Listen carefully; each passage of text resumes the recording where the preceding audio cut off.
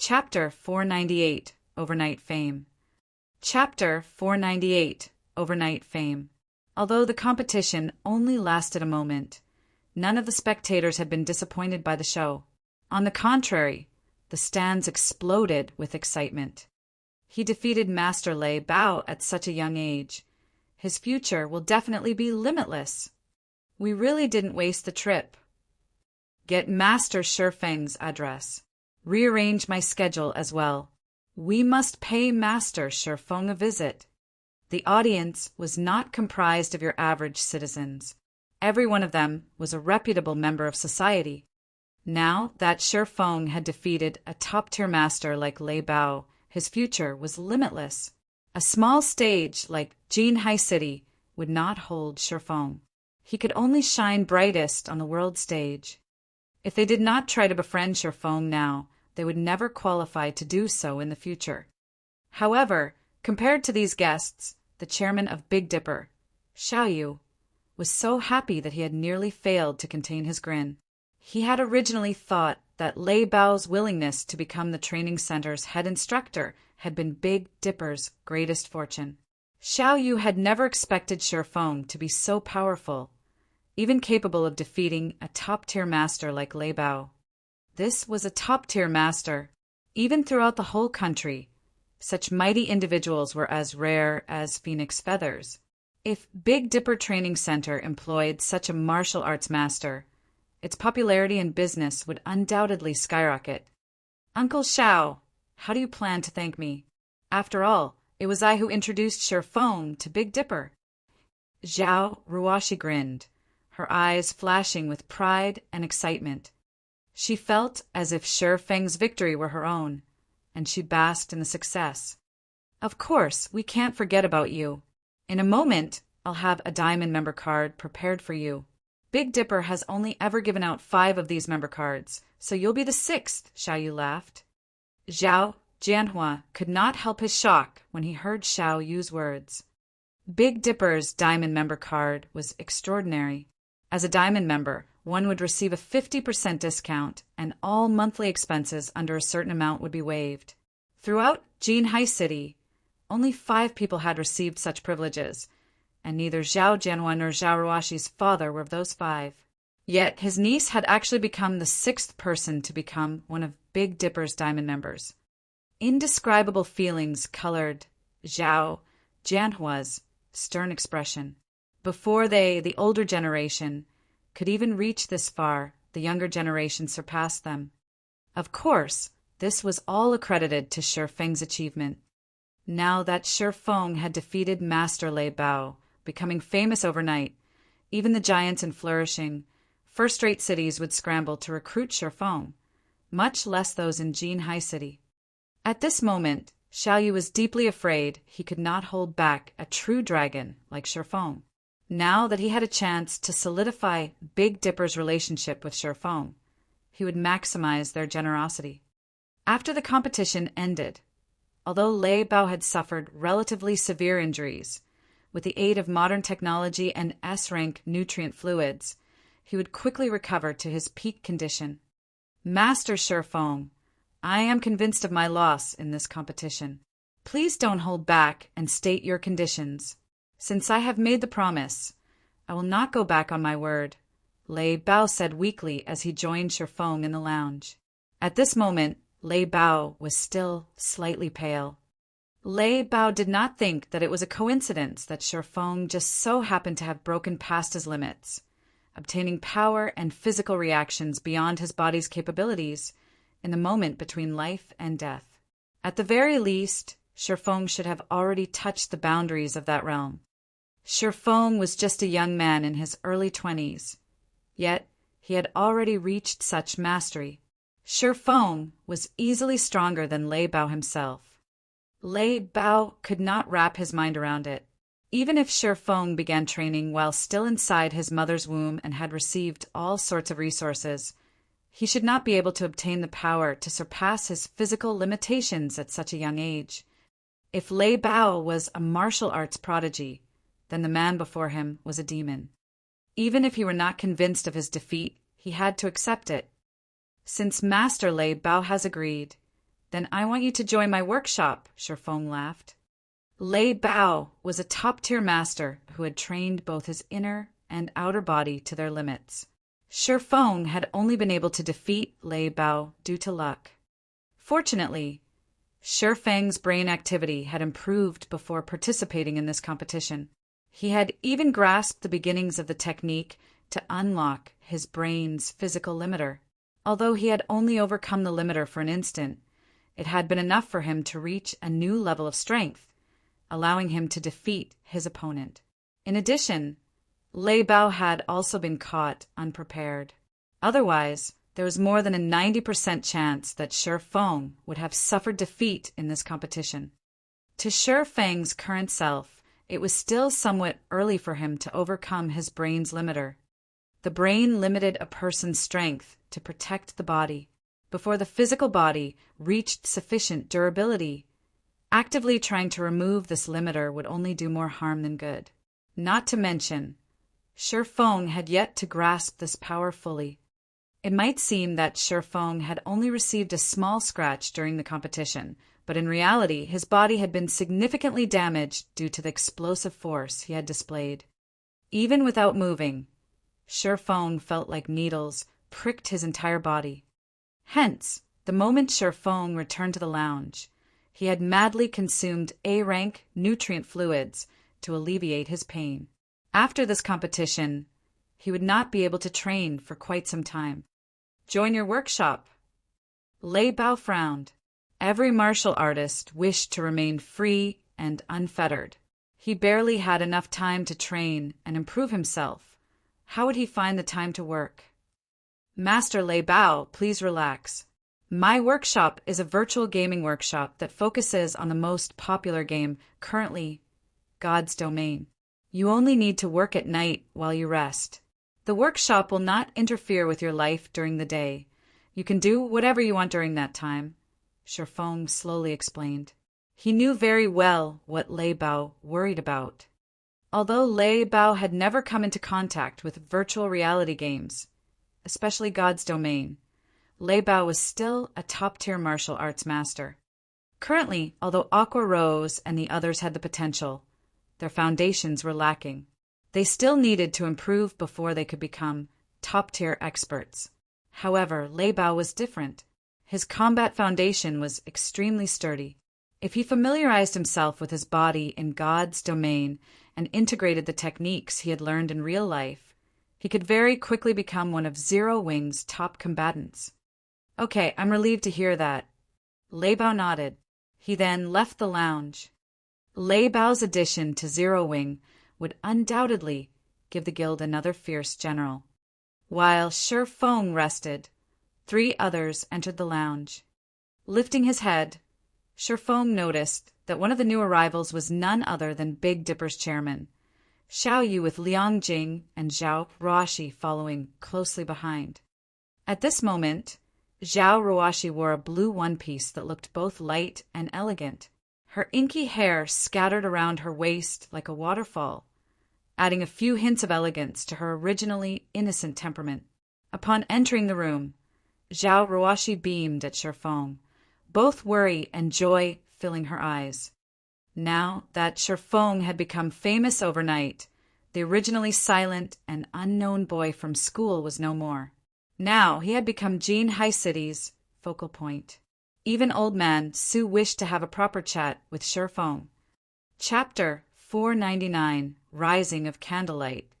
Chapter 499, Rising of Candlelight. In the lounge, both Liang Jing and Xiao Yu approached Shifeng with far more caution and respect than in the previous meetings. Only Zhao Ruoxi behaved as usual, smiling and laughing as she conversed with Shifeng. There did not seem to be any signs of a barrier between them. Master Shifeng, based on our previous arrangements, from today onwards, you will be Big Dipper's head instructor. At the same time, you will also become one of Big Dipper's directors, and as you requested, Big Dipper will also come up with an area that will be under your sole management.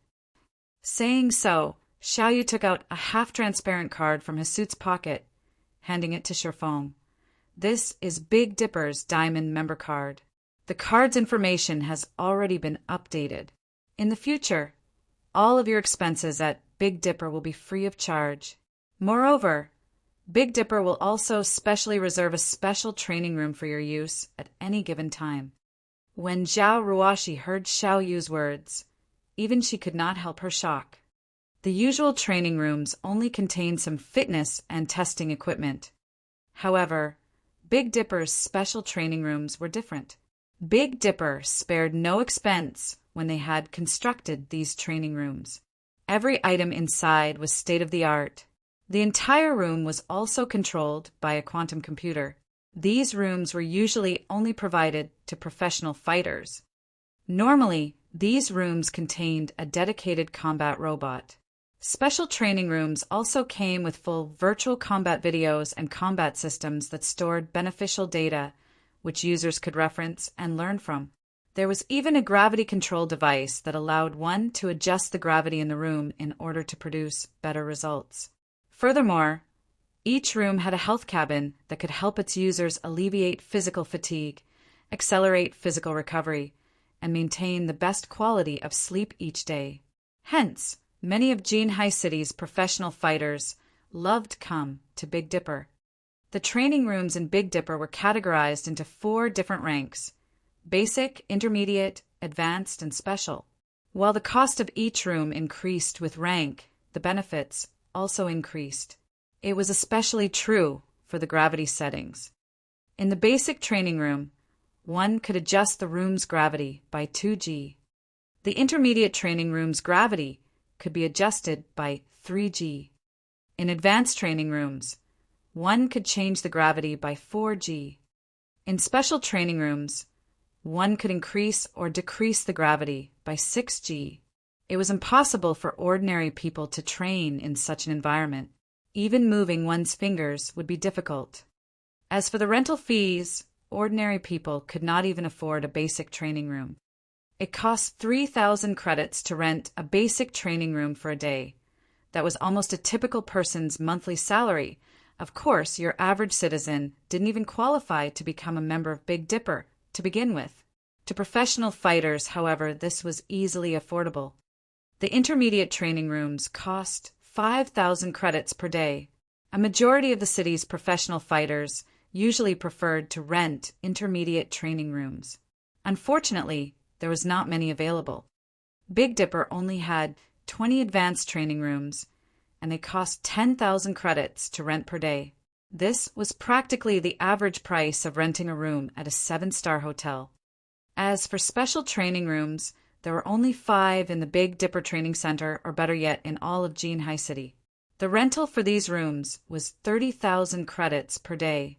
However, one would be lucky if they even had the chance to rent one of these rooms. Yet now, Big Dipper had specifically reserved one of these rooms for Shifeng. Countless people would definitely turn green with envy if they found out. I'll have to trouble Chairman Xiao then. Shifeng did not hold back as he accepted the diamond member card. With the special training room's gravity enhancement, his future training would yield far better results. Master Shifeng, there is also the matter of the 15 bottles of S-rank nutrient fluids and 5 virtual gaming cabins that we previously agreed to. Our board of directors has unanimously agreed to increase the count to 30 bottles and 10 virtual gaming cabins. We will have the items delivered to you in a few days, Xiao Yu said with a smile. Also, I will have my head assistant, Liang Jing, follow you. She is always very efficient. If you have any matters in Big Dipper you need to deal with, please let her take care of them for you. All right. Shifeng did not refuse Xiao Yu's offer. He had no reason to refuse to begin with. Aside from how important S-rank nutrient fluids were to him, just the 10 virtual gaming cabins could raise Zero Wing's workshop to a whole new level. It would no longer be just your average workshop. As for the assistant named Liang Jing, Shifeng did not know much about Big Dipper. If he wanted Big Dipper to take care of some matters for him, such as training the members of his workshop, an assistant like Liang Jing would definitely come in handy. She could save him a lot of trouble. Regardless of the others' optimistic view of his development in the fighting world, Shi Feng had no intention of changing career paths. He only had one goal in his heart: God's domain. After all, God's domain held the world's future. After Shi Feng chatted with Xiao Yu and the others for a while, he returned to his apartment. Before he left, Xiao Yu had Liang Jing prepare 5 bottles of S-rank nutrient fluids for him, which would help him quickly recover from the injuries he had suffered during the match with Lei Bao. After returning home, Shi Feng immediately drank a bottle before resting in the virtual gaming cabin and logging into God's domain. A virtual gaming cabin also functioned as a health cabin, only it had an additional function of allowing its user to log into God's domain. Hence, when recovering from an injury, it would be best to lie inside a virtual gaming cabin. The time was currently 7 p.m. Although it was still dark in God's domain, the sound of 3 system notifications rang in Shi Feng's ears the moment he logged in. These 3 notifications informed him of the 2 candlelight trading firms' completion in White River City and 1 in Star Moon City. The construction of all 3 firms had finished during the day outside of God's domain. Moreover, all 3 shops had attracted quite a bit of attention, the 2 candlelight trading firms in White River City in particular. Both shops were exquisite 3-story tall buildings. Moreover, as both buildings had suddenly appeared beside White River City's auction house and bank, they had no difficulty attracting notice. In the end, many players had entered the buildings out of curiosity. Before they had investigated these new buildings, they had been ignorant. The moment they did, however, they were immediately startled. Not only were the shops equipped with a full range of items that players required, but the furnishing inside was also luxurious and magnificent. Both candlelight trading firms were far more glamorous than the Star Streak trading firm. There were even lounges available in the 2 shops that allowed visiting players to enjoy beverages while they shopped. Most importantly was the appearance of an item that everyone in White River City thirsted for.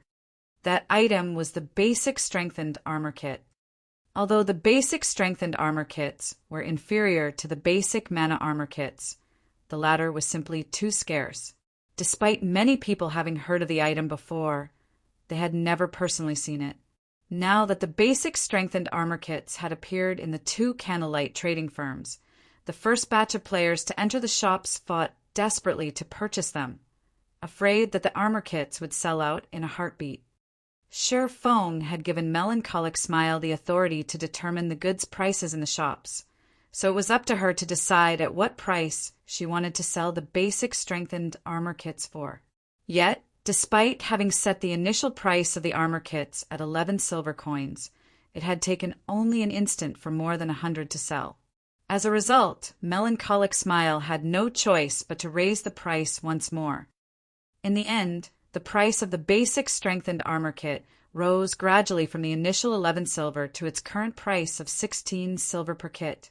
This price had far surpassed Shi Feng's initial expectation. Even so, in a short dozen or so hours, the 3 shops in White River City and Star Moon City sold more than 6,000 kits. Moreover, due to the basic strengthened armor kits, every player in White River City now knew about the newly established candlelight trading firms. As a result, more players began to visit the trading firms, allowing business at the 2 shops to flourish. By the time Shi Feng logged into the game, the 2 candlelight trading firms in White River City were already packed full of people. Everyone rushed to purchase the basic strengthened armor kits. In addition to the several dozen sets of dragon scale set equipment that had sold at the Blackwing auction house, Shi Feng had suddenly become a wealthy man again, with more than 10,000 gold in his pockets. Chapter 500 Exclusive Control. Chapter 500 Exclusive Control. White River City, Overwhelming Smiles Guild Residence. Vice Leader Yulan, I've finished my investigation of the candlelight trading firm. A level 23 male assassin reported upon entering Overwhelming Smiles meeting room. Who started it? Yulan asked in a hurry. Currently, Overwhelming Smiles suffered in the field battles against Zero Wing. Their daily coin expenditures were also quite significant. Although Underworld had increased their investment in Overwhelming Smile, funds in particular, it was truly not easy to convert credits into coins. Despite spending a massive amount to purchase coins, the guild supply barely maintained balance with its consumption. In the beginning, Yulan had not expected that repairing equipment would cost so much. However, her thoughts changed as the guild's death toll continued to increase. Dying once might not cost much, but after 2 or 3 deaths, the guild members had spent practically all of their remaining coins. Afterward, in order to repair their equipment, these guild members had no choice but to choose coins as compensation. This situation had immediately given Yulan, who had initially been quite confident, a huge headache. She wished she could choke Black Flame to death. They had already paid out more than 1,000 gold as compensation, not to mention the amount of credits they had compensated. Moreover, it wouldn't be long before the guild had to pay compensation solely in coins. After all, if players did not repair their equipment, they could not go out and level up. If their equipment became scrap, they would have to purchase new equipment to serve as a replacement. However, good equipment was not easy to obtain. Every piece of a player's equipment had been earned through blood and sweat. Losing even a single piece was a painful loss. If they lost every piece of equipment they had on them. Hence, before the durability of their equipment reached a critical point, even if players had to purchase coins with credits, spending their entire fortune, they had to repair their equipment. However, there was one point that confused Yulan greatly. Though Overwhelming Smile's losses were very heavy, Zero Wing's losses should not be any less. Not to mention, Zero Wing was not using credits as a form of compensation at all. Its consumption of gold should be significantly higher than theirs. Yet, even until now, not only had Zero Wing showed no signs of lacking money, but it was also spending more money than before. It was inconceivable. From the information Yulan had overheard, she knew that aside from constructing the best smithy available, Zero Wing had also purchased several sets of dragon scale set equipment. At the very least, they would have to spend more than 2,000 gold on these purchases. Not to mention, there was also the gold they had to give out as compensation for the war of attrition. Even Underworld would find it difficult to spend so much in such a short time. Yulan could only see one end, Overwhelming Smile withdrawing from White River City, if things continued like this in their war of attrition. Hence, they needed to make a major change now. They must find a way to earn a large sum of gold. If one wanted to earn a large sum of coins in God's domain, the only way to do so was through trade. Although the guild quests published in the guild residence were a large source of income, that potential was nothing compared to the money one could earn through trade. Although the various large guilds of God's domain possessed a lot of gold, compared to the countless players in God's domain, this sum was insignificant. Even if Overwhelming Smile only earned 1 silver from each of the millions of players in White River City, the total would be several tens of thousands of gold. At that time, they could easily afford a war with several other large guilds simultaneously, much less afford to deal with a single Zero Wing. In White River City, the most powerful trading firm was currently the Star Streak trading firm. Not only did the firm occupy a strategic location, but it also possessed land in the 7 cities surrounding White River City, allowing it to sell items to players in 8 cities and earn tons of gold daily. The amount the firm earned each day was enough to make one drool. Unfortunately, the Star Streak trading firm was an NPC's property, not a player's. Despite exhausting all of their means, the various large guilds in White River City were unable to form a cooperative relationship with the Star Streak trading firm. In the end, they could only give up on their endeavors and try to open up their own shops. However, White River City's ordinary lands were not particularly valuable. Currently, the various guilds had all set their sights on the golden lands of the city and were consistently accumulating money and raising their reputation to achieve that goal. Now, however, the Candlelight trading firm had appeared and purchased 2 golden lands ahead of the other guilds. although the Candlelight trading firm was not a match for the Starstreak trading firm. With the basic strengthened armor kits and the full range of products, it, too, stood among White River City's top trading firms. Over time, if the Candlelight trading firm introduced several other items that players direly needed, it would definitely surpass the Starstreak trading firm and become the #1 trading firm in White River City. Moreover, unlike the Starstreak trading firm, a player had established and owned the Candlelight trading firm. That signified the possibility of cooperation. Thus, Yulon had sent her subordinate to investigate the firm. I heard that the manager there is a young woman named Melancholic Smile. Moreover, she is a forger and was once a forger employed by the Starstreak trading firm, the male assassin said slowly. In addition, aside from that woman, 2 other Starstreak forgers seemed to have defected to Candlelight as well. The 3 of them produced the basic strengthening armor kits. Good, you've done well. Yulon smiled. Melancholic Smile. This is my first time hearing this name. There really are a lot of capable people in White River City. It seems that I'll need to make a personal visit to the Candlelight trading firm to have a chat. Overwhelming Smile wasn't the only guild with such thoughts. Several other large guilds also began to eye the Candlelight trading firm. Such a thriving trading firm was no different from a large gold mine that could provide their guilds with various resources. If they could obtain the trading firm, they could instantly raise their guild's strength by leaps and bounds. Meanwhile, Sherfong once again had over 10,000 gold in his pockets, and he began to reconsider the plots of land in Starmoon City again. Currently, as the underground arena was not particularly popular, the Candlelight trading firm's business there was only passable. Attracting the attention of Starmoon City's players would be far easier if he set up a shop in the city's central district. Unfortunately, as Lifeless Blade was only an ordinary noble in Starmoon City, he could only purchase ordinary land. He did not qualify to purchase the lands in the central district and golden areas of Starmoon City. I need to think of a better way to raise my reputation. Sherfong tried to recall information relating to Starmoon City's resources. After he pondered for some time, Sherfang's eyes suddenly shone.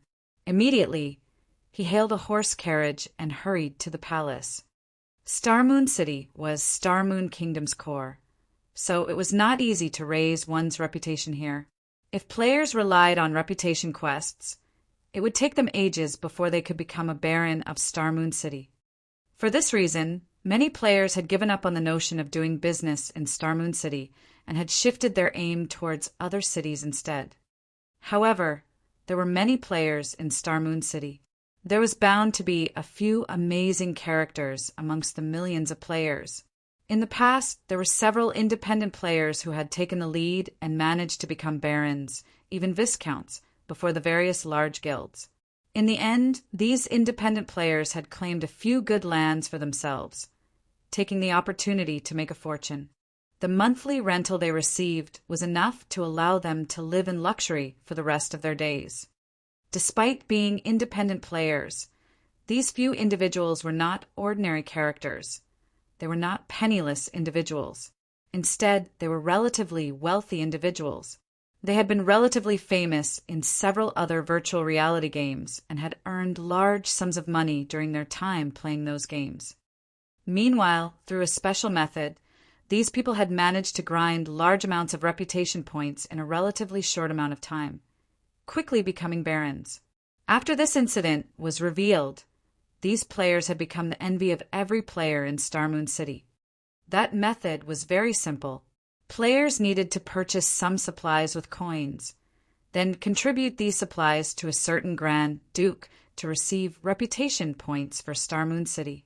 Unfortunately, the conversion ratio of coins to reputation points would make any ordinary player curse the system. However, Sherfong did not lack money right now, he only lacked time. Even if it were a more expensive method, he would still employ it. Chapter 501, Grand Duke Hartfield. Chapter 501, Grand Duke Hartfield. The lights shone brightly outside of Starmoon City's palace. At this moment, the street adjacent to the palace looked as if it held a large-scale celebration. A crowd of players exploded with excitement. Players filled both sides of the street, shouting and selling their wares.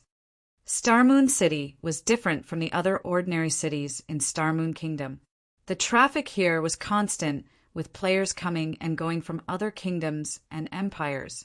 Hence, unlike in other cities where players could only set up their stalls once every 3 or 4 days in specified areas, players could set up their stalls in Starmoon City every day. Only a fee was required to set up a stall. It was not free. Even with the fee, a large number of players were still willing to set up their stalls to sell items, rather than using the auction house and paying a heavier fee. Even if they sold their items at a lower price here, they could still make a higher profit. Normally, players would only choose to sell their items through the auction house if they were in a hurry for money, or they wished to obtain a better price for rare and precious items. As the items sold at stalls were much cheaper, many independent players and large guilds would come here to purchase the materials and items they needed. Shifeng had come to this place precisely to purchase some supplies. The method of exchanging coins for reputation points was, in reality, a special quest found in Starmoon City. To players who focused on raiding dungeons and grinding monsters to level up, they might never discover this special quest. However, to players who leveled up slowly and focused more on enjoying the game itself, it was not particularly difficult to find the quest. As long as they listened for information in the capital city, they could obtain some clues leading to the quest. Meanwhile, this clue was that Grand Duke Heartfield's daughter had fallen ill and was in urgent need of a large amount of herbs. The quest only required 1 stack of ordinary herbs.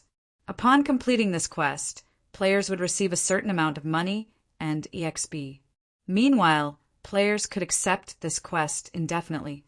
Unfortunately, the amount of money and EXP wasn't quite worth the value of the herbs.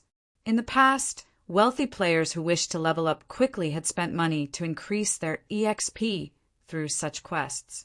Even so, they did not invest a lot of money in this method of leveling. After all, coins were very valuable during the initial stages of the game. Nobody would spend them foolishly.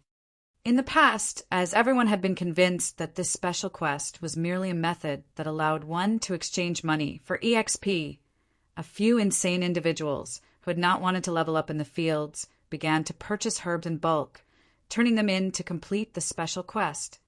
In such a way, these individuals each traded in 1,500 stacks of herbs, reaching a critical point of this quest. When a player traded in 1,500 stacks of herbs, Grand Duke Heartfield would no longer reward said player with money and EXP. Instead, the Grand Duke rewarded the player with a thank you gift. One could obtain a variety of items from this gift. Among them, there was a 10% chance to obtain a reputation book. When used, the reputation book would give the user a certain amount of Starmoon City reputation points. This was why Shifeng had come to this bazaar to purchase herbs in bulk, either ordinary herbs or rare herbs. After making a round through the bazaar and investigating the general prices of herbs, Shifeng began shouting through the trade channel, buying ordinary herbs, 40 copper per stack, rare herbs, 3 silver per stack. We'll buy as many as you have. The trade channel was a unique channel only available in bazaars. Any players in the bazaar could receive the messages sent through this channel. However, players who wished to shout their messages needed to pay a fee of 1 silver per message. Though the length of each message was limited to 100 words, it was a valuable promotion tool. With this, Shifeng could save himself a lot of trouble. The amount and prices of herbs at each stall varied greatly. If Shifeng had to visit every stall in the bazaar, even if he exhausted himself to death, he would only acquire a small amount. Hence, rather than haggling with every stall owner, he might as well offer to purchase herbs at an average price. Naturally, interested players would hunt him down to sell their goods. Shortly after Shifeng's announcement, a large number of players rushed towards him.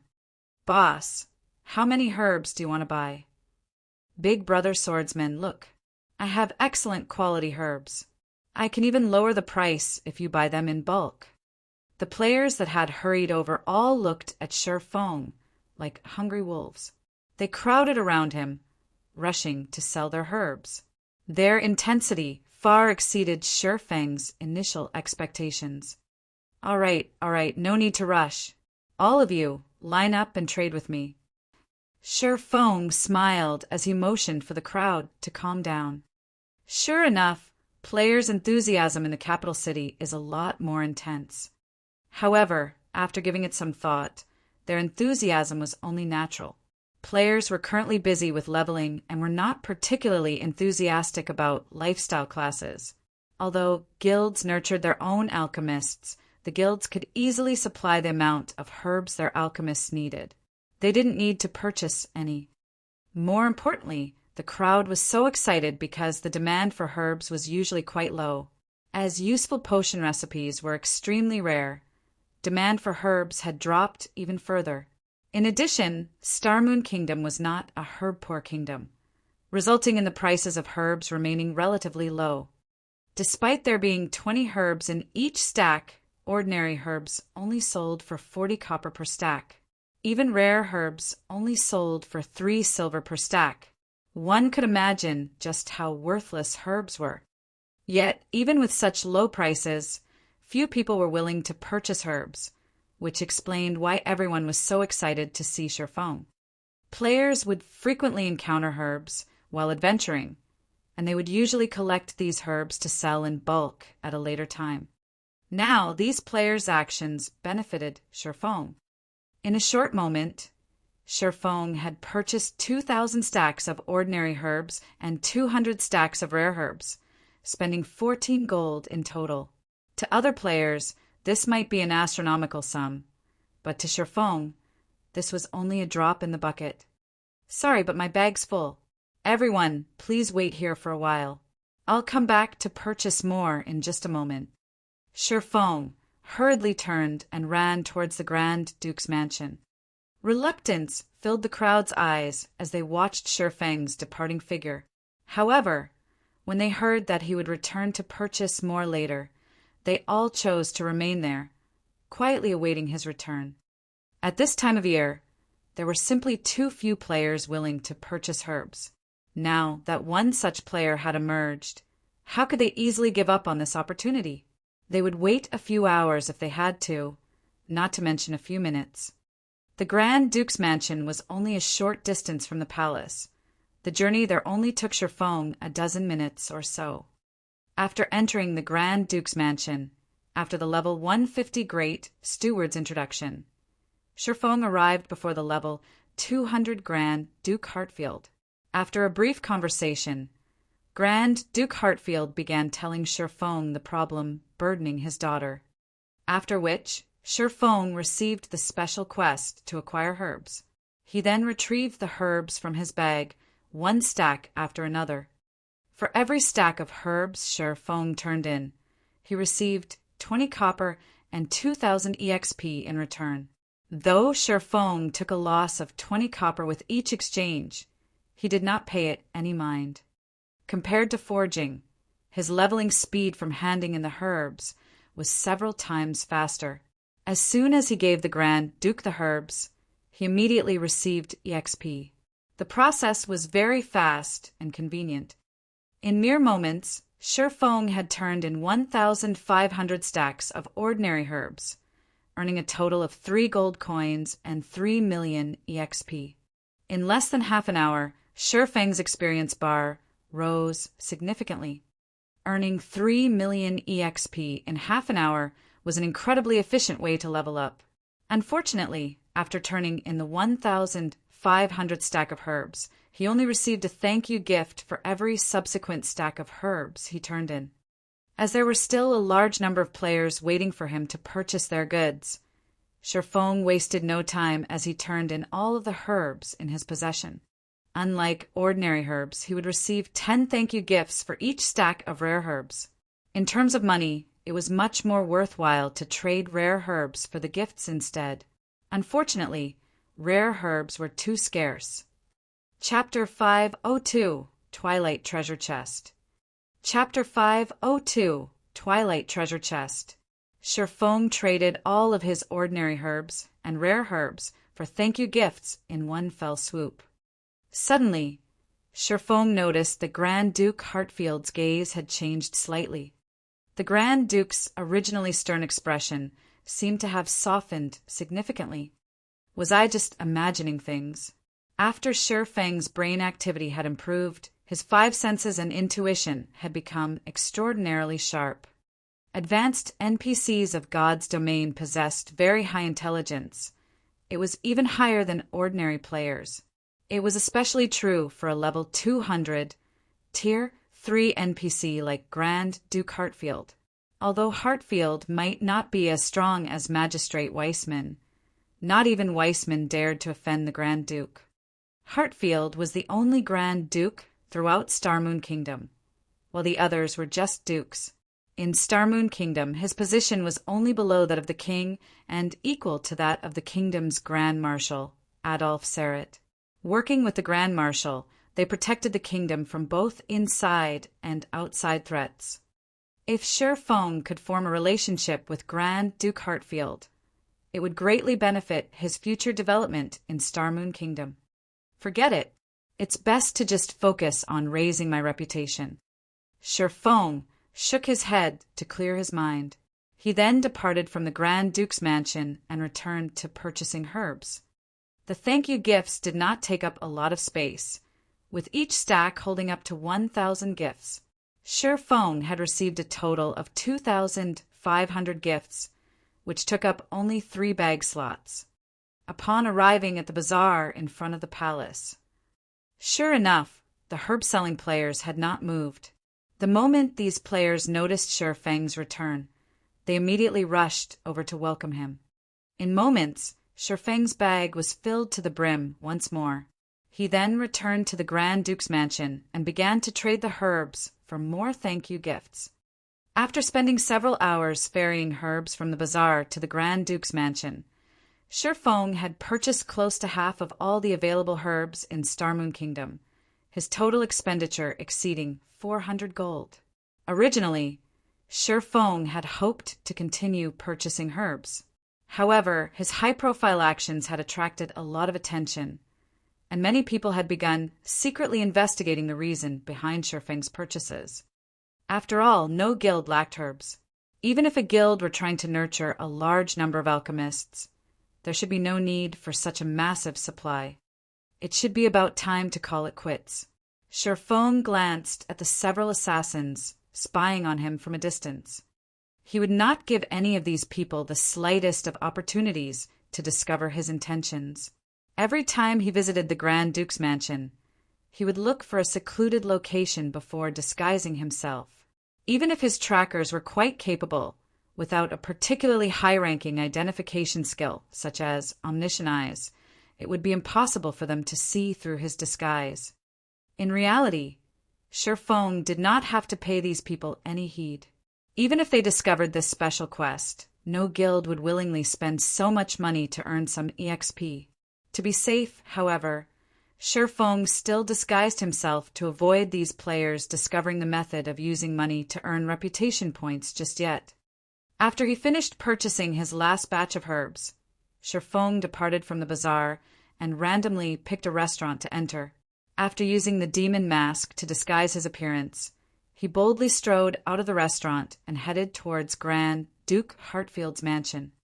Inside the Grand Duke's abode, Shifeng habitually walked up to the Grand Duke and took out the final 1,000 stacks of ordinary herbs and 1,000 stacks of rare herbs from his bag, trading them all for thank-you gifts. Suddenly, the familiar sound of a system notification reached his ears. System: Grand Duke Hartfield's favorability increased by 30 points. Sure enough, this special quest is not as simple as it seems. Shifeng grew slightly excited upon seeing this system notification. The higher ranked an NPC was, the more difficult it was to raise their favorability. The fact that he had increased the Grand Duke's favorability just by spending around 400 gold was completely worth it. However, giving the situation some thought, Sherfong felt that this result was quite reasonable. After all, he had already earned close to 120,000 thank you gifts. If each stack could hold 1,000 gifts, that was close to 120 stacks. Currently, the prices of herbs were only this cheap due to the fact that players of God's domain were still low-leveled and did not have much use for them. If Sherfong waited 2 more weeks or so, the money he would have to spend to earn 120,000 thank you gifts would most likely increase by several folds. If the Grand Duke had nothing to say, even after such a huge contribution, his heart was definitely made of stone. Young adventurer, thank you for your enthusiastic contributions. With this many herbs, I can extract a sufficient amount of herbal essence to cure my daughter. To show my gratitude, you may use those thank you gifts to trade for the treasures I usually store inside my treasury, Grand Duke Hartfield said happily. Your Highness Hartfield, it will be my honor, Sherfong replied, immense joy filling his heart. Originally, Sherfong had intended to open the thank you gifts he had amassed in one sitting. He had never expected the gifts to have such a purpose. Most likely, not even those several wealthy players in the past had exchanged as many herbs as he had. Steward, take this adventurer to have a look, Grand Duke Hartfield said. Yes, the Grand Steward answered before leading Sherfong to the treasury on the 3rd floor. The Grand Duke's treasury was heavily guarded. The 6 white-robed knights guarding the entrance were level 200 tier, 3 judgment knights. Not to mention, there was even a tier 5 magic array protecting the vault. Even a tier 4 class would require a significant amount of time to break through such a powerful magic array. Upon entering the treasury, Sherfong discovered that the place looked very much like a museum, with many treasures on display. This is the list of treasures. You are allowed to redeem the gifts for any of the items inside. The Grand Steward passed a list to Sherfong. There were not many items available for exchange on the list. However, Sherfong was not surprised. Grand Duke Hartfield's favorability towards him was only 30 points. The fact that the Grand Duke was willing to let him trade his thank you gifts for treasures was already a considerable outcome. If he wished to trade for every item in this treasury, he would need to raise the Grand Duke's favorability towards him to at least 300 points. Sherfong then examined the list of items. Sure enough, every item was very basic. The majority consisted of weapons and equipment that were close to his current level, whereas the quality of the items ranged between secret silver and fine gold rank. Moreover, their prices were not cheap. Even the most basic piece of level 25 secret silver equipment required 1,000 thank you gifts. If converted to coins, it would cost 4 gold. If not for the herbs he bought being cheap, 1,000 gifts would cost 8 gold or more. Moreover, these level 25 secret silver and fine gold equipment were all individual pieces and not set equipment. To Sherfong, these items did not serve much purpose. Just as Sherfong felt that he had nothing to gain here, he suddenly discovered the name of a very familiar item at the bottom of the list. Isn't this the Twilight Treasure Chest? The Twilight Treasure Chest had been very famous in God's domain. It was also referred to as both the Treasure Chest of Luck and the Indiscriminate Treasure Chest. Only elite monsters that were level 30 and above had a very low chance to drop the Twilight Treasure Chest. As for why it was called the Indiscriminate Treasure Chest, the items one could obtain from it were extremely random. One might only receive 2 or 3 copper and some trash items. One might also receive epic or even fragmented legendary items. In general, the items one could get from the Twilight Treasure Chest relied heavily on luck. In the past, the majority of the players who had obtained this item would promptly toss it onto the auction house, selling it for around 1 gold rather than opening it themselves. On the other hand, each Twilight Treasure Chest only required 100 thank you gifts to redeem. In other words, Each Twilight treasure chest would cost Sherfong 40 silver, which was significantly cheaper than its price in his past life. Luck. When Sherfong looked at the Twilight treasure chest, he suddenly recalled the Icarus's heart around his neck. This was a godly tool that could instantly raise his luck by 25 points. Chapter 503, Yin Yang Walker. Chapter 503, Yin Yang Walker. Sherfong looked at the Twilight treasure chest and pondered his situation carefully. Currently, he had nearly 120,000 thank you gifts on him. They were definitely enough to raise his reputation to a sufficient level. The luck attribute could be applied in various aspects. Aside from monster drops, luck also played a significant role in opening treasure chests and gift boxes, though the effects were not as prominent as they were with drops. However, Icarus's heart only gave Sherfong 5 points of luck under normal circumstances. That amount was too little to make a significant difference when opening treasure chests. Based on Sherfang's understanding of the luck statistic, 5 points would not even double his drop rate when opening a treasure chest. Meanwhile, the Twilight treasure chest was famed for being a miser of good items. Only by activating Divine Providence and boosting his luck to 25 points would his chances significantly improve when opening a treasure chest. However, Divine Providence only had a duration of 30 seconds, whereas its cooldown lasted 1 hour. Let's decide after I raise my reputation. Saying so, Sherfong began opening the thank you gifts. Each thank you gift only required 1 second to open. Sherfong opened 10 gifts in a row. Aside from obtaining some copper coins, he also obtained 2 reputation books, the gifts yielding far more than he had expected. Each reputation book could raise the user's Star Moon City reputation by 1 point. Unfortunately, the book could not be traded. Otherwise, Sherfong really would sell them to the public. However, these reputation books' effects weakened as a player's reputation grew. Below 100 points, the book would raise a player's reputation by 1 point with a 100% success rate. After reaching 100 points, there was only a 60% chance. At 200 points, that success rate fell further to 30%, 20% at 300 points, and 10% at 400 points. When a player's reputation reached 500 points, there was only a 3% chance to increase their reputation by 1 point when using the reputation book. To become a Baron, players required 500 reputation points. To become a Viscount, players required 1,000 reputation points. If Sherfong hoped to become a Viscount by relying on the reputation books, he would have to expend a staggering number. As for becoming a Count, which was 1 rank above a Viscount, that was practically impossible. That was because a player needed 3,000 reputation points to become a Count.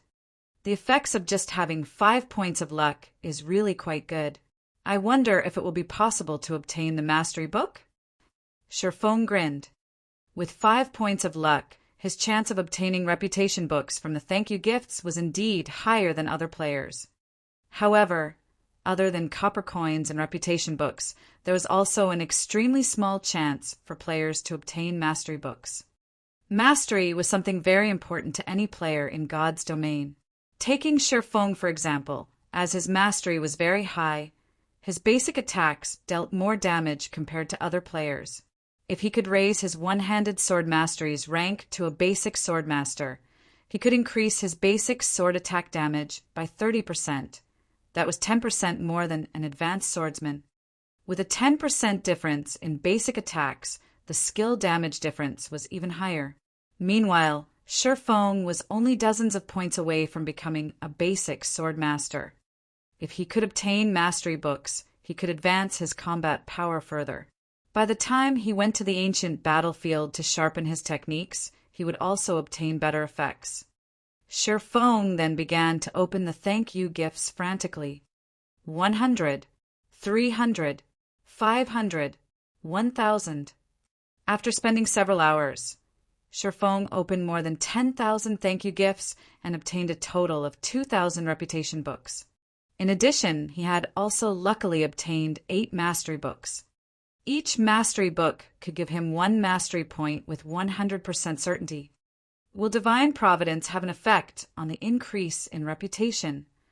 When Shifeng thought about how, after his reputation reached 100 points, the reputation books no longer gave him 1 reputation point with 100% certainty, then meant that luck was involved. Since luck was involved, then it was definitely related to the luck attribute. Shifeng grinned slightly as he activated divine providence. Suddenly, a faint golden glow covered Shifeng's body as if he had received a blessing from heaven as he became the absolute focal point inside the entire treasury. Immediately, Shifeng began to activate the 2,000 reputation books.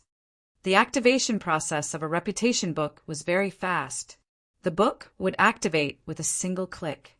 Shifeng could gain many reputation books in just 30 seconds. In the next moment, Shifeng's finger transformed into an afterimage. With Shifeng's speed, he could click dozens of times every second, following which, Shifeng heard the ringing of a continuous stream of system notifications. System, congratulations. You have gained 1 Star Moon City reputation point. System, congratulations. You have gained 1 Star Moon City reputation point. System, congratulations. You have gained 1 Star Moon City reputation point. 30 seconds later, of the 2,000 reputation books Shifeng obtained, only a little more than 700 remained. Meanwhile, Shifeng's reputation in Star Moon City had also risen to 436 points. He was only 64 points away from becoming a baron. The divine providence's effects were remarkable. Sure enough, it is effective. Shifeng immediately grew excited. Using this method, he could save a large number of thank you gifts. At this rate, not to mention becoming a viscount, he could even give becoming a count. Hence, Shifeng frantically opened thank you gifts once more. It just so happened that divine providence was on cooldown during this period. An hour later, Shifeng began another round of clicking reputation books. 30 seconds later, Shifeng's reputation rose from 416 points to 578 points. Following which, Shifeng continued opening the thank you gifts. After opening more than 30,000 gifts, Shifeng's reputation had finally reached 1,000 points, becoming a viscount of Star Moon City. In addition, he had also obtained a total of 21 mastery books. Originally, Shifeng still intended to continue raising his reputation. However, seeing as there were less than 90,000 thank you gifts remaining, even if he used divine providence, it would not be enough for him to become a count. Hence, Shifeng gave up on the notion. However, this result had already surpassed Shifeng's initial expectations. Normally, 120,000 thank you gifts might not even be enough for him to become a viscount. In this aspect, divine providence had truly played a significant role. However, now that Shifeng had 21 mastery books, as long as he strived, he could raise his one-handed sword mastery to 150 points, reaching the standard of a basic sword master. Hence, Shifeng continued the process of opening the thank you gifts and had even used divine providence to aid him in his endeavor. After opening another 10,000 or so thank you gifts, Shifeng accumulated a total of 48 mastery books. Immediately, he upgraded his one-handed sword mastery to the standard of a basic sword master, his basic damage increasing by 30%. At this moment, Shifeng had less than 80,000 thank you gifts remaining. At once, Shifeng exchanged all of them for twilight treasure chests. Each twilight treasure chest cost 100 thank you gifts. In the end, Shifeng had gained close to 800 twilight treasure chests. He would have to spend close to 800 gold if he bought so many anywhere else. After divine providence's cool down completed, twilight treasure chest, you better not disappoint me. Shifeng took out 9 twilight treasure chests and set them on the ground. Taking a deep breath, he immediately activated divine providence and swiftly began activating the treasure chests before him. As time passed, the silver-colored treasure chests inlaid with purple crystals were swiftly opened. 1 chest, 2 chests, 3 chests. Finally, Shifeng managed to open the 9 twilight treasure chests within 30 seconds. The 9 twilight treasure chests released a colorful brilliance as their lids were removed, making the entire treasury shine beautifully. Shifeng then began collecting the items inside the treasure chests. As Shifeng collected the items inside the 6th twilight treasure chest, he suddenly froze. With disbelief, he retrieved a beautiful chest plate that gave off both a black and white glow. Yin Yang Walker. Chapter 504, Tier 1 Set Equipment. Chapter 504, Tier 1 Set Equipment. In God's domain, one could obtain a wide variety of items from the Twilight treasure chest. However, the chance of obtaining good equipment was incredibly small. As for set equipment, don't even think about it. Yet the armor called Yin Yang Walker before Shifeng was indeed a part of a set equipment. For a moment, Shifeng even questioned his own vision.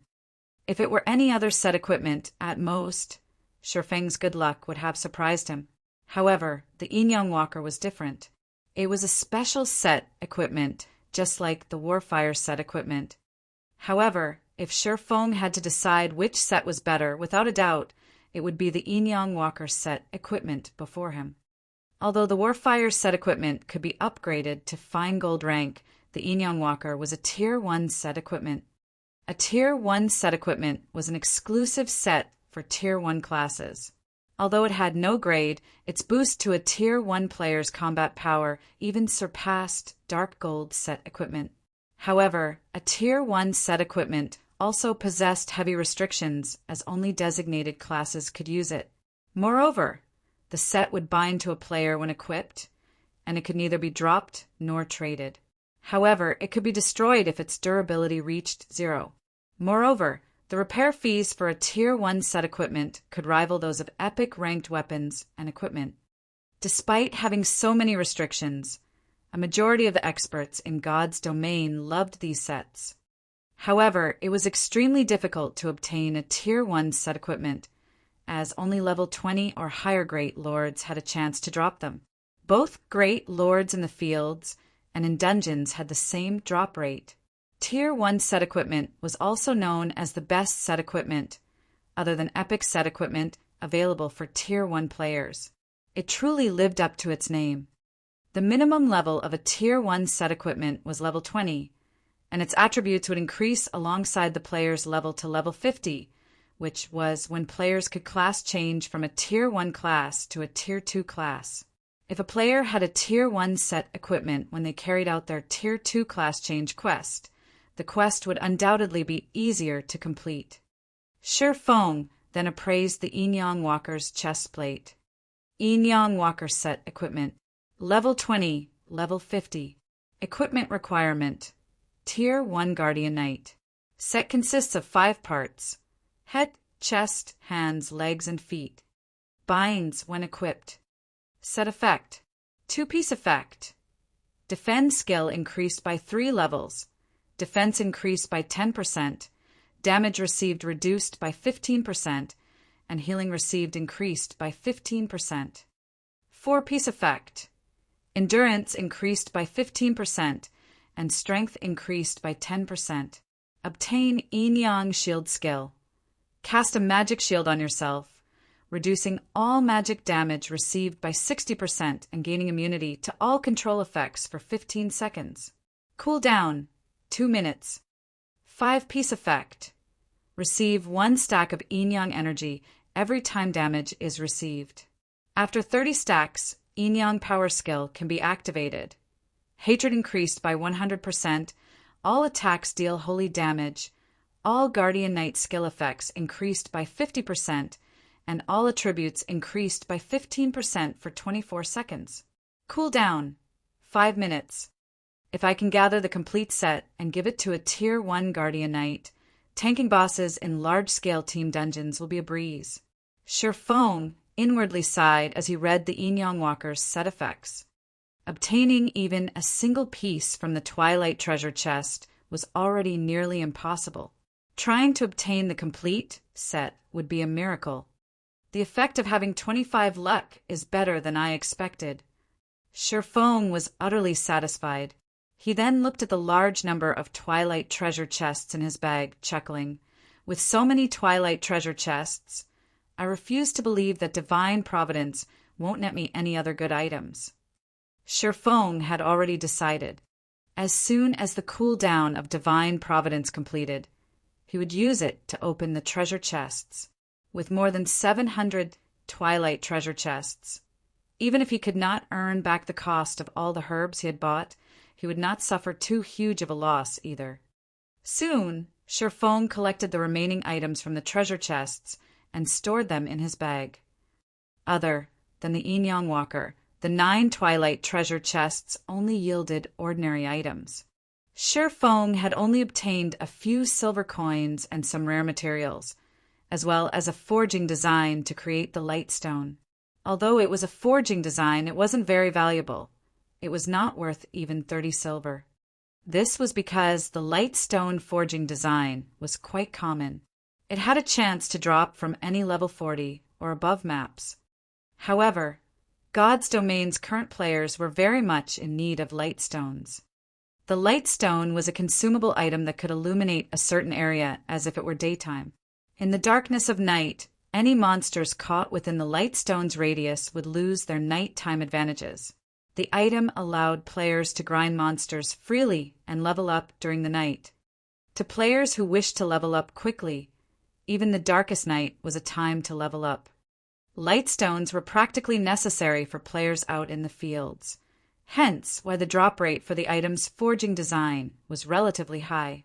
Only, players would find it very difficult to obtain the forging design at their current levels.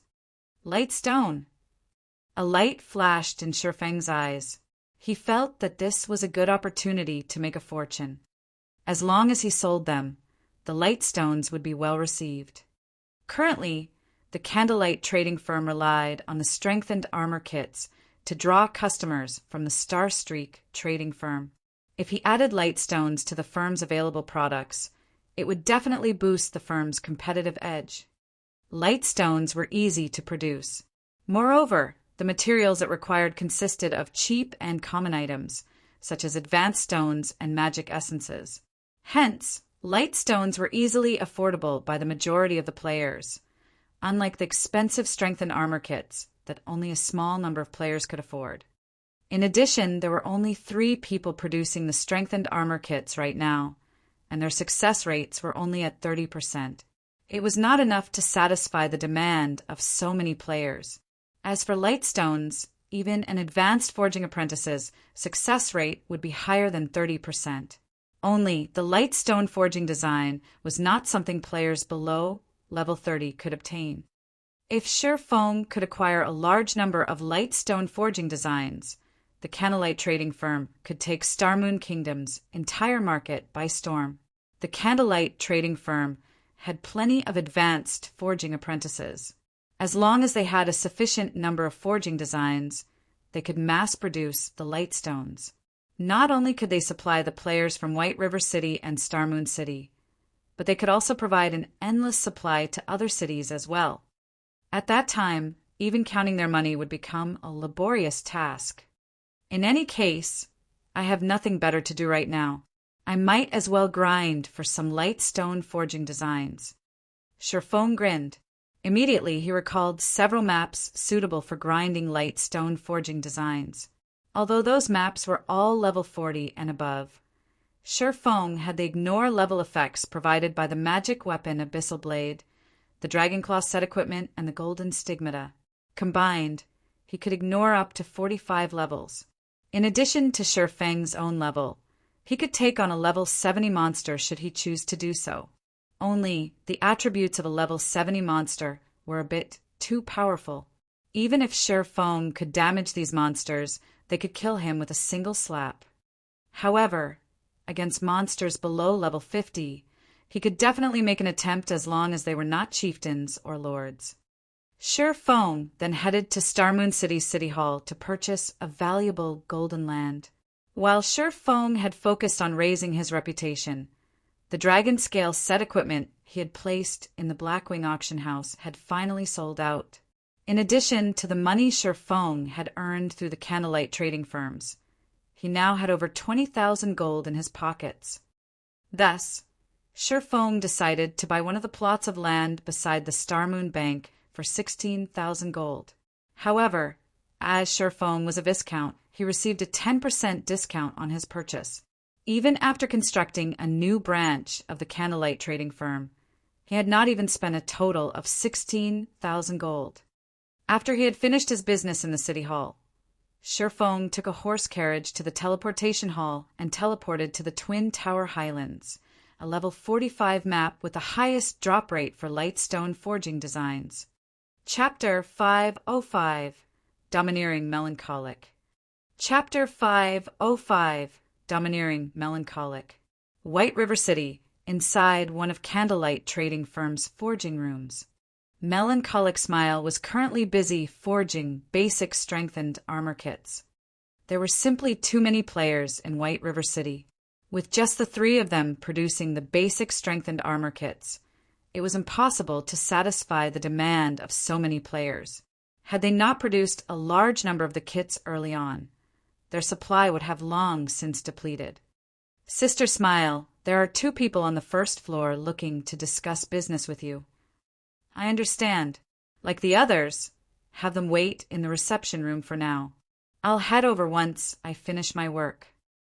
But one of them is claiming to be Overwhelming Smile's guild leader. Overwhelming Smile's guild leader. Melancholic Smile could not help but pause. As one of the tyrannical guilds in White River City, it was far ahead of other guilds. Their funds and member count were also plain for all to see. A lifestyle guild's direction of development was completely different than combat guilds. In other words, there should not be any conflicts of interest between the two. However, a lifestyle guild did not possess any combat capabilities. When producing certain items, plenty of rare materials were required. Meanwhile, many of these materials dropped from dungeons. Hence, lifestyle guilds would usually cooperate with some combat guilds. In such a relationship, the combat guild in question would be responsible for supplying the rare materials, while the lifestyle guild would offer some discounts and give priority on sales of certain items to said combat guild. Ha ha ha. Just in time, Melancholic Smile said. I'll head over there now. Saying so, Melancholic Smile tidied up the materials on the table and headed downstairs. In the reception room on the first floor, many of White River City's guilds had sent representatives to the candlelight trading firm to discuss potential cooperation. However, when a man and a woman entered, the entire reception room's atmosphere sank. Everyone in the room immediately focused their attention on this pair of new arrivals, the woman in particular. Practically every guild in White River City knew who she was. This woman was none other than the guild leader of Overwhelming Smiles' White River City branch, Yulan. The candlelight trading firm sure knows how to treat its guests, to actually make us wait here with other guilds. Feng Xianyang swept a glance at the reception room, frowning slightly with discontent at the firm's arrangements. Yulan did not comment on Feng Xianyang's statement. Instead, she only sat down and waited quietly.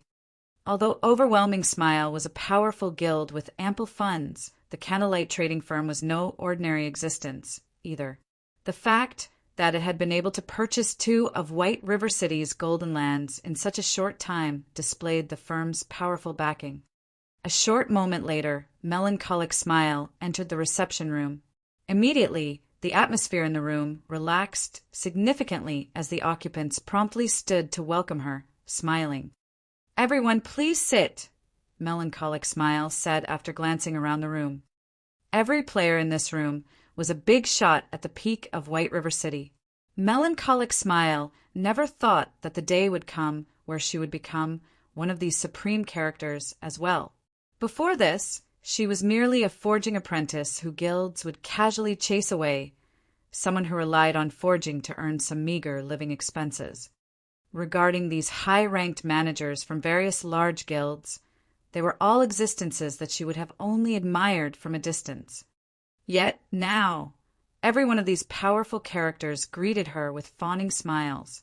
Compared to her previous life, it was as if she was in an entirely different world. When Melancholic Smile considered this, her thoughts immediately switched to the man who had helped her rise to this position. If Feng had not been willing to accept her back then, she would most likely have still worried over her day-to-day life. She would still be one of the lifestyle players at the bottom layer of White River City, rejoicing over earning 1 or 2 silver a day. In contrast, when dealing with hundreds or even thousands of gold, her current self could maintain indifference. Before her were the upper managers of the various large guilds in White River City. Among them, there was even the guild leader of Overwhelming Smile.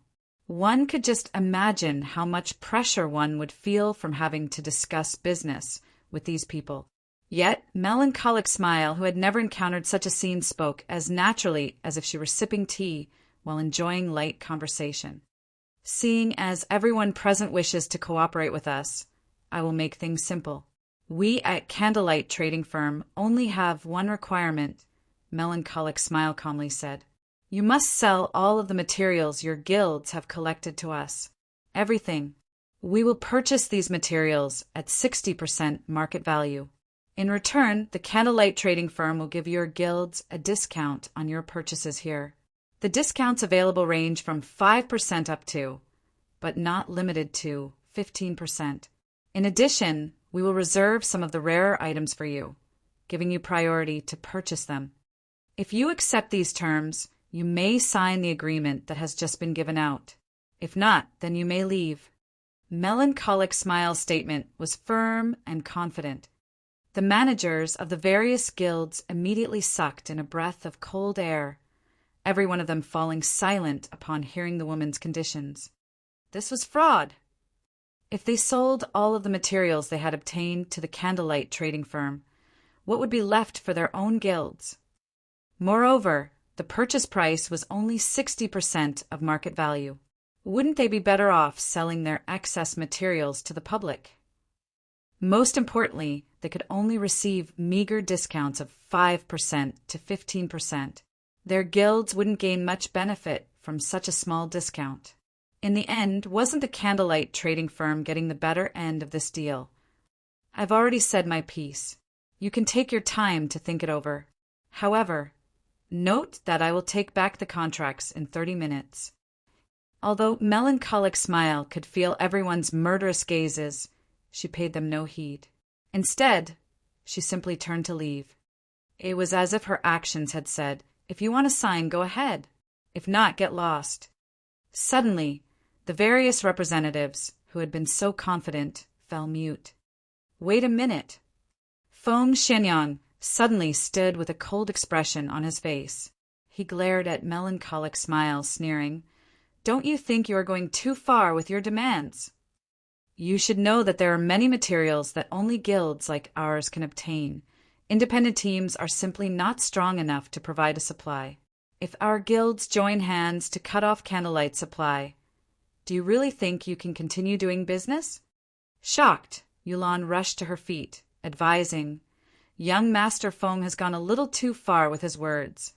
I ask for Miss Melancholic's understanding. However, we have all come here with the intent to do business. There should be a process of negotiation at the very least. The way you cut us off will not benefit either side. Why don't we sit down and discuss things properly? Everyone in the reception room nodded in agreement. If every guild refused to sell their materials, how could Candlelight Trading Firm hope to continue its success in White River City? At the end of the day, a lifestyle guild was still a lifestyle guild. They were born to lower their heads to combat guilds. Ha ha ha. Your statement is indeed reasonable. After thinking it over for a moment, Melancholic Smile nodded as she looked towards Feng Shenyang and Yulan. Smiling sweetly, she said, Although what you've said is logical, I stand by my decision. Moreover, from this point onward, I retract Overwhelming Smile's contract. You too may leave now. You! Feng Shuanyang's eyes immediately became bloodshot as he nearly spat blood in rage. If not for the fact that they were still in the candlelight trading firm, with the owner of the firm having absolute control over and being an invincible existence inside this place, he definitely would have killed Melancholic Smile by now. Yulan was similarly stunned by Melancholic Smile's words. Meanwhile, the upper managers of the various large guilds were also stupefied by this situation. In White River City, Overwhelming Smile was only second to Zero Wing. Yet, Melancholic Smile had dismissed them with just a few words, showing no pretenses at all. This was simply too domineering. Chapter 506, Towers of Death. Chapter 506, Towers of Death. After Melancholic Smile finished speaking, after a few moments, everyone in the reception room came back to their senses. However, they still stared at Melancholic Smile with surprise. Yulan had never expected things to develop in such a way. Melancholic Smile's performance had completely surpassed Yulan's expectations. Her firm rejection was even more unusual. Miss Melancholic, I believe we have a misunderstanding, Yulan said after calming down. Overwhelming Smile is not here to seek cooperation, but to invest. I believe that Miss Melancholic knows about Overwhelming Smile's financial prowess. With our help, the candlelight trading firm will have no issues obtaining materials or funding. At the end of the day, Candlelight is not a combat guild, so its development is limited. It is restricted by the city. Candlelight might become White River City's #1 trading firm. But you can't just remain in one city and not branch out to others, right? After all, White River City's player population is not infinite, and you can only earn so much. I admit that Candlelight is very wealthy. However, purchasing golden lands in other cities requires sufficient reputation points there. Meanwhile, how can Candlelight hope to compete with the guilds that have been developing in said cities since the very beginning? By the time Candlelight's personnel gains sufficient reputation in other cities, other guilds will have long since purchased the best plots of land available. However, after we invest in Candlelight, the trading firm will not face such a restriction. Overwhelming Smile has plenty of personnel in other major cities, including the several cities neighboring White River City. As long as we have enough gold, we can purchase the most valuable land in every city throughout Star Moon Kingdom and establish the Candlelight trading firm all over the kingdom, saving you a lot of time and manpower. Is Miss Melancholic really not interested in such an opportunity? Yulan spoke confidently as she offered the attractive conditions. She had also hit the nail on the head by pointing out the Candlelight trading firm's weakness. Meanwhile, the fact that Yulan was able to make such a statement so confidently was all because of Overwhelming Smile's backer, Underworld. This was a feat that no other guild could ever accomplish, even first-rate guilds. Yulan's offer sorely tempted the other managers of the guilds in the reception room. Only, they were somewhat disappointed that the Candlelight trading firm would no longer be theirs. They could already imagine the Candlelight trading firm's flourishing future. One side had the advantage of manpower and resources, while the other had coins and popular shops. The cooperation between the two was practically a match made in heaven. Yulan really is amazing. It's as expected of someone fancied by Underworld's elders. Feng Xianyang, who had initially been overwhelmed by his rage, silently praised Yulan as he listened to the woman.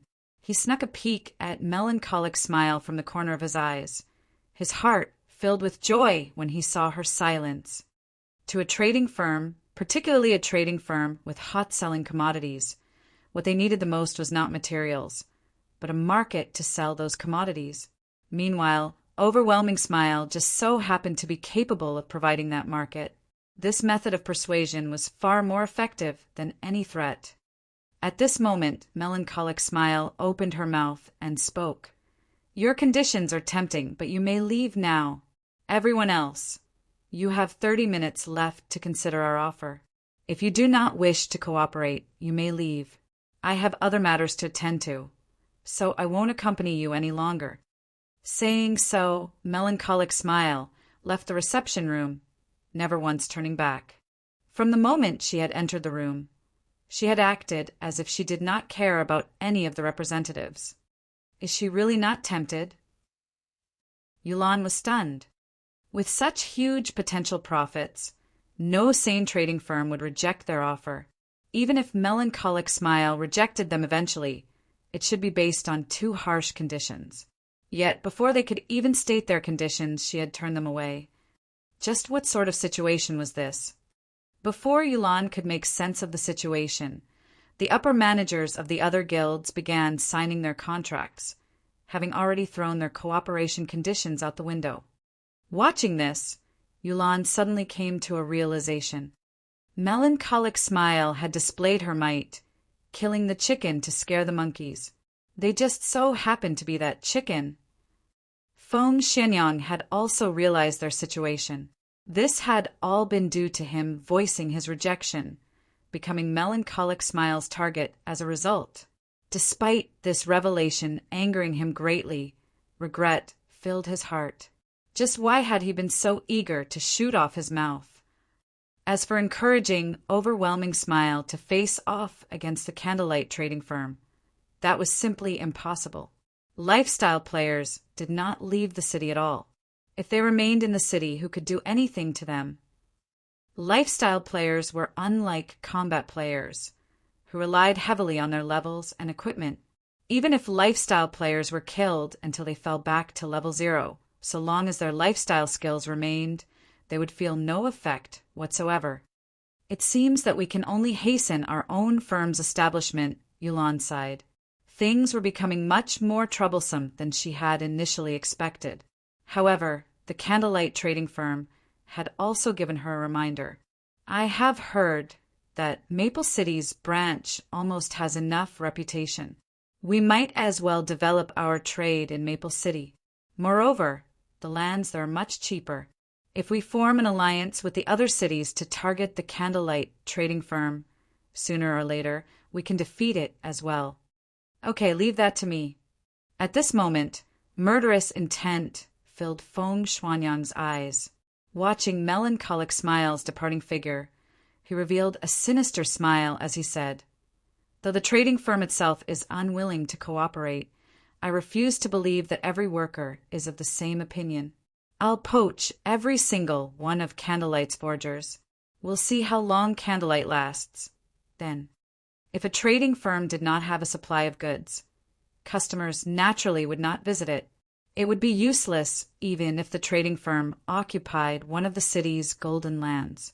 The fact that the Candlelight trading firm had become White River City's #1 trading firm so quickly was completely due to the basic strengthened armor kits. Otherwise, how could it possibly surpass the Star Streak trading firm? While Feng Xianyang plotted ways to poach lifestyle players from the Candlelight trading firm, Sher Feng had arrived at the Twin Tower Highlands. The Twin Tower Highlands was a level 45 to level 50 map. It could be considered a country within a country. Unlike the monsters in low-level maps, the monsters here were mostly intelligent orcs that fought and lived in tribes.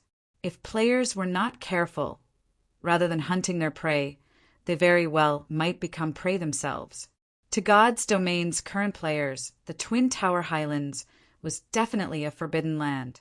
Aside from the level suppression, the difference in attributes was already quite vast.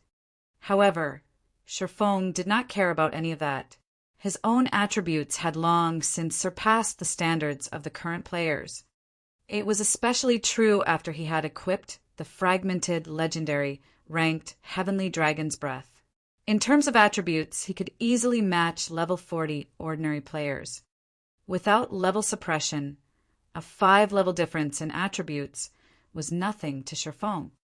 Fortunately, Sher Feng was very familiar with the Twin Tower Highlands. He had arrived at the core area of the Twin Tower Highlands, the Towers of Death, without so much as encountering a single monster. Dark clouds hid the tops of the two tall towers, preventing one from seeing them with a single glance. A thick layer of death also surrounded the towers as cold wind billowed around them. Tall ramparts surrounded the massive towers of death. An army of orcs patrolled the walls. Overall, the towers of death looked like an impregnable fortress. This was the best location for Feng to grind for the light stone forging designs. This should be it. Feng activated Wind Rider and the Ring of Nothingness and flew up to the tall walls. Sweeping a glance over the numerous level 47 orcs below the ramparts, a grin appeared on his face. Chapter 507 Explosive Power. Chapter 507 Explosive Power.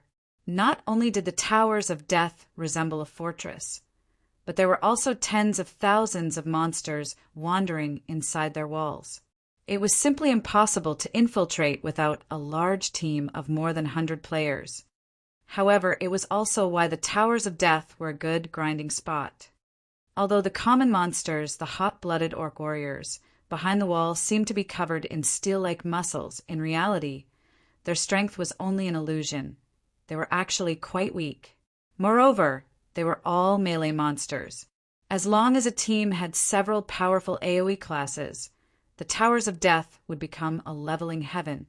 Hot-blooded Orc Warrior, Orc Common Monster. Level 47.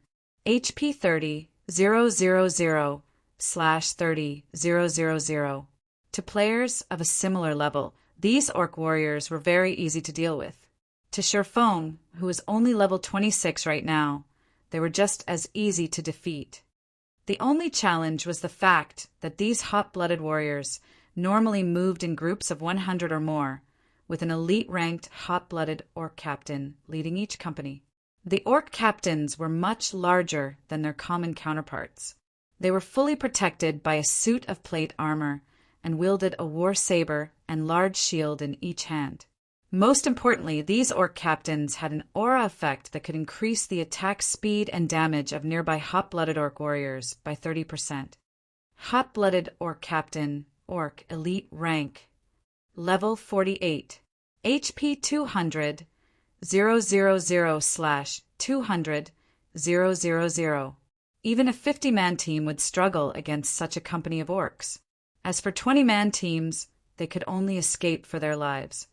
Teams that came to grind here would usually eliminate the orc captain first, sending several assassins with high burst damage and a bombardment from the ranged attackers, getting rid of the orc captain in the shortest amount of time possible. That way, the hot-blooded orc warriors would be fish in a barrel, easy to annihilate. However, Feng's level was too low right now. It would be very difficult for him to charge into the group of orcs and kill the orc captain swiftly. Hence, why Feng had flown up to the ramparts. The ramparts were very tall, and it would not be easy for one to reach the top quickly, especially common monsters like the hot-blooded orc warriors. Monsters like them could only use the only staircase. Moreover, it was a long way from the bottom to the top of the stairs, and it would take the orc warriors quite some time to reach the top of the walls. The orc captain, however, was different. The captain's strength was impressive, and he could easily reach the top of the walls with just a few jumps. In the past, many people had used this method to grind orcs and level up. After Feng positioned himself on the rampart, he switched the 7 luminaries' rings aura of wind to the aura of fire. Simultaneously, he activated the ice blue devil flame, pale blue flames suddenly covering his entire body. With the effects of the aura of fire and the ice blue devil flame combined, his damage instantly increased by 60%. The combined effects were no weaker than when he activated a berserk skill. Moreover, these effects lasted indefinitely and had no side effects whatsoever. He then took out the blazing meteor and threw it at a hot-blooded orc warrior. Shoo! The blazing meteor streaked across the air like a shooting star, instantly striking at a hot-blooded orc warrior who patrolled below the fortress walls. -904. Although there was no level suppression, a level 47 monster was far superior to a level 20+ monster regarding both defense and attack power. Shifeng only had the attributes of a level 40 or so ordinary player. His damage was very limited. "Intruder!" the orc warrior bellowed angrily as he turned toward Shifeng on top of the wall. Immediately, the entire company of hot-blooded orcs also discovered Shifeng. However, as the wall was too large, they could only frantically dash towards one of the distant staircases. The armored hot-blooded orc captain, unlike his allies, simply bent his legs and jumped. In just a moment, the orc captain had jumped up to half the height of the wall. The captain stabbed his saber into the sturdy wall. Using his saber as a foothold, the captain jumped once again, reaching the top of the ramparts. His robust and powerful hand grabbed and tugged on the chain wrapped around his wrist. In the blink of an eye, the saber, which was connected to the chain, returned to the orc captain's hand. The entire process was smooth and only took an instant. The orc captain was like a martial arts expert who could walk on walls and fly through the eaves of buildings. However, Shifeng was not the slightest bit surprised by the orc captain's actions. Elite monsters' intelligence and combat techniques, at this level, were not the slightest bit inferior to the professional fighters in real life. In some aspects, these elite monsters were even more amazing than professional fighters. The hot-blooded orc captain looked at Shifeng, who was 10 yards away, with a bloodthirsty fury in his crimson eyes. Raising his shield, he used charge and dashed toward Shifeng. The orc captain was over 2 meters tall. With his mass and speed, he was like a small car rushing toward Shifeng. One could just imagine the consequences of such a collision.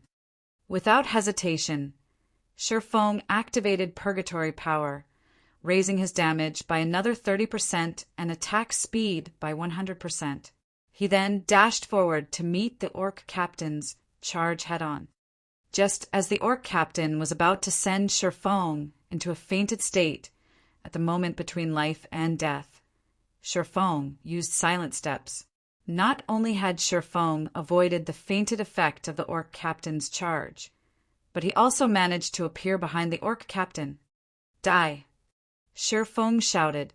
In the next moment, the abyssal blade and the purgatory shadow in Shifeng's hands released a powerful, blinding light.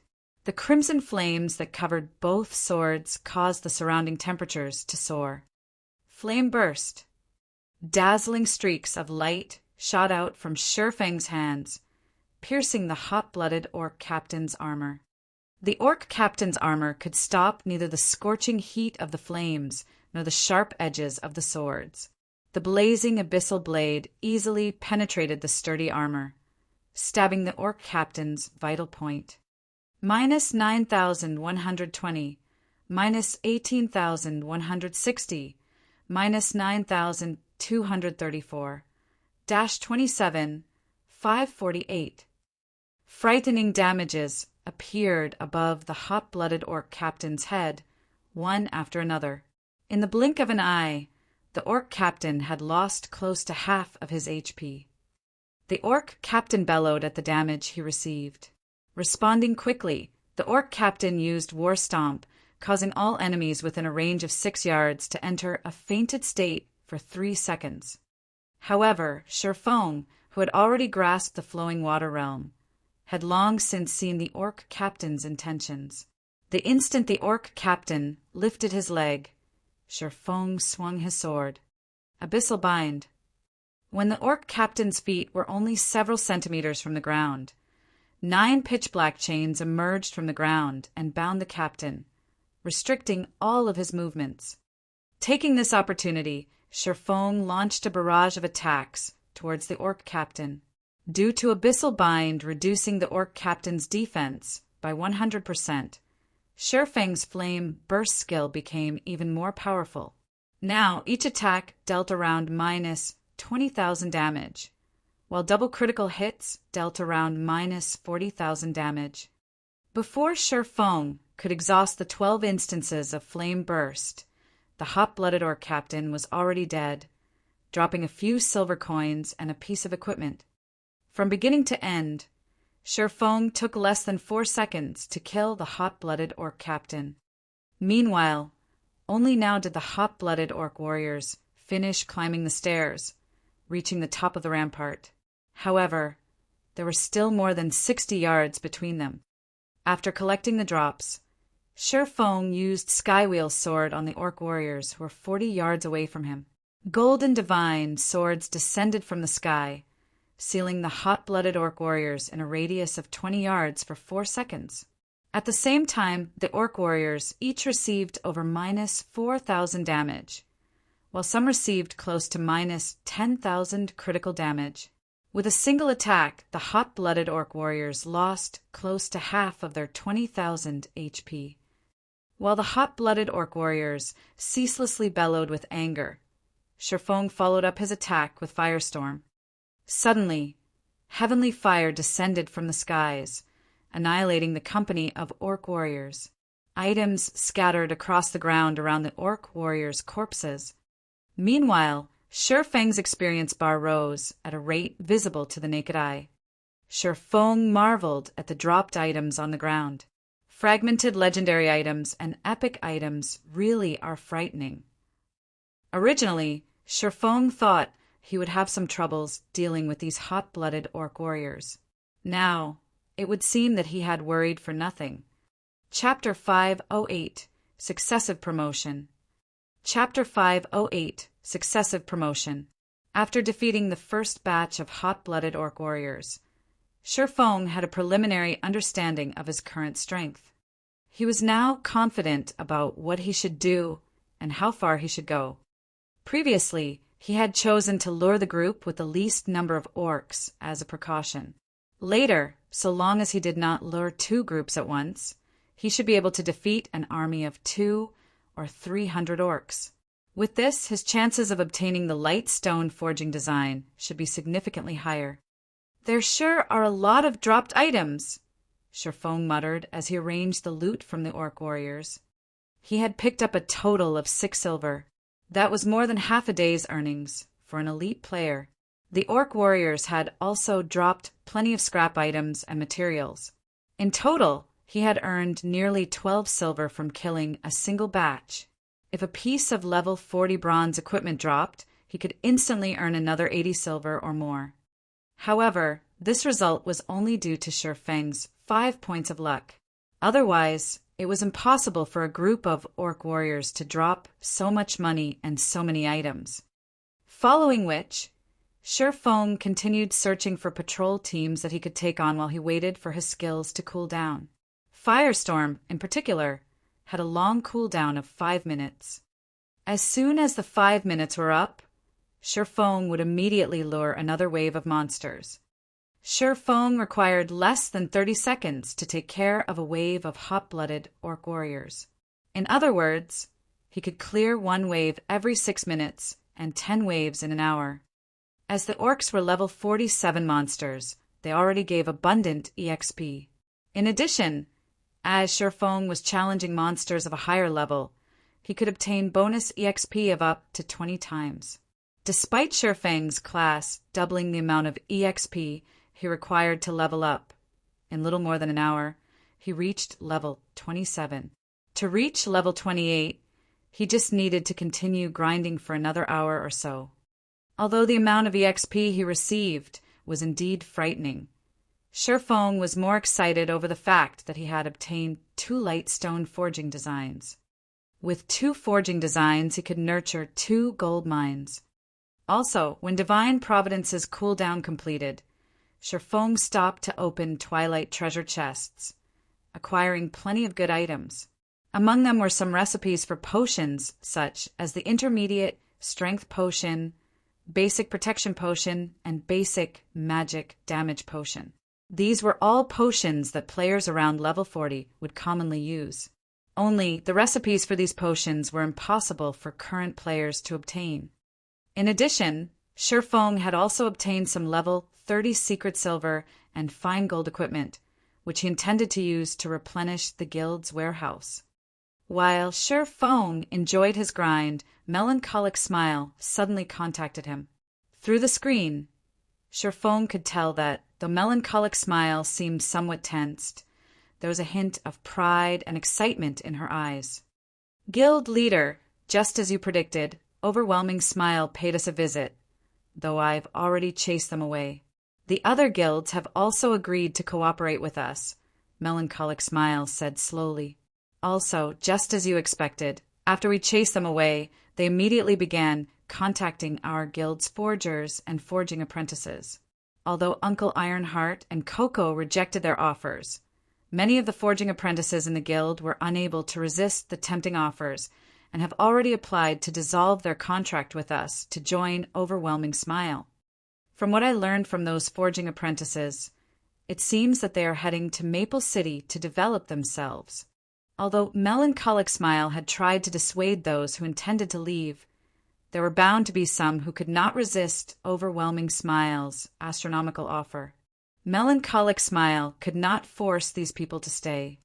Fortunately, Feng had long since prepared for such a situation. All lifestyle players who joined the Horizon Alliance were required to sign a contract. Under this contract, the Horizon Alliance would provide all materials, forging designs, forging rooms, and other necessities for the lifestyle player. The lifestyle player could also obtain a certain amount of commission from the items they made. This commission would be determined according to the lifestyle player's skill level. The more skilled they were, the higher their commission would be, with the highest possible being 20% of profit. However, these generous benefits came with a condition. Any lifestyle player wishing to dissolve their contracts was required to erase all the lifestyle classes they had taken on. In other words, upon leaving the Horizon Alliance, these lifestyle players would have to start all over again. That way, it would be impossible for these poached players to benefit other guilds in a short amount of time. Only, due to their past experiences, it would cost less for other guilds to nurture these players. It was not easy for a lifestyle guild to nurture a lifestyle player. The initial investment included materials and forging designs, particularly those rare forging designs. These items required immense effort to obtain. So, how could they possibly let others take advantage of them? Any lifestyle player who had learned rare forging designs was also required to compensate the Horizon Alliance for this loss. Normally, few lifestyle players would willingly choose to develop themselves elsewhere. However, with Overwhelming Smile's reckless poaching, there were bound to be some who could not resist the temptation. Heading to Maple City, huh? Feng pondered for a moment before saying, "It seems that they plan to develop trade in Maple City before joining the competition in White River City." Although Overwhelming Smile had been nurturing their own lifestyle players all this time as well, without their own shop, it was not only very inconvenient to sell their products, but the cost of the items would also increase. In particular, by selling their items through the auction house, they would incur a massive processing fee. For small items, they might not even recover the cost, let alone make a profit. Maple City was Overwhelming Smile's domain. It was very easy for the guild to develop its trade there, and the same went for acquiring land and reputation. By the time Overwhelming Smile possessed sufficient capital, it would be a lot easier for it to deal with the Candlelight trading firm. At the very least, both sides would be on equal footing.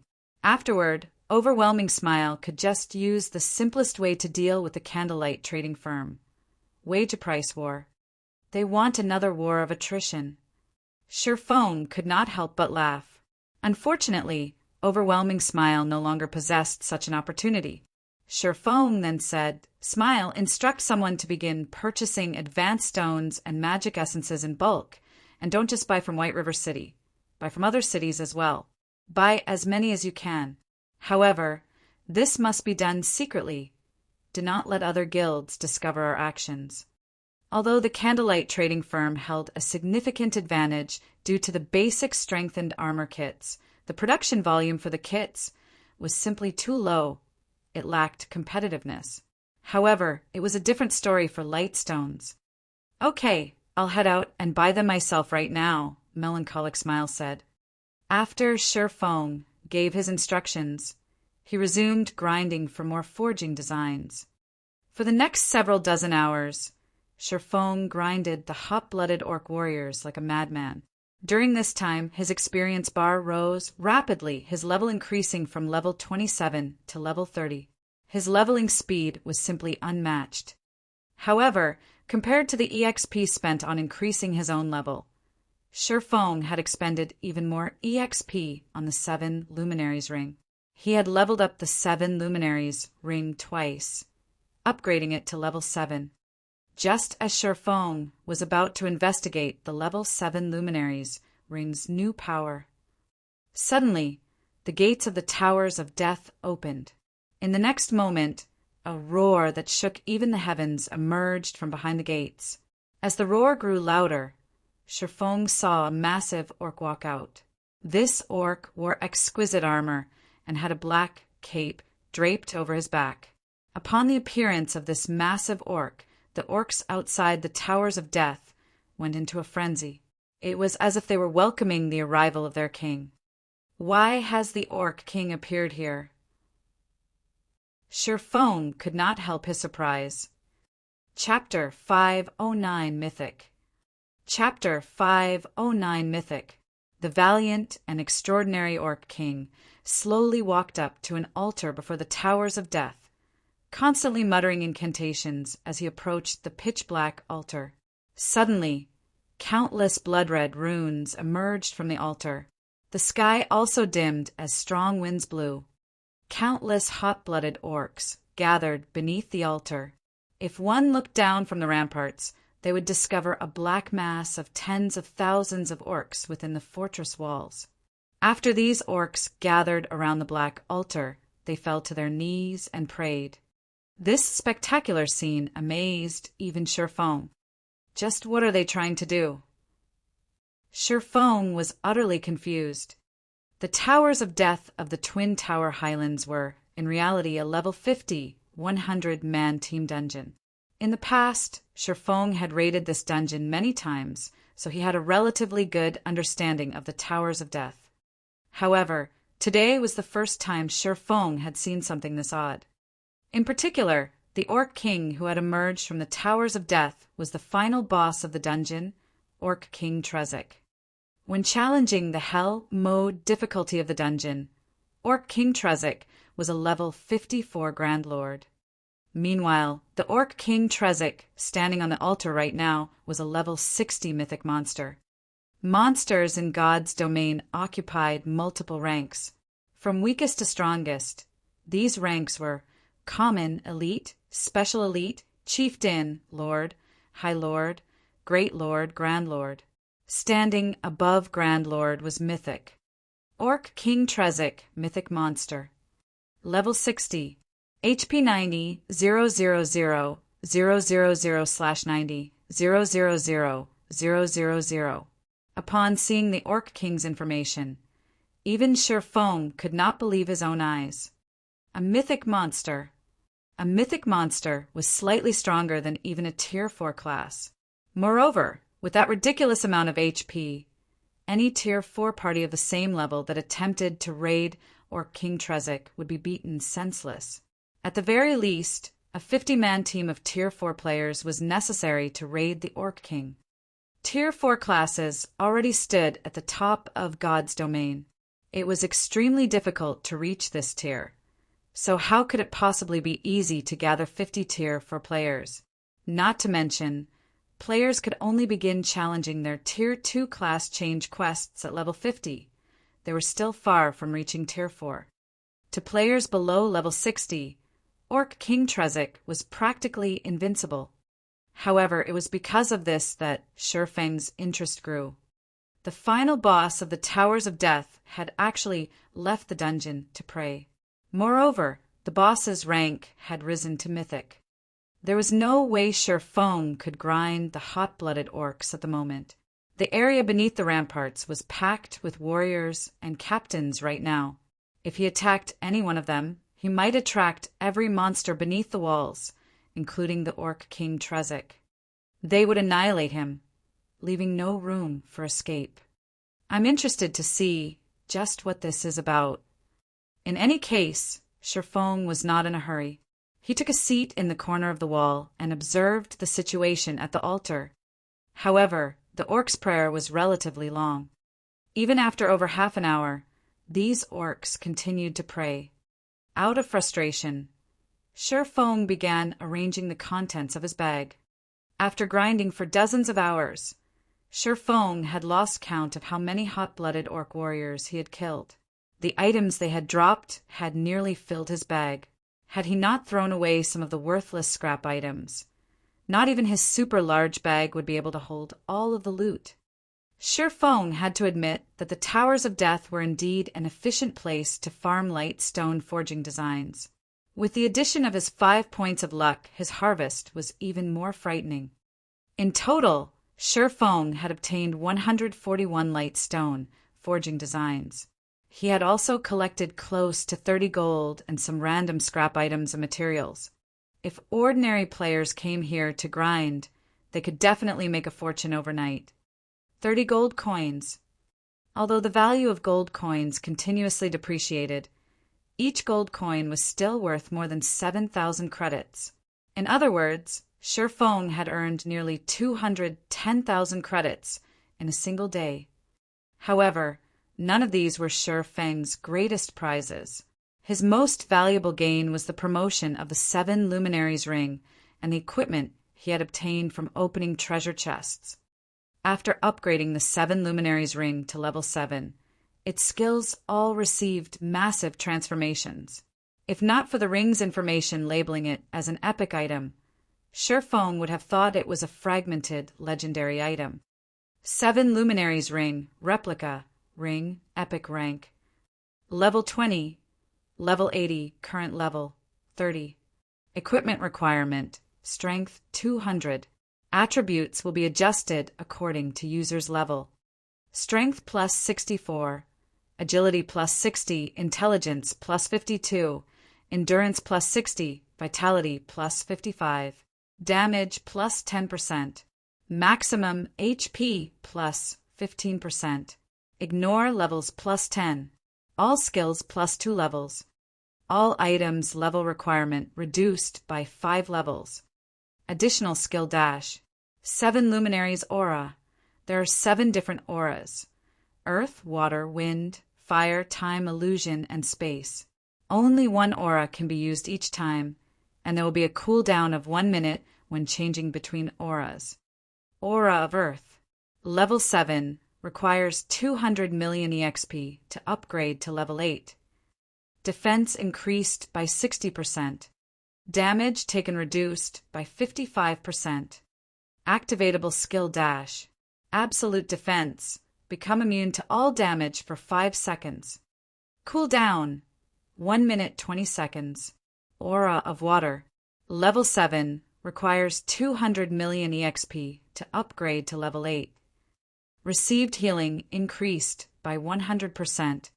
Cast consumption reduced by 50%. Activatable skill dash. Life Bloom. Heal selected target for 30% HP every second for 40 seconds. Cooldown. 1 minute 30 seconds. Aura of Wind. Level 7 requires 200 million EXP to upgrade to level 8.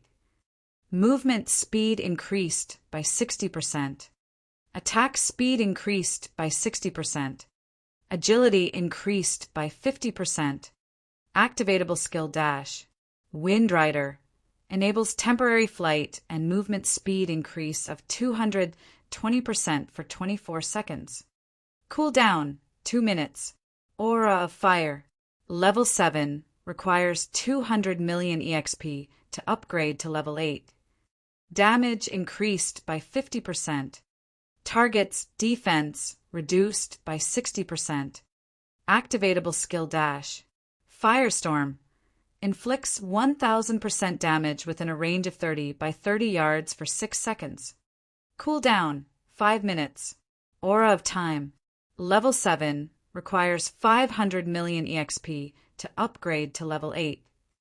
Cooldown of all skills reduced by 40%. Enemies within a 150-yard radius will have their movement speed and attack speed reduced by 40% and cooldown of skills increased by 50%. Activatable skill dash.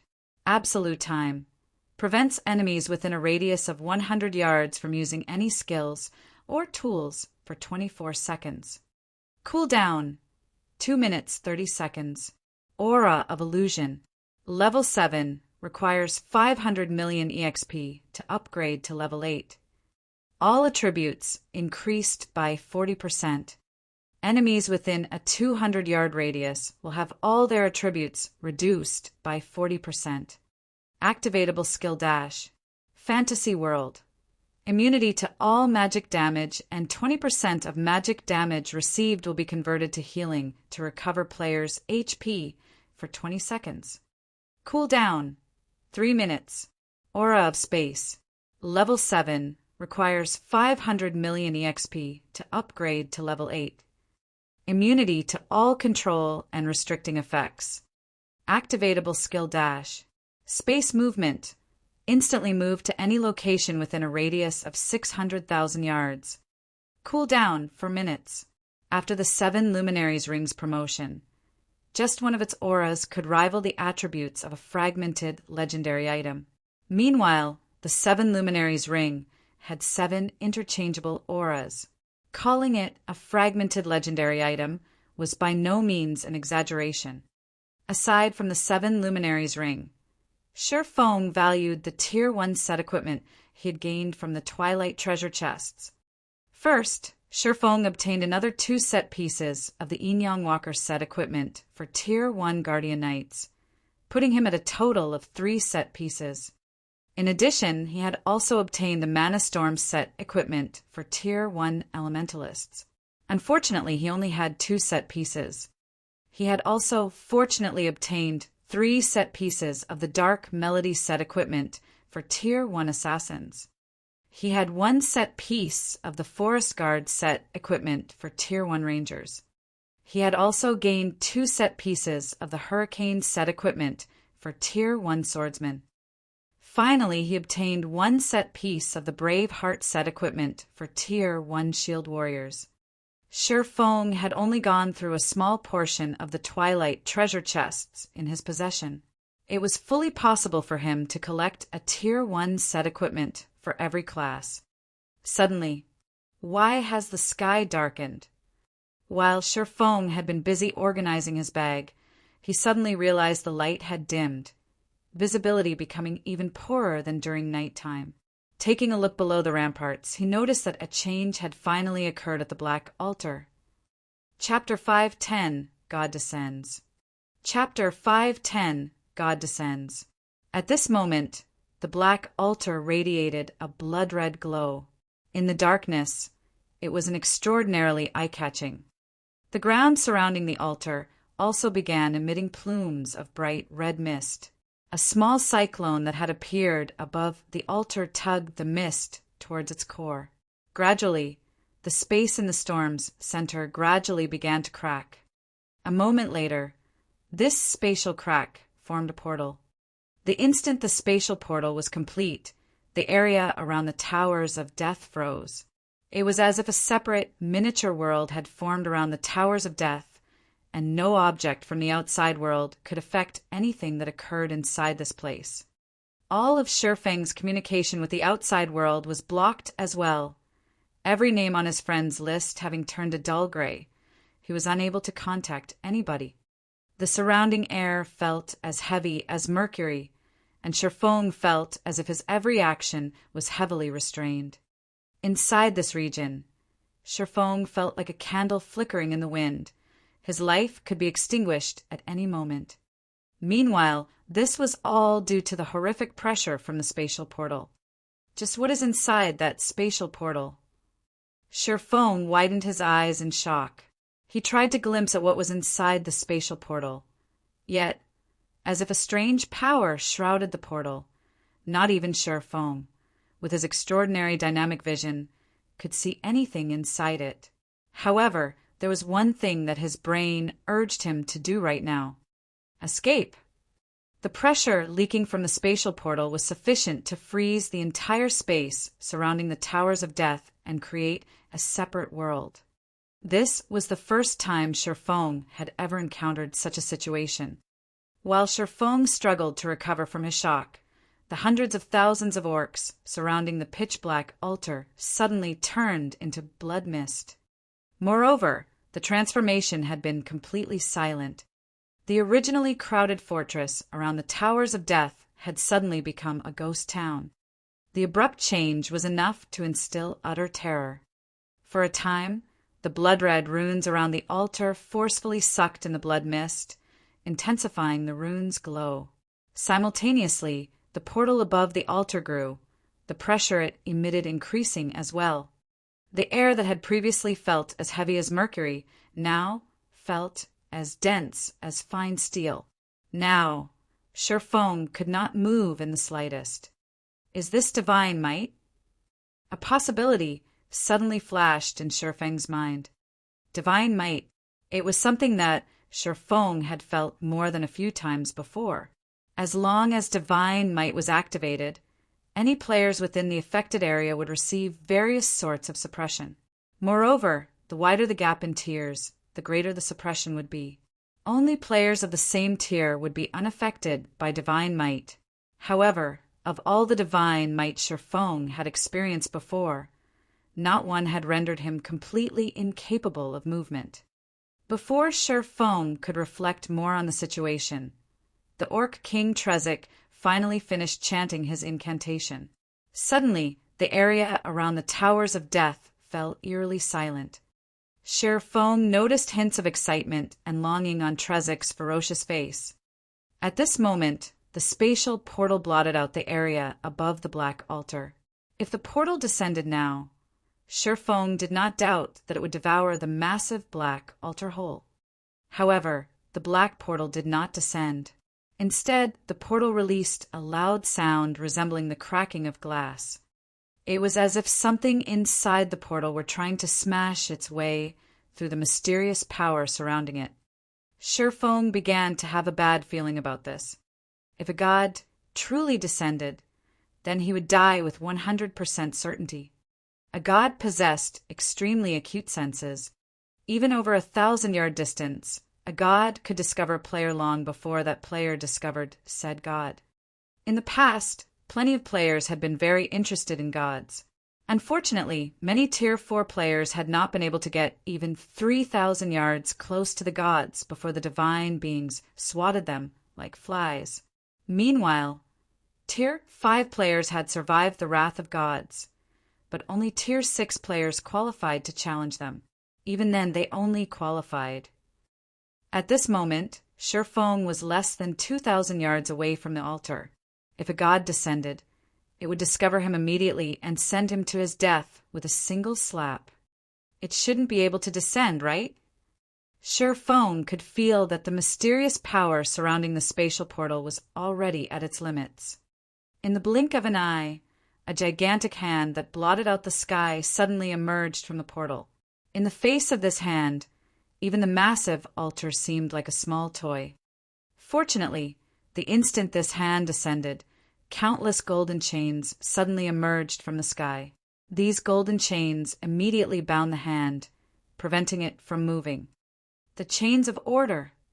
Shifeng breathed a sigh of relief at the sudden appearance of these fine chains. Sure enough, it is impossible for a god to appear here. Although the golden chains were thin, they contained an immeasurable amount of power. Even gods could not fight these chains. Yet, this massive hand abruptly twitched, and a single item fell from its palm. This item released a dazzling golden glow that illuminated the entire fortress around the Towers of Death.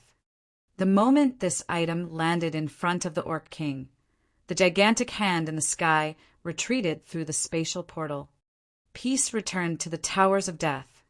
Did that god break open the spatial portal just to give the Orc King an item? Shifeng was utterly stunned. An item that was obtained from a god through the sacrifice of hundreds of thousands of orcs. Even if Shifeng could not clearly see what that item was. But judging from how the Orc King had willingly made such an immense sacrifice, it was definitely an extraordinary treasure. If he could steal it.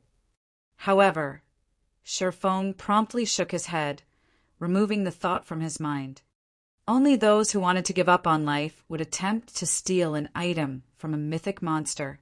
It would be no different than trying to steal from White River City's magistrate, the Tier 4 Great Wizard Weissman. Just as Sherfong was about to turn and leave, a figure suddenly came flying towards the towers of death from a distance. The figure flew at a tremendous speed, several times faster than even Sherfong when he had Wind Rider activated. In just a few seconds, the originally seed-sized figure grew to the size of an ordinary human. Sky Knight. Sherfong could not help his shock. The new arrival was actually a human NPC. Moreover, it was the Tier 4 hidden class Sky Knight. His body exuding a multicolored brilliance, the Sky Knight immediately charged towards the Orc King.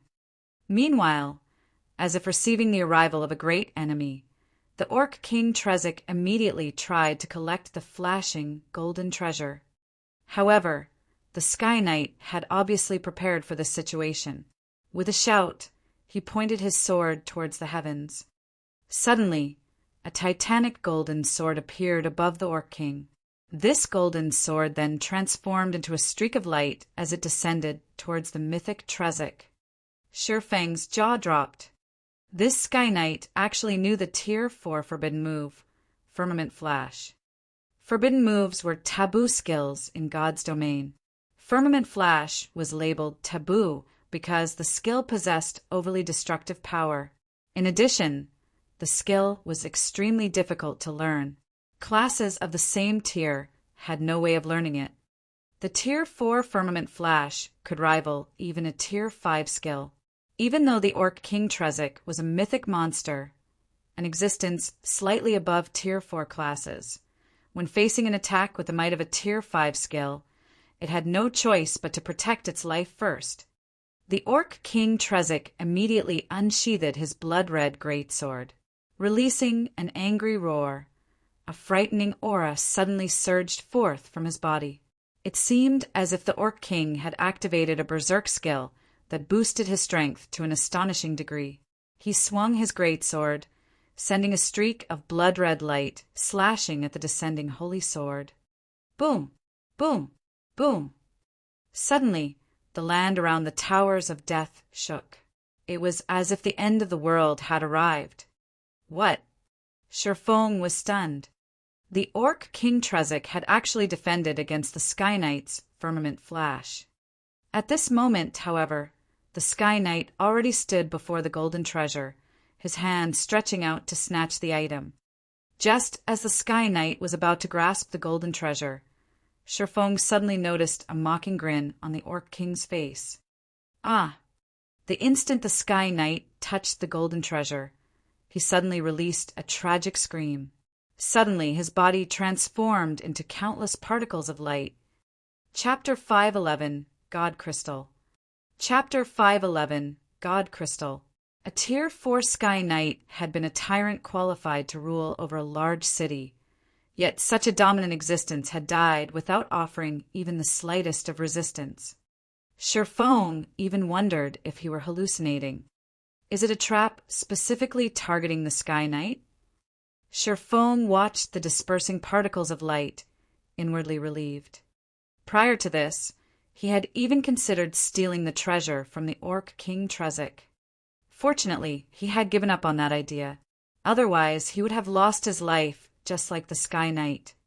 The trap could instantly kill a Tier 4 Sky Knight, not even leaving behind a body. It was clear that this trap's damage was not ordinary. Although players would not face true death, the consequences of such an attack definitely would not end with just the loss of EXP and equipment. It was highly possible that the players would be affected as well. At the very minimum, players' immortal souls would receive damage, preventing them from logging into God's domain for a time. However, this was still not the most severe possibility. In some circumstances, players who died might even have to delete their accounts after reviving. It was possible that the Sky Knight's death fit into this category. After the Sky Knight died, Trezek kept his blood-red great sword and slowly walked towards the treasure. Looking at the treasure with its golden divine glow, a grin on the Orc King's ferocious face, Trezek then began chanting his incantation once again. Suddenly, golden runes formed around the treasure, wrapping around the item, as if sealing it. Is it not a trap? As Sherfong watched the Orc King's actions, it was clear that the trap was not meant for the mythic monster. Instead, there should be something special about the treasure that prevented others from touching it. However, as the Sky Knight had not known this, he had been erased out of existence. Since the Orc King knew that he could not touch the treasure, he knew exactly what kind of item that treasure was, hence why he sealed it. Should I take this risk? Sherfong hesitated. Before, as the Orc King and the treasure were too close, by the time Sherfong made it to the treasure, the Orc King would have already claimed it. However, now that the Orc King sealed the treasure, he had a chance to steal it. Sherfong could take the opportunity while the Orc King was busy to sneak over, and as the treasure was sealed, he could steal it. However, Sherfong had also witnessed the Orc King's power. Trezek had managed to block even the Firmament Flash, which had the power of a Tier 5 skill. Dealing with a Tier 1 player like him would be child's play for the Orc King. It was possible that, before he could even arrive before the treasure, the Orc King's great sword would have already devoured his life. Moreover, escaping after he collected the treasure was also a problem. With the Orc King Trezek's attributes, even if Sherfang's speed were several times faster, he would not escape from the Orc King's clutches. Seeing as the number of golden runes surrounding the treasure had gradually increased, it was clear that the time remaining for the completion of the treasure's seal grew shorter and shorter. Sherfong looked at the 7 luminaries ring wrapped around his finger. Suddenly, he activated gravity liberation and jumped down from the wall. He then made a dash for the Black Altar.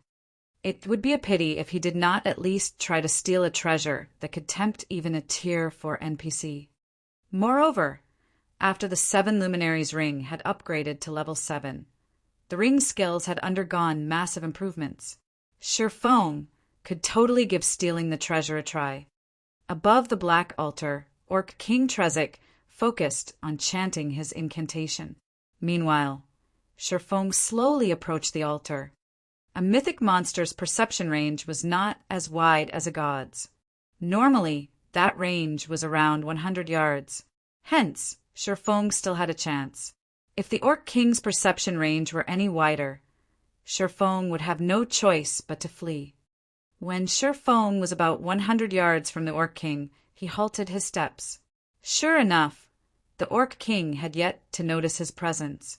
Sherfong then walked along the distance of 100 yards, searching for the location closest to the treasure before settling down and waiting for the moment the treasure's seal finished.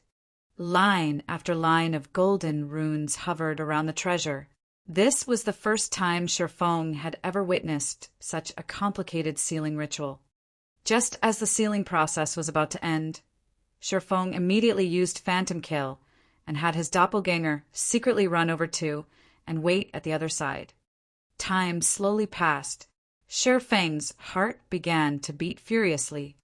He was but a lowly Tier 1 class.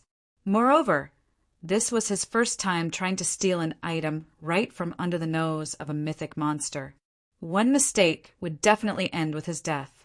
Though Sherfong did not mind losing a little EXP, he was deeply afraid of losing his equipment, particularly the 7 luminaries ring and the heavenly dragon's breath. Neither of these items were bound to his character. After he died, there was a very high possibility of either of these 2 items dropping. However, if he unequipped these 2 items, he would lose his edge to steal the treasure. It was a gamble. While Sherfong waited quietly, after the Orc King chanted the final verse of his incantation, suddenly the countless runes wrapped around this treasure. In the next instant, the golden divine glow that had originally surrounded this treasure disappeared, revealing a simple and unadorned crystal ball.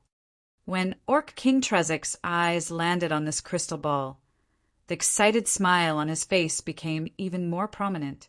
However, just as the Orc King was about to step towards the crystal ball, Shifeng's doppelganger abruptly dashed towards it. The doppelganger was extremely fast. It had taken only an instant to cross the distance of 100 yards. A little Tier 1 ant dares to try for my god crystal. Die! Orc King Trezek revealed a disdainful sneer as he unsheathed the blood-red, great sword from his back. Transforming into a flash, Trezek suddenly appeared before Shifeng's doppelganger. Even though the doppelganger had already activated Windwalk, it was still as slow as a turtle compared to the Orc King. Trezek felt nothing but disdain for a Tier 1 ant like Shifeng.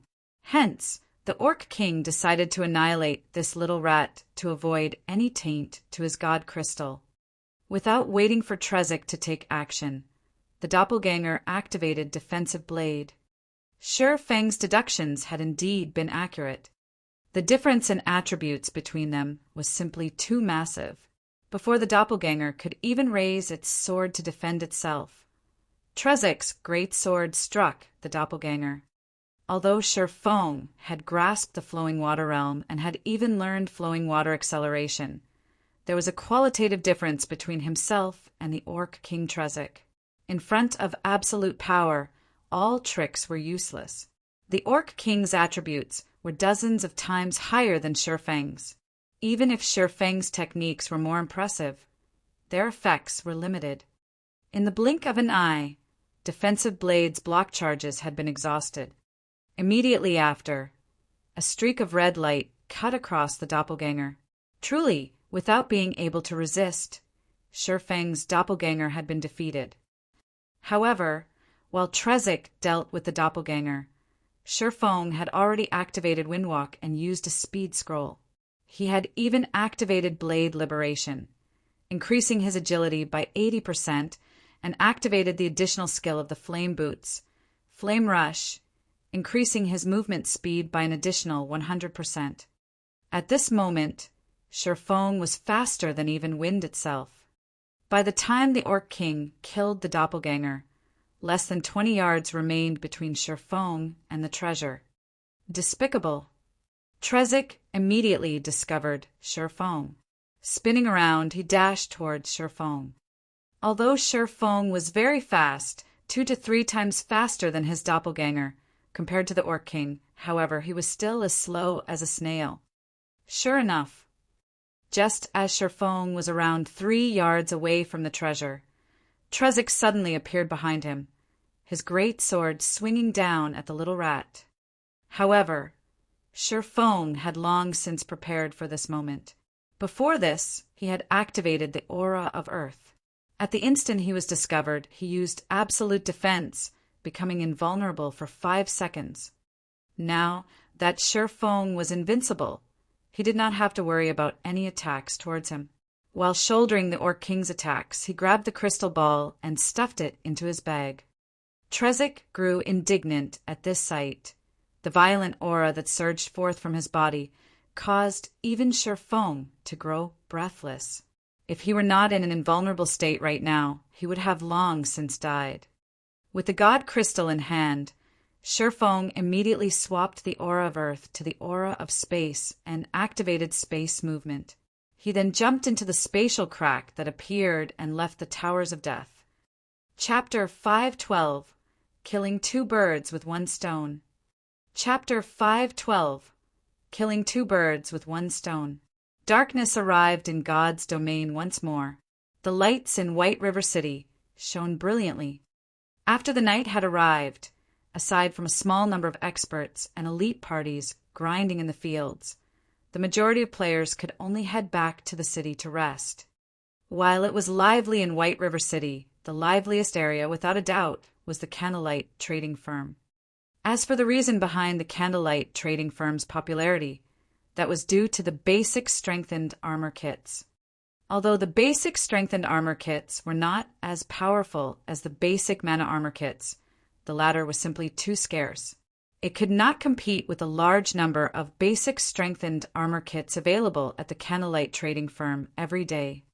inside a high-class bar a short distance from the candlelight trading firm.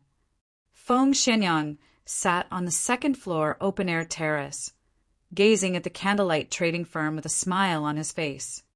"I want to see just how long you can hold out," Feng Xianyang laughed, his expression clearly displaying his arrogance. Initially, Feng Xianyang had been slightly worried that the candlelight trading firm's flourishing business would show no signs of ending. If that were so, it would not be easy to deal with the firm in the future. However, during the process of poaching the firm's workers, Feng Xianyang had discovered a secret, a fatal weakness of the trading firm. And that secret was that only 3 people in the trading firm knew how to produce the basic strengthened armor kit. With just 3 people, it was simply impossible to satisfy the demands of the large number of players in White River City. Even if it were possible, a long time would be required to do so. By then, players would have outgrown their need for the kits. Knowing this fatal secret, Feng Xianyang began to spend large sums of money to purchase the basic strengthened armor kits, buying as many as he could. First, he wanted to deplete the candlelight trading firm stockpile. As long as the firm no longer had any basic strengthened armor kits remaining, the firm's popularity would fall and limit its business. Although he had to invest a massive sum of coins, the basic strengthened armor kits he bought were not completely useless. On the contrary, they were particularly helpful when raiding team dungeons. Secondly, aside from striving to establish their own guild residences, the various guilds in Starmoon City also strived to accumulate sufficient money to purchase the city's golden lands. Other than that, these guilds were also continuously raiding large-scale dungeons, improving their guild's popularity and equipment. Meanwhile, other than giving the basic strengthened armor kits to his own teams, Feng Xianyang also set aside a portion, selling them to other cities. There was no candlelight trading firm branch in other cities, so there were no basic strengthened armor kits available there. With Underworld channels, Feng Xianyang had sold these kits to the various guilds of other cities. When these guilds saw the kits, they fought tooth and nail to purchase them. As a result, he made a huge profit by reselling the kits. It was truly killing 2 birds with 1 stone. Not only could he deplete the candlelight trading firm's stockpile of armor kits, but he could also profit from reselling them. How could this possibly go wrong? However, as he celebrated his plan, he had also gained a deep understanding of how fearsome the candlelight trading firm was.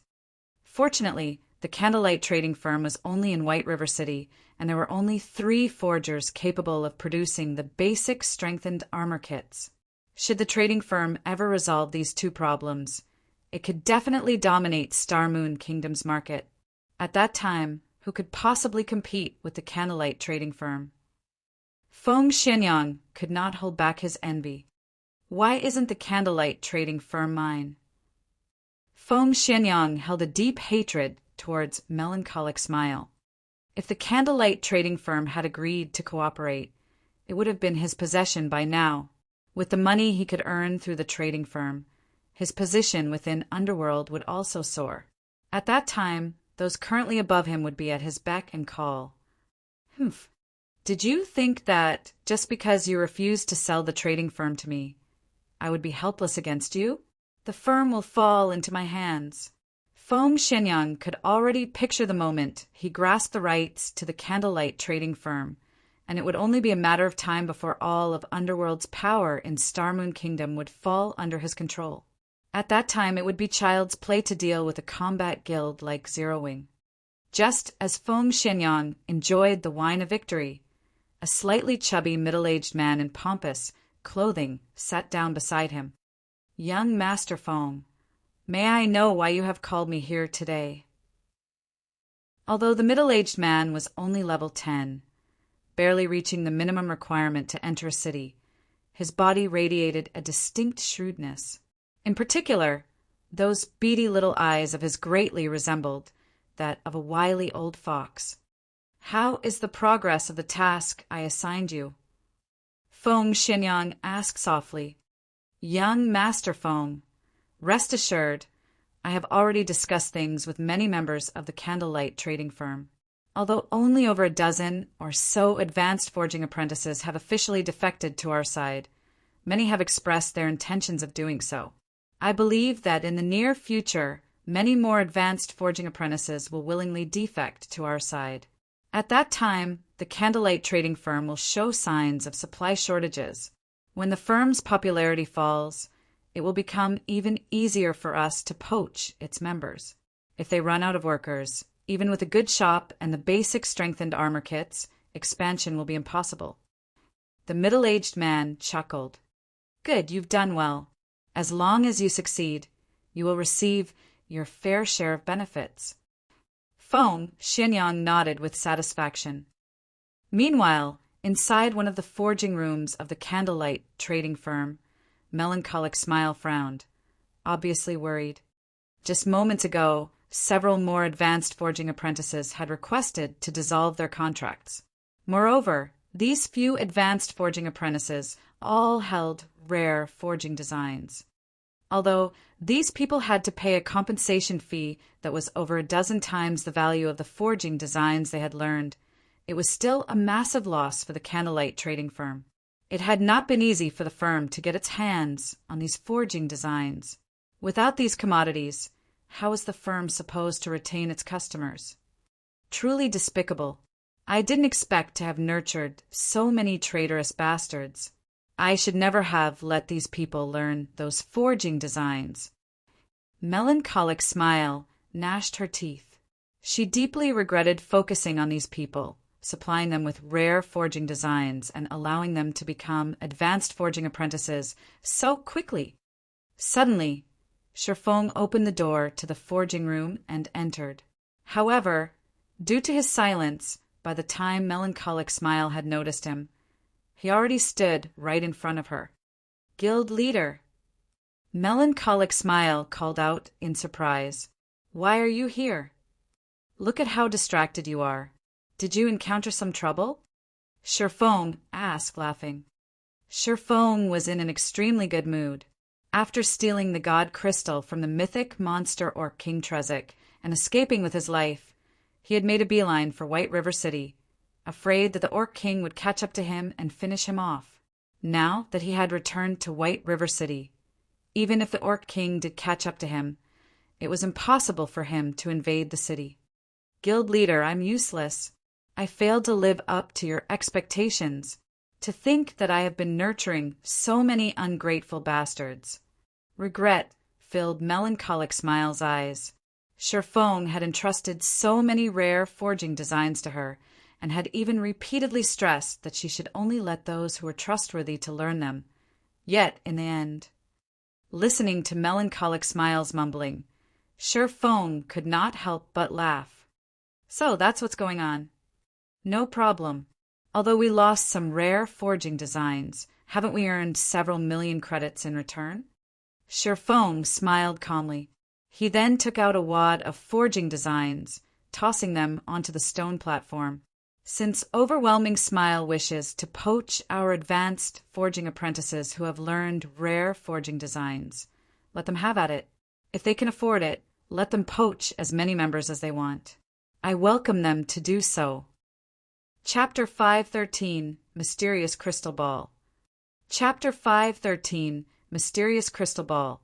Melancholic Smile had never before seen any of the numerous forging designs scattered across the stone platform. This Melancholic Smile was stupefied. No words could describe her shock. Guild leader, I'm not dreaming, right?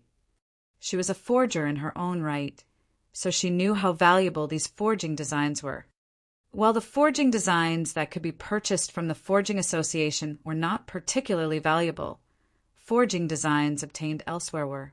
This was due to the designs' low drop rates. However, ordinary forging designs were not enough to nurture a forger. Hence the forging designs were so expensive. It was especially true for the forging designs that had very low drop rates and were meant for producing highly useful items. The prices of such forging designs were astronomical. Aside from that, there was one more type of forging design that was even more valuable, such as the basic strengthened armor kit forging design. Currently, aside from the Horizon Alliance's 3 copies, no one had them. Moreover, nobody knew where to obtain these forging designs. As a result, they were even more valuable than epic equipment. Regarding the currently available forging designs, Melancholic Smile had practically learned all of the designs that were available.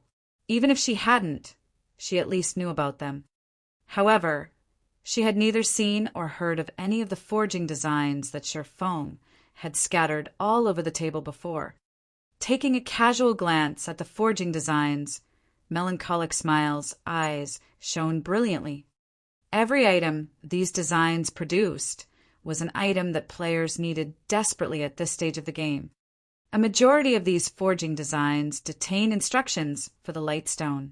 There are also some meant for level 25 to level 30 mysterious iron and secret silver equipment. You can let any advanced forging apprentice learn the Lightstone forging designs. Sherfong chuckled. Slowly, he said, "However, only the 3 of you can learn these equipment forging designs. You can also leave some to serve as a reward for the members who become basic forgers, but all those who wish to learn them must renew their contracts. If they want to leave the Horizon Alliance, fine, but they must first compensate the guild 20 times the value of the forging designs. If Overwhelming Smile wants to poach our members, let them have at it." Sherfong had long since guessed that Overwhelming Smile would try to poach their lifestyle players. These forging apprentices had initially joined with the intent of making a living for themselves. Since Overwhelming Smile was willing to offer an absurd salary in addition to shouldering the compensation, many would naturally be tempted.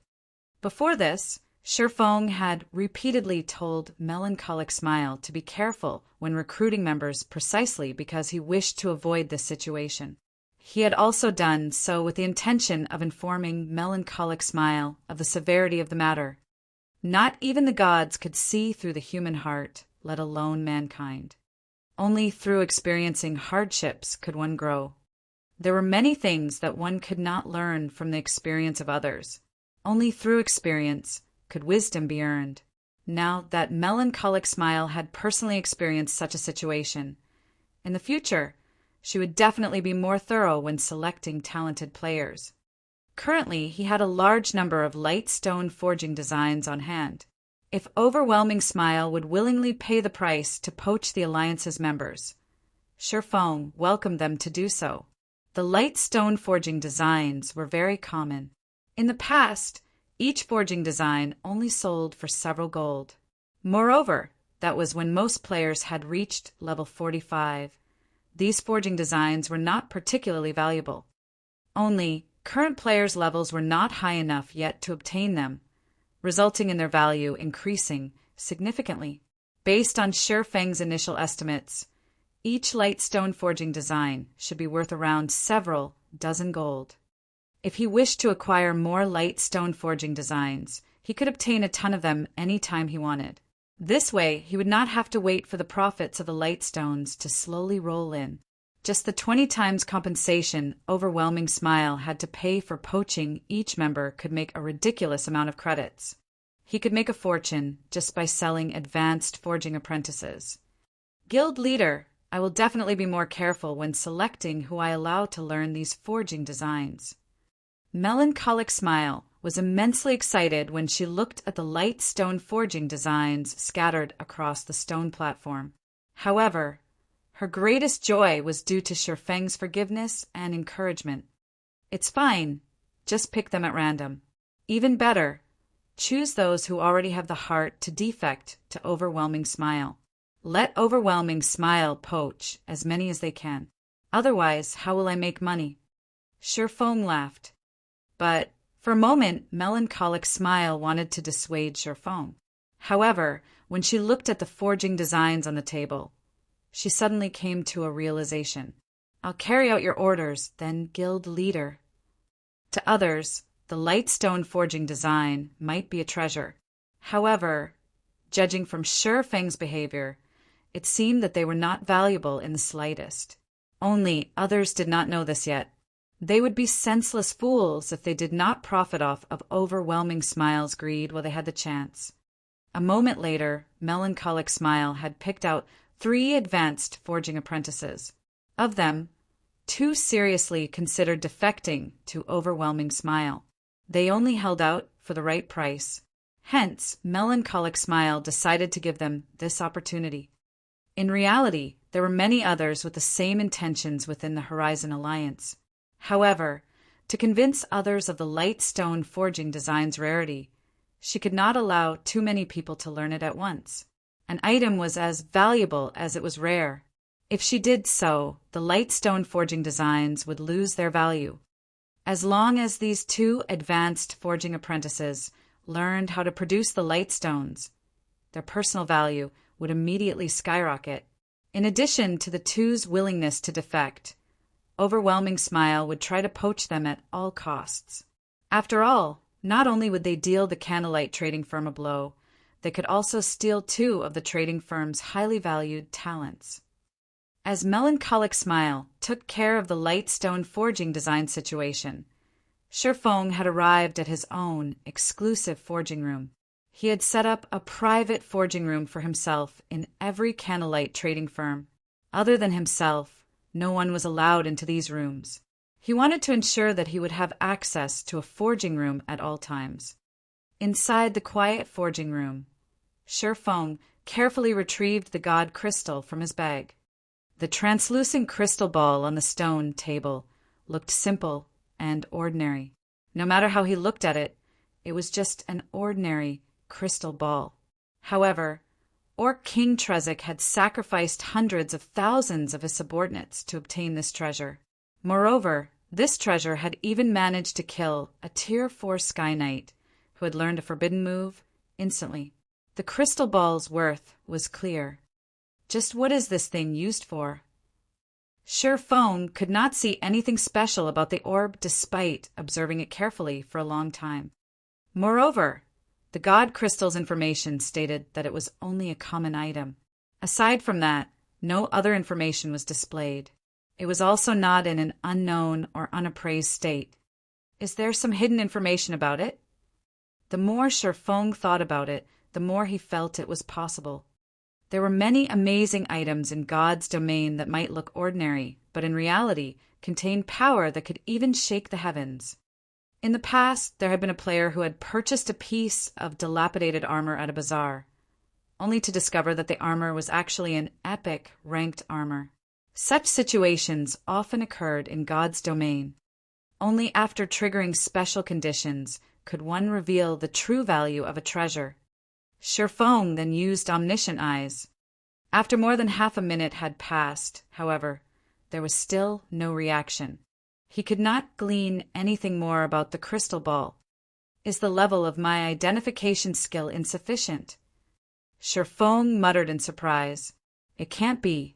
I recall Charlene saying that the Omniscient Eyes activated using the Golden Stigmata is the second most powerful identification skill in God's domain. Do I need other items to activate the God Crystal's true function? Shifeng suddenly had the urge to puke blood. After wasting so much effort to steal this item, he could not actually use it. He still needed to fulfill some special requirements. Yet he had no clue as to what those requirements were. It was utterly frustrating. Doesn't it look a bit like the dark blue crystal ball I got from the Eternal Courtyard?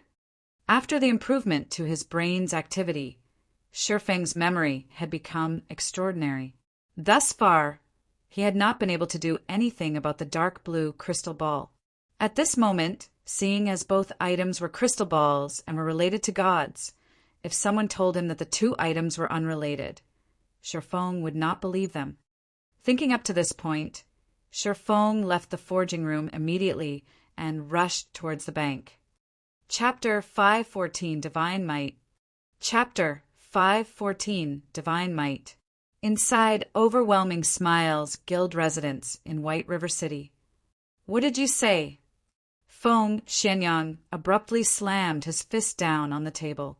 Furious, he said, "Those bastards suddenly raised their price? Do they take us for fools?" "Young master," Please calm down, the slightly chubby, middle-aged man advised. They have not raised their prices without reason, but because they have the capital to do so.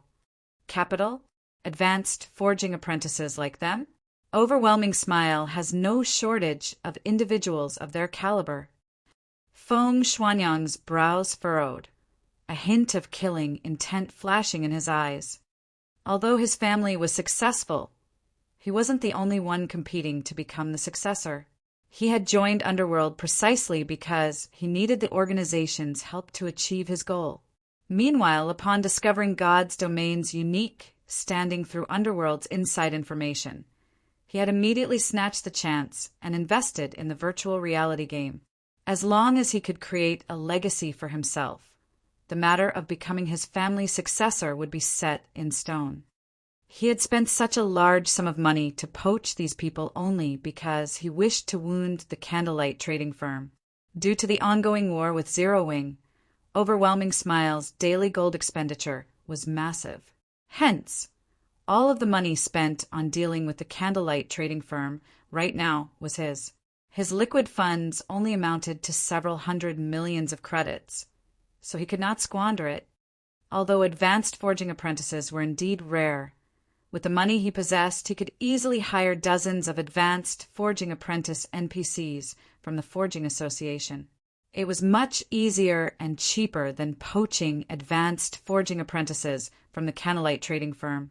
Not only did he have to offer these people high benefits, but he also had to pay an astronomical compensation fee. Moreover, even when these forgers joined him, they were useless with their lifestyle skills reset to zero. Young Master Feng, the two I mention are somewhat special. Special? Just because they are special, they dared to raise the price we have agreed upon by 3 times. Do they really consider themselves true forgers? Young Master Feng, although they are not forgers, they have recently learned a rare forging design. They can now produce lightstones. A lightstone is an item that enables players to grind and level even throughout the night. With it, players will not be limited by time. Moreover, it's quite cheap to produce lightstones, so it is a very lucrative product. Meanwhile, among the advanced forging apprentices of the Candlelight trading firm, only 3 have learned it, so naturally they raise their prices. Lightstone? There is actually such a thing? Have you confirmed how they managed to obtain its forging design? When he heard about the lightstone's function, Feng Xianyang immediately realized how massive its value was. If he could obtain the forging designs for them, he would not need to spend money to poach the Candlelight trading firm's members. He could simply rely on the lightstones to defeat the Candlelight trading firm and dominate Star Moon Kingdom's market. The Candlelight trading firm is keeping that a secret, so low-ranking members like them have no access to that information. However, I have sent someone to investigate the lightstones. Though, it would seem that the Candlelight trading firm only has a limited number of lightstone forging designs. Otherwise, they would not only allow 3 advanced forging apprentices to learn them. Moreover, I have also heard that the 3 forgers of Candlelight are not producing the lightstones, focusing on producing the basic strengthened armor kits. It is quite possible that the trading firm is too busy and has decided to allow its advanced forging apprentices to produce the lightstones instead. In other words, it is possible that Candlelight only has 3 lightstone forging designs. If we can poach 2 of them, it would be a massive blow to the trading firm. You're right. If Candlelight is allowed to produce a large amount of lightstones, they will become more difficult to deal with. Unfortunately, man's schemes are inferior to those made in heaven. Melancholic Smile, that damnable woman. She actually dared toy with this young master. Now I'll show her what pain means. I don't care what it takes, poach those 2. We'll be even better off if you can lure the last one as well. When Feng Xianyang recalled Melancholic Smile's arrogance, he could not help but laugh. Young Master Feng, rest assured, we already have those 2 in the bag. Only, the last one is rather obstinate. His price might be a lot higher than the others. In addition to Candlelight's latest contract, our expenditure this time might exceed 50 million, the middle-aged man said cautiously. After all, this was not a small sum of money. They had to spend 50 million credits just to poach 3 people, with a majority consisting of the compensation fee. Based on his initial estimates, the light stone forging design should be worth nearly 100 gold. If they poached all 3 forgers, they had to pay a compensation fee of 6,000 gold. Just do it. It will be worth it if we can drag all 3 of those forgers to our side, Feng Xinyang said as he gnashed his teeth. If he could steal both man and forging design, he would have done so in a heartbeat.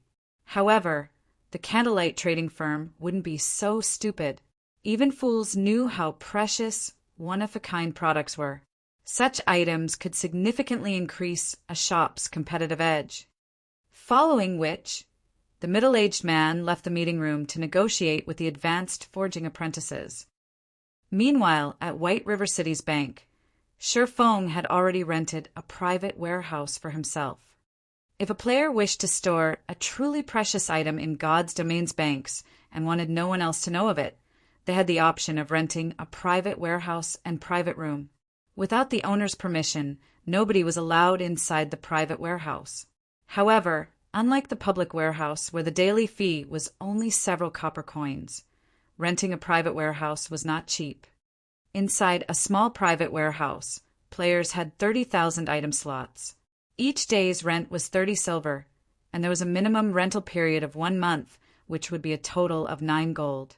There was a discount if players rented the warehouse for 3 months, but even then, they would still have to spend 25 gold. A medium private warehouse had to 100,000 item slots, and the daily fee was 1 gold coin. Renting for 1 month cost 30 gold, while renting for 3 months cost 85 gold. A large private warehouse held up to 500,000 item slots, and the daily fee was 4 gold coins. Renting for 1 month cost 120 gold, while renting for 3 months cost 350 gold. Normally, ordinary players would not rent a private warehouse at all. However, as players reached higher levels, it would become much easier to earn coins. Many players who conducted business would usually rent a private warehouse. Shi Feng had rented 2 large private warehouses without hesitation. Moreover, he had rented both for 3 months. One was for himself, while the other was for the guild. This way, Aqua Rose and the others would not have to worry about spies from other guilds while retrieving items of great importance. Such incidents had not been uncommon in God's Domain in the past. There were many guilds that had not rented a private warehouse, and as a result, other guilds had learned some of their secrets. As a precaution, Shi Feng had to rent one for the guild, no matter what. Shi Feng then entered his private warehouse.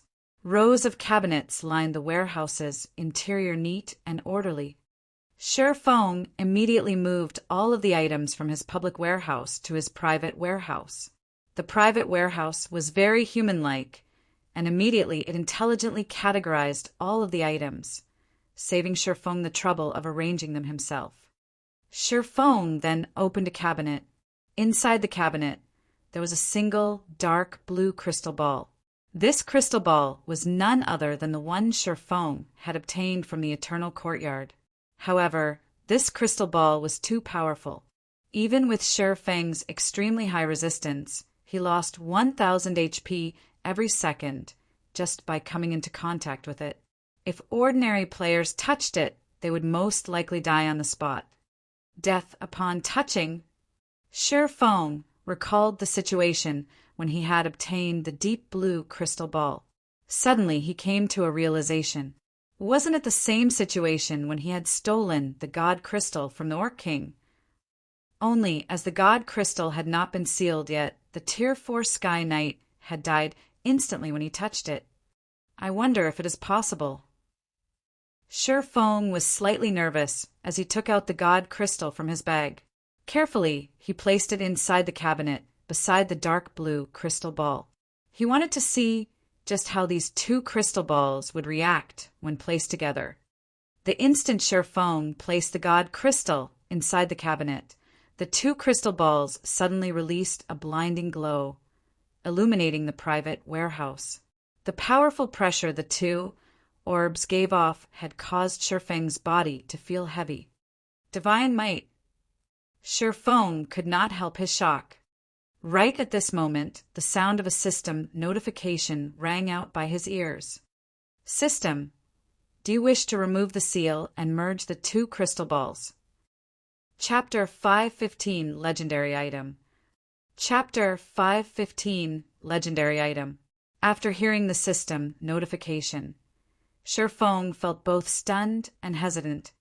Both the dark blue crystal ball he had obtained from the Eternal Courtyard and the God Crystal he had stolen from the Orc King were extraordinarily precious items. They were even more valuable than an epic item. Yet he was required to merge them. If he agreed, he would lose one of the two items. To a reincarnated soul like Shifeng, epic items were not particularly precious. As long as his team was sufficiently strong, he had plenty of ways to obtain more epic items. However, one could not obtain items above epic rank with strength alone. A certain amount of luck and opportunity were required as well. If he disagreed, he would have to look for some other way to activate the two items. Forget it, let's just go for it. Shifeng gnashed his teeth as he agreed to the merger. Suddenly, the two crystal balls transformed into two bubbles of liquid. The crystal ball Shifeng had obtained from the Eternal Courtyard transformed into a blue liquid, whereas the transparent crystal ball Shifeng had stolen from the Orc King transformed into golden liquid. The two liquids then merged, and as if they tried to devour one another, the newly formed liquid turned blue in one moment and gold in the next. Meanwhile, the divine might exuded by the both grew stronger as more time passed. Is this really a merger? Immersed in the divine might from the two liquids, Shifeng's discomfort was unbearable. After several minutes of resisting each other, the two liquids finally became one. The dark blue crystal ball from the Eternal Courtyard had emerged victorious. After merging, the shape of the crystal ball had also changed. Instead of a crystal ball, it was now a dark blue metallic cup. Countless tiny blue runes were engraved around the cup's exterior. There was also a faint purple ring of light flowing around the cup. At this moment, the cup's divine might was far stronger than the one Shifeng had felt before. So powerful! Shifeng exclaimed. He even dared to guarantee that this was the most powerful item he had ever seen. Even the fragmented legendary ranked Heavenly Dragon's Breath was far from matching this blue metallic cup. If not for this place being a private warehouse, he would have definitely caused a commotion inside the bank's hall. Meanwhile, any players caught within the blue cup's divine might would find it impossible to move. After all, if even a Tier 1 Blade Saint like himself struggled, Tier 0 players didn't have a prayer.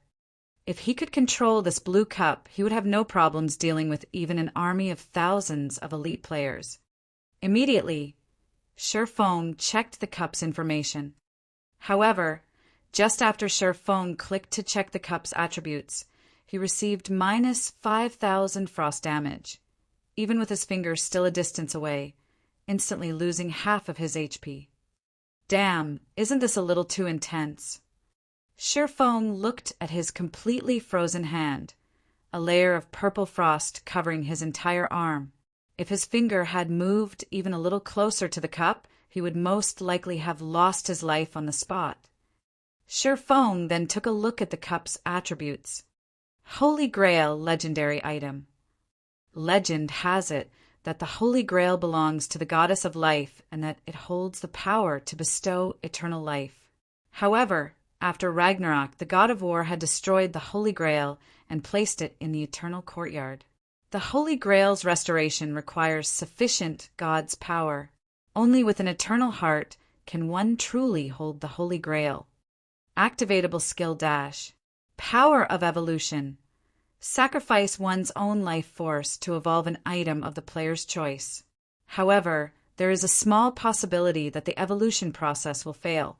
An evolved item's quality cannot exceed the fragmented legendary rank. Cooldown, 10 days. By the time Shifeng finished reading the cup's attributes, his jaw hung to the floor. Legendary item. This was the first time he had ever actually seen one.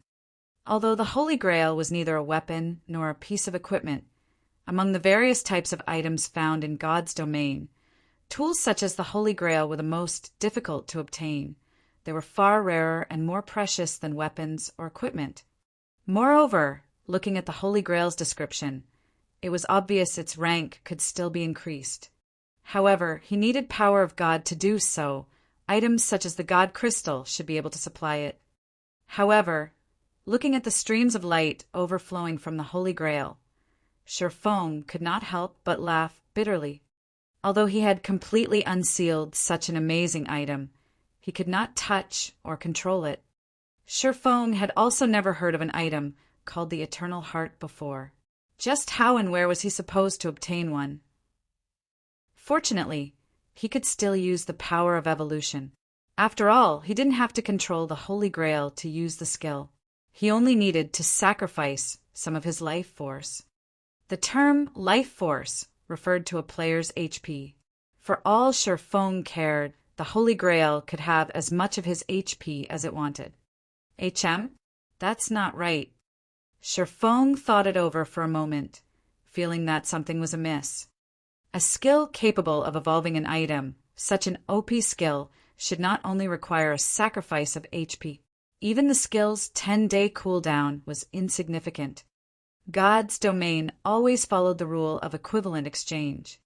However, this was obviously not an equivalent exchange. Otherwise, even if the success chance wasn't 100%, having an opportunity to obtain a fragmented legendary item once every 10 days was still astounding. Obviously, Shifeng wanted to try it. The Holy Grail had a cooldown of 10 days. If he did not activate it now, wouldn't it be a waste? Which item should I evolve? Shifeng looked through his warehouse and bag, feeling very indecisive. He only had one chance to evolve an item every 10 days. If the item he evolved now had little use to him, he would suffer a huge loss. Should I evolve the 7 Luminaries ring? Shifeng could not help but stare at the 7 Luminaries ring around his finger. As the replica of a godly relic, it was already frighteningly powerful, even at only epic rank. If the ring were upgraded to fragmented legendary rank, it would be godlike. No, Shifeng immediately shook his head. If he upgraded the ring to fragmented legendary rank, the equipment requirement would definitely soar. He wouldn't be able to equip the ring. The impact on his current strength would be painful. Moreover, Shifeng did not doubt that the success rate of evolving an item to fragmented legendary rank would be abysmally low. It would be a huge pity to waste an opportunity to evolve an item. The best choice he could make right now was to evolve a dark gold item to an epic item. With this idea, Shifeng shifted his gaze to the Purgatory Shadow. As a dark gold weapon, if he could promote it to an epic weapon, then it would increase his overall combat power significantly. At that time, even Summer Sunshine would easily suffer defeat at his hands. As the leader of a guild, however, his first and foremost priority was to increase his guild's strength. Currently, his personal strength was sufficient. Even if he became slightly stronger, it would not impact the guild. Suddenly, a streak of light flashed past Shifeng's eyes. That's right. How could I forget? There's still the Icarus's heart. Shifeng laughed. If he evolved Icarus's heart, it would help the guild tremendously. Just the meager 5 points of luck it provided had allowed him to obtain so many Tier 1 set equipment. If he could evolve Icarus's heart further, raising the luck it provided even a little, couldn't he obtain even better items? Although Icarus's heart was already capable of evolving, he needed the souls of Lord-ranked monsters to do so. Even so, based on Shifeng's estimates, he should only be able to evolve Icarus's heart to dark gold rank at maximum. After all, it was an item he got from a dark gold treasure chest. it was utterly impossible for him to obtain an epic ranked necklace. "I'll choose you." Shifeng smiled as he removed Icarus's heart from his neck. He then adjusted the 7 luminaries ring to the aura of water and activated Life Bloom, healing himself. Previously, he had received a significant amount of damage just by approaching the Holy Grail. He would have to touch it again, so he had to heal himself back to full HP. He could not afford to miss any. In a moment, Shifeng's 10,000 plus HP recovered to full. Shifeng then tapped on the touchscreen that was very close to the Holy Grail, choosing to use Power of Evolution. The instant his finger collided with the touchscreen, Shifeng lost 7,000 HP. However, Life Bloom quickly regenerated a significant amount of the missing HP. Only when he recovered to full HP did Shifeng proceed to select Icarus's heart as the target of evolution. System, are you willing to permanently lose 400 HP to evolve the Icarus's heart? Crap, that's the requirement. Shifeng could not help but curse. It was actually a permanent loss. No wonder it could allow an item evolve to a maximum of fragmented legendary rank. Chapter 516 Successful Evolution. Chapter 516 Successful Evolution. In God's domain, aside from leveling up, it was extremely difficult for players to obtain permanent attributes. Losing 400 HP, or the equivalent of 20 endurance points, would significantly weaken a player. Even Shifeng would mourn the attribute loss, let alone other players. However, despite having seen the true side of the power of evolution, Shifeng still chose to sacrifice 400 HP, albeit begrudgingly. Although 400 HP was precious, it could not beat being able to upgrade the Icarus's heart to epic rank. Moreover, Shifeng knew of several methods to increase his endurance permanently. He could easily make up for the loss he suffered now. Shifeng then clicked agree, and suddenly the strength of the Holy Grail's divine might soared. In the next moment, strands of green light flowed from Shifeng's body and into the Holy Grail. After the Holy Grail absorbed 400 HP from Shifeng, it fired a purple ray at the Icarus's heart. Immediately, the Icarus's heart released a brilliant golden glow, forcing Shifeng to shut his eyes. After the golden radiance faded, Shifeng opened his eyes and looked at the Icarus's heart, discovering that the necklace now emitted a faint purple glow. Was it a success? Shifeng was somewhat nervous as he examined the necklace's attributes. If it had failed, then he had permanently lost 400 HP for nothing. Moreover, he would also have to wait for 10 days before the next sacrifice. However, after investigating the Icarus's heart's attributes, Shifeng's tightened fists relaxed as excitement quickly overtook him. That's right, it was a success. Icarus's heart, necklace, mysterious iron rank can be evolved. Equipment requirement, all attributes, 120. Level 20, level 80, currently level 30. All attributes plus 18. Luck plus 7. Additional skill. Divine Providence temporarily increases player's luck by 25 points for 30 seconds. Cooldown 45 minutes. Evolution condition. Absorb the life force of 300 players to evolve to Secret Silver rank. 0/300. After evolving, Icarus's heart's rank had upgraded from bronze to mysterious iron. The luck it provided had increased from 5 points to 7 points. Aside from that, Divine Providence's cooldown had decreased from 1 hour to 45 minutes. This would save Shifeng a lot of time. However, the best improvement by far was the change to the evolution conditions. Originally, the Icarus's heart required Shifeng to kill Lord-ranked monsters. Moreover, it required 100 kills. Lords were extremely rare, and Shifeng would have to waste a lot of time to kill 100. Now that the conditions had been adjusted, Shifeng only needed to kill 300 players and absorb their life force instead. A lord was very difficult to find, but players crowded the streets. As long as Sherfong worked hard, he could upgrade Icarus's heart to epic rank very quickly. At that time, he would gain massive profits from opening the Twilight treasure chests. At the thought, Sherfong could not help but grow restless. If not for the ongoing war with Overwhelming Smile, he would have struggled to find opponents. Now, however, his target was clear. He would use Overwhelming Smile's players as sacrifices for the Icarus's heart. Now that Overwhelming Smile's White River City branch has been defeated, it won't be easy to find large groups of players. I might as well make a trip to Maple City and have a look at the situation there. After some consideration, Sherfong felt that Maple City was the best location to take action. Overwhelming Smile had already become Maple City's overlord. The Overwhelming Smile members there had nothing to fear within the region of Maple City. It would be far easier for Sherfong to find targets there than in White River City. Sherfong then slipped the Icarus's heart over his head and headed for White River City's teleportation hall. Sherfong very much looked forward to upgrading the Icarus's heart to epic rank. Not even the night in God's domain could hinder Sherfeng's yearning. The sooner he upgraded the necklace to epic rank, the sooner he could obtain better items from the Twilight treasure chests. One could obtain even epic items from the Twilight treasure chests. If he could get his hands on several epic items, he could help the guild tremendously. Naturally, he would upgrade it sooner rather than later. As for the matter regarding the Lightstones, he fully trusted Melancholic Smile's capabilities.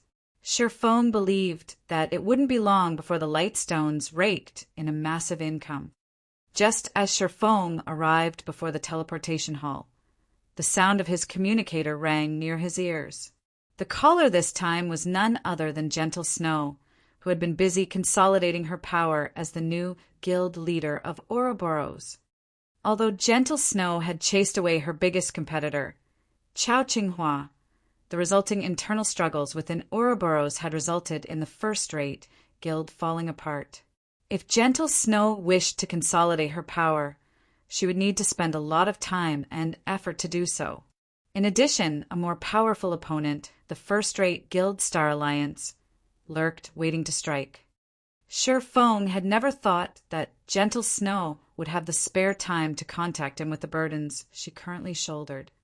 Guild Leader Blackflame, may I ask if you have the time to speak right now? In the video call, Gentle Snow still wore the calm and elegant smile she usually displayed. She looked like a goddess that was high above mortals. It felt as if she were in control of everything. However, though she appeared completely fine on the surface, her act did not deceive Sherfong. He could feel that Gentle Snow had grown frilier than before, seeing a superwoman like Gentle Snow so exhausted. One could just imagine how terrible Ouroboros' current situation was. However, giving the situation some thought, Sherfong felt that such an outcome was expected. Gentle Snow had just taken control of Ouroboros. The number of people she could trust was limited. Meanwhile, after ruling Ouroboros for so many years, Chao Qinghua would not give up so easily after being kicked out of his position. In addition to a great enemy like the Star Alliance threatening the guild, it would be very difficult for Gentle Snow to cope. Miss Snow, there is no need to mince words. Our guilds are allies, so feel free to speak your mind. Sherfong spoke candidly. Gentle Snow revealed a bitter smile on her pure and delicate face upon hearing Sherfeng's words. Guild Leader Blackflame's senses are as sharp as always. I'll speak openly then. I'm calling about the candlelight trading firm that suddenly appeared on one of Star Moon City's golden lands and the candlelight trading firms in White River City. I can't think of anyone in the entire Star Moon Kingdom other than you who is capable of launching such firms. That's right, I am indeed the founder. Sherfong did not try to hide it. To begin with, he had no need to do so. He had spoken with Gentle Snow about his plans to establish a lifestyle guild long ago. Back then, He had hoped to utilize Ouroboros' fame to promote his trading firm. Even without Gentle Snow's call today, he had prepared to seek her help to promote the Candlelight trading firm at an appropriate time. As a first-rate guild, Ouroboros had a large number of members scattered across Starmoon Kingdom. Practically every major city in Starmoon Kingdom housed the guild's members. There were even branches in other kingdoms. If the guild helped with promotion, the Candlelight trading firm's business would flourish. However, the supply of basic strengthened armor kits simply could not meet the demand. Even if Ouroboros promoted the firm right now, it would not significantly increase the firm's income. Hence, Feng had decided to hold off on seeking Gentle Snow's help for the moment. Excellent, this will make things easy. I want to invest into the Candlelight trading firm. I don't want a lot of shares. 20% will do. Naturally, I will compensate you appropriately. The compensation will include 30% of Ouroboros' shares, as well as funds, channels, and materials, which will allow the trading firm to develop quickly. What do you think of my offer? Chapter 517, Fate Makes Fools of the People. Chapter 517, Fate Makes Fools of the People. One had to admit that Gentle Snow's proposal was tempting. Even Zhao Yueru and the elders of Ouroboros standing beside Gentle Snow were shocked by her offer. After all was said and done, Ouroboros was a bona fide first-rate guild and possessed a massive fortune. The guild had only achieved its current status after striving for many years. Although the guild's internal struggles were serious, the guild itself was still frighteningly strong. Second-rate guilds were still no match for it. Yet, just for 20% of the shares of a trading firm, Gentle Snow actually intended to trade 30% of Ouroboros' shares for 20% of the trading firm, in addition to providing various funds and channels. This decision was simply insane. Snow, have you gone mad? You only hold 50% of Ouroboros' shares right now, yet you're actually going to give Black Flame 30%? What will you do if Black Flame joins hands with Chao Chenghua? Zhao Yueru persuaded her friend softly. Although Zhao Yueru trusted Black Flame, 30% of Ouroboros' shares was simply too important. If utilized properly, Gentle Snow could easily persuade more of the guild's elders to her side. That way, Chao Chenghua would not be able to impact the guild so easily. Utilizing the guild shares to boost Gentle Snow's strength and solidify the guild was far more valuable than obtaining 20% of the Candlelight trading firm's shares. That's right, young Madam Snow. You have to consider this carefully.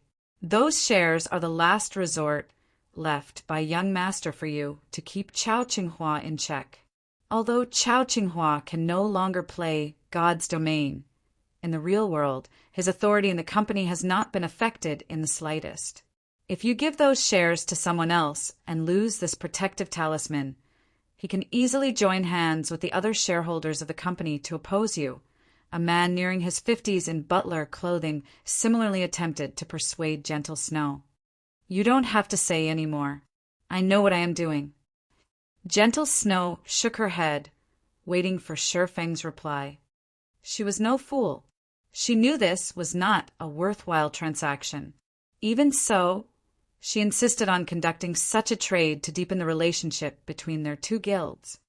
Although she was the guild leader of Ouroboros and one of the major shareholders of the company, neither her authority nor her words were of any use. Unfortunately, although she had tried to nurture plenty of people herself, there were too few capable personnel under her command. It was especially true for experts in God's domain. Chao Chenghua had managed Ouroboros for many years now, so he had previously had the time and resources to nurture plenty of experts.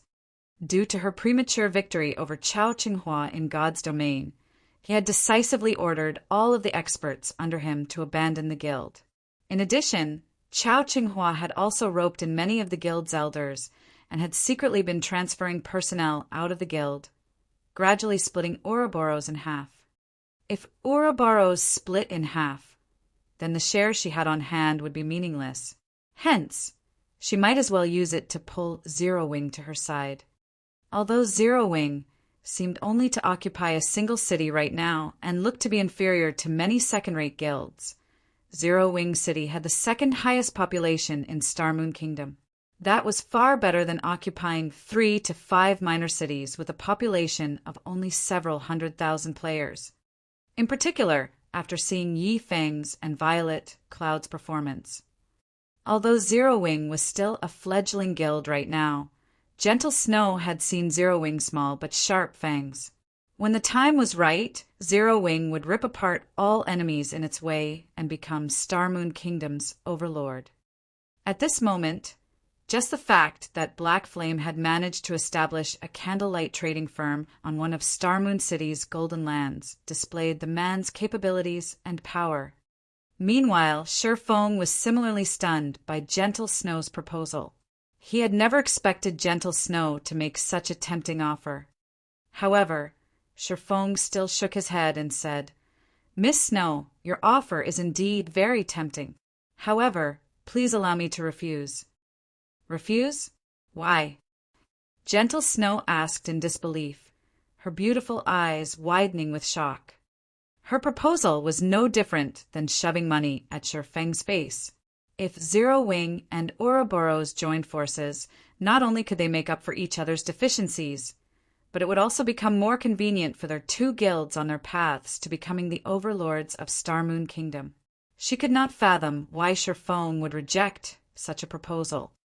"As I understand it, I know that you hope to deal with Ouroboros' internal problems quickly, but I do not want Zero Wing to get mixed up in the internal struggles of other guilds," Shifeng explained. "However, I have another proposal that Miss Snow might be interested in." "Another proposal?" Gentle Snow could not help but ask curiously. "It's very simple. Miss Snow simply needs to bring Ouroboros' members into Zero Wing. I can give Miss Snow 15% of Zero Wing shares." Although Shifeng's voice was utterly calm, his words were astoundingly shocking. "Are you trying to annex Ouroboros?" Gentle Snow said, slightly indignant. Ouroboros did not belong to her entirely. Originally, it should have been her brother's.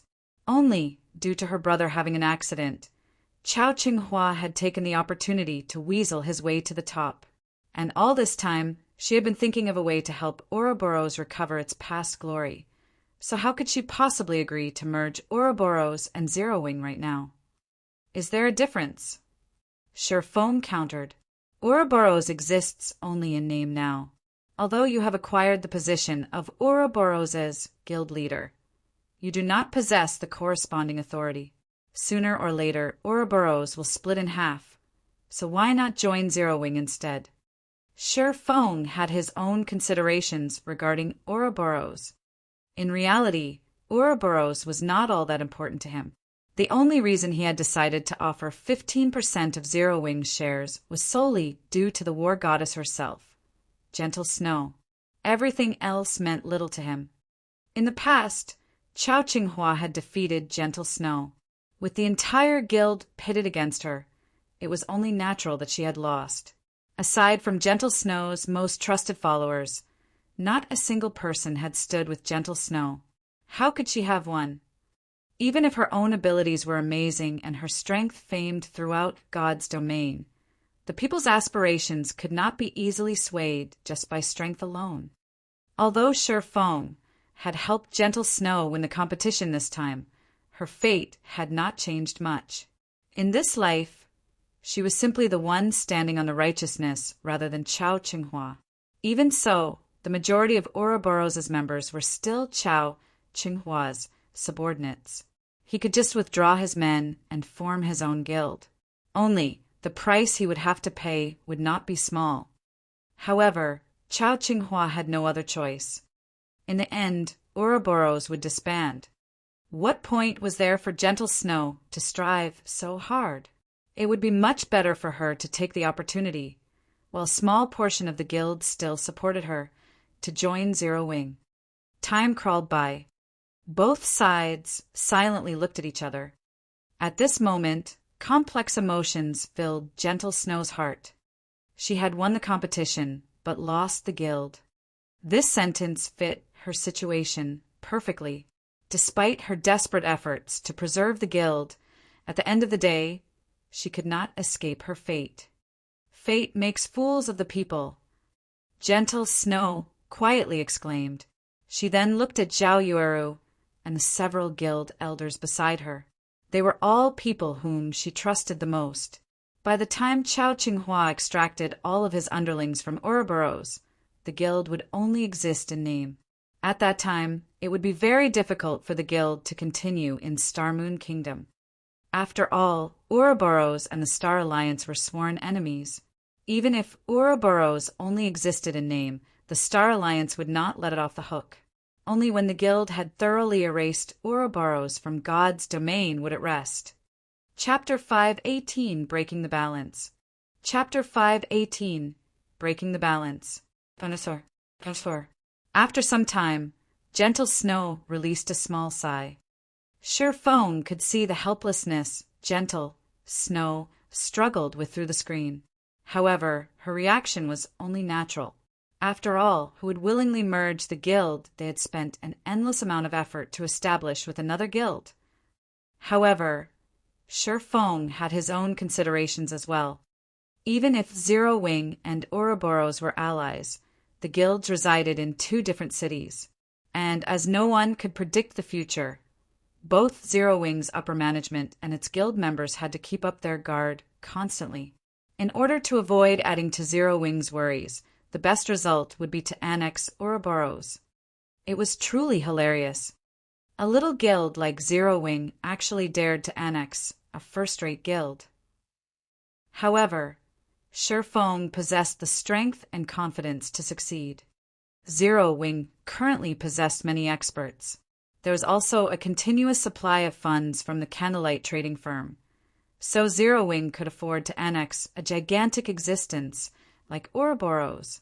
Moreover, after receiving Ouroboros' trade channels, the Candlelight trading firm could profit further.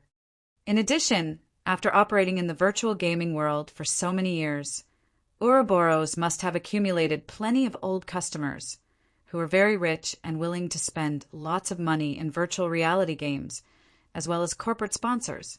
Otherwise, the guild would not have such an impressive income. Zero Wing Workshop was currently still developing their customer base. If the workshop could claim Ouroboros' old customers, it could very quickly earn large sums of credits.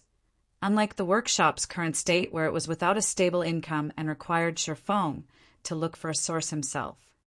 Guild leader Black Flame, I need some time to consider this matter, Gentle Snow said after calming down. Since Guild leader Black Flame has no intentions of selling the Candlelight trading firm's shares, may I purchase some coins from you? Although there were plenty of people selling their coins on the virtual trade center, the available volume was very small. Moreover, every other guild in the game was also attempting to purchase coins in bulk, making it practically impossible to purchase large sums. Thus, Ouroboros could only rely on its own money farming teams to cover the guild's daily expenses. Miss Snow, you should know how tight the various guilds are for coins right now. However, if you're only interested in purchasing a small sum, there should be no issues. May I know how much you are looking to buy? Sure Phone asked. Although he had spent quite a lot of money already, both the Star Streak trading firm and the Candlelight trading firm provided him with a significant daily income. He could easily sell 1,000 or 2,000 gold. I don't want much. 5,000 gold will do, Gentle Snow stated after giving the matter some thought. I can transfer 50 million credits for them immediately. With 5,000 gold, she should barely be able to stabilize Ouroboros' current situation. If she established a guild residence and gave the guild member some hope, it would make it more difficult for Chao Qinghua to lure players away. 5,000? Miss Snow, you think too highly of me. Sure Phone smiled bitterly. How about this? I can sell you 2,000 gold at market price. However, I will require Ouroboros' help to purchase a few plots of land in Star Moon Kingdom's top 10 cities and to promote the Candlelight trading firm. Coin's market value constantly depreciated. Currently, one gold coin was worth about 6,000 credits. One could roughly purchase a piece of level 25 mysterious iron equipment or level 20 secret silver equipment with that kind of money. Gentle Snow's offer to purchase 5,000 gold at 50 million credits was far above market value. However, even if she had 50 million credits, she couldn't even purchase 4,000 gold, much less 5,000. Otherwise, those corporate giants would have long since bought up all the available lands in major cities. One could say that coins were at their peak value right now. If one could purchase a good plot of land now, they could earn back the money spent by 10 or even dozens of times. These massive corporations naturally would not hold back from spending their credits. Unfortunately, such a thing was simply not possible. 2,000 gold? Gentle Snow was immediately stunned. Before, she had only mentioned 5,000 gold with intention of probing Zero Wing's bottom line. Throughout God's domain, there was not a single guild that was capable of revealing 5,000 gold. Yet Sherfong had just casually mentioned that he would sell her 2,000 gold. 2,000 gold. In order to acquire so much money, she would have to spend several days relentlessly trying to purchase coins and draft the guild's money-farming teams and her confidants. On the other hand, even after purchasing so many golden lands, Sherfong could still afford to sell 2,000 gold. His financial prowess was unmatched. Is it not enough? Sherfong pondered for a moment before saying, I can offer you 3,000 gold at most. If it is still not enough, you will have to look for other avenues yourself. Gentle Snow had helped him plenty of times, so he would not kick her while she was down. He would help her to the best of his abilities, so long as it was within his capability. Although he had a lot of money, he needed that money to purchase lands and set up shops in other cities. Besides that, he also needed to leave some for the guild in case of emergencies. Thanks, I'll transfer the money to you right away, Gentle Snow said, inwardly feeling overjoyed. With 3,000 gold in addition to the 2,000 gold she currently had on hand, she would have enough to purchase a plot of land and establish Ouroboros's guild residence, as well as maintain the guild's daily expenses. This way, Chao Qinghua would find it far more difficult to tear the guild. After Sherfong sold 3,000 gold to Gentle Snow through the virtual trade center, he then teleported to Maple City. Maple City was also considered a major city in Star Moon Kingdom's eastern region. The city had nearly 1 million players. This was also one of the reasons that many people had an optimistic opinion of Overwhelming Smile. Aside from a few small guilds, Overwhelming Smile was the only large guild residing in the city. It had already chased any major competition out of Maple City. One could say that Overwhelming Smile had fortified itself in Maple City. It would be very difficult for other guilds to cause even the slightest bit of trouble here.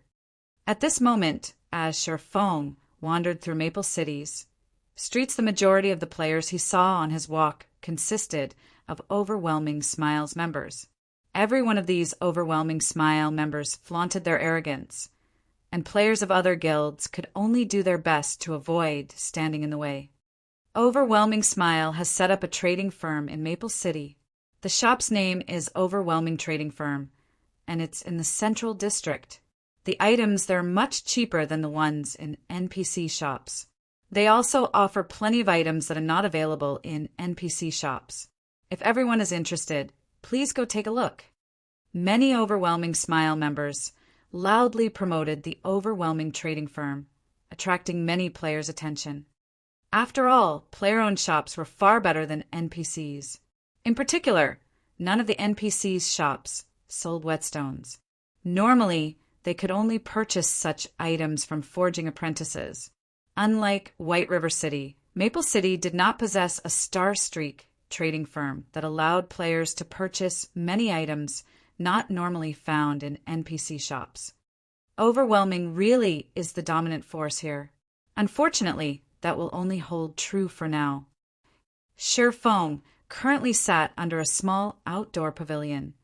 sipping wine as he observed the lively streets of Maple City. In a moment, a middle-aged man close to his 40s arrived before Sherfong. Respectfully, he said, "Hello, Guild Leader Black Flame. My name is Liang Qin. Guild Leader Snow has sent me to you. Here is the agreement stating that I will purchase land on your behalf. Please look through it. Thank you for your efforts." Sherfong received the agreement and gave it a quick glance.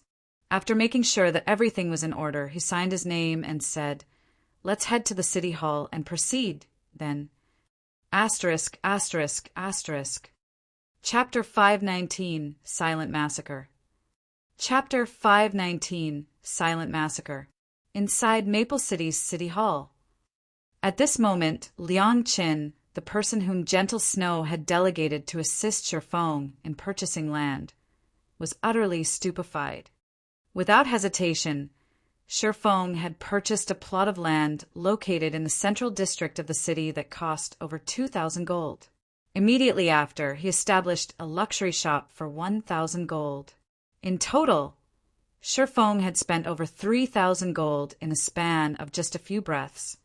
Liang Chen was someone whom Gentle Snow trusted absolutely, so she had already shared her knowledge regarding Sherfong. Hence, Liang Chen knew that Sherfong had sold Gentle Snow 3,000 gold not long ago. Otherwise, he would not have exposed the fact that he already had enough reputation in Maple City to become a baron. Although Maple City was not as good as White River City, the number of players who had reached the reputation of a baron was still extremely low. There should only be 2 or 3 such players throughout Maple City right now. Previously, Sherfong had spent 3,000 gold. Now, he had spent over 3,000 gold once again. This level of wealth far surpassed Ouroboros. With such financial prowess, who could possibly challenge Zero Wing in a war of attrition? Only now did Liang Qin finally realize why Overwhelming Smile, a guild that had managed to dominate Maple City, had failed to defeat Zero Wing, and why Zero Wing was publicly acknowledged as White River City's #1 guild.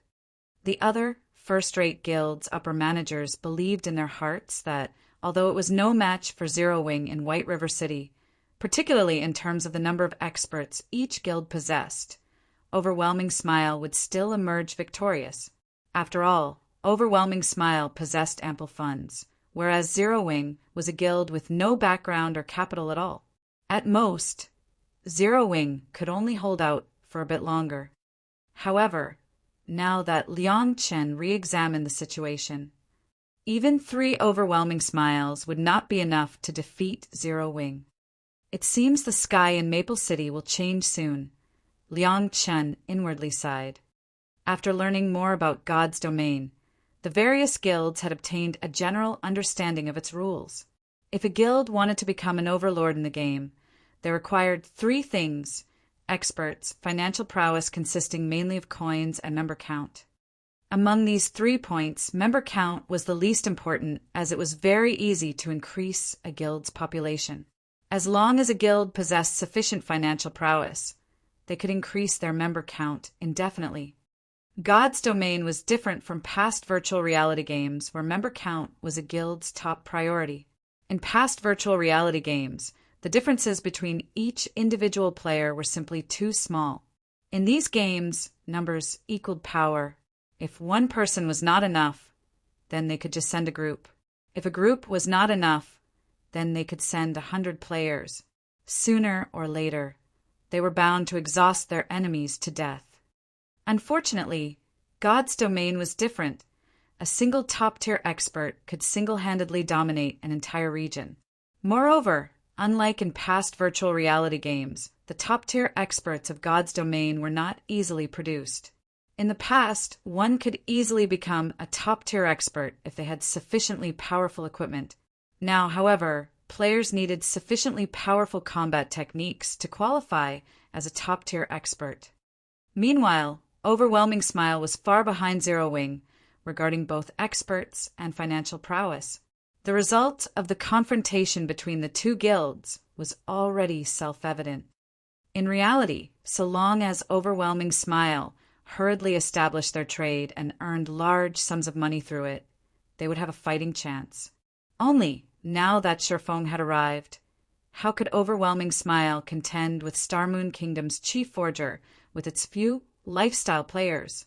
Moreover, the Candlelight trading firm possessed 3 bona fide forgers. They were several times more powerful than advanced forging apprentices. The Candlelight trading firm also possessed the tactical weapon known as the Basic Strengthened Armor Kits. Simply put, Overwhelming Smile stood no chance of victory whatsoever. After Sherfong obtained some information regarding Maple City from Liangqin, he hurried towards the city's teleportation hall. From the information Liangqin had given him, Sherfong basically knew all of Overwhelming Smile's elite members' preferred grinding locations. He could use this chance to sacrifice these players to the Icarus's heart. Guild's elite members were different from ordinary players. When night arrived, ordinary players would usually return to their respective cities to rest or log out of the game, whereas elite players would continue leveling out in the fields.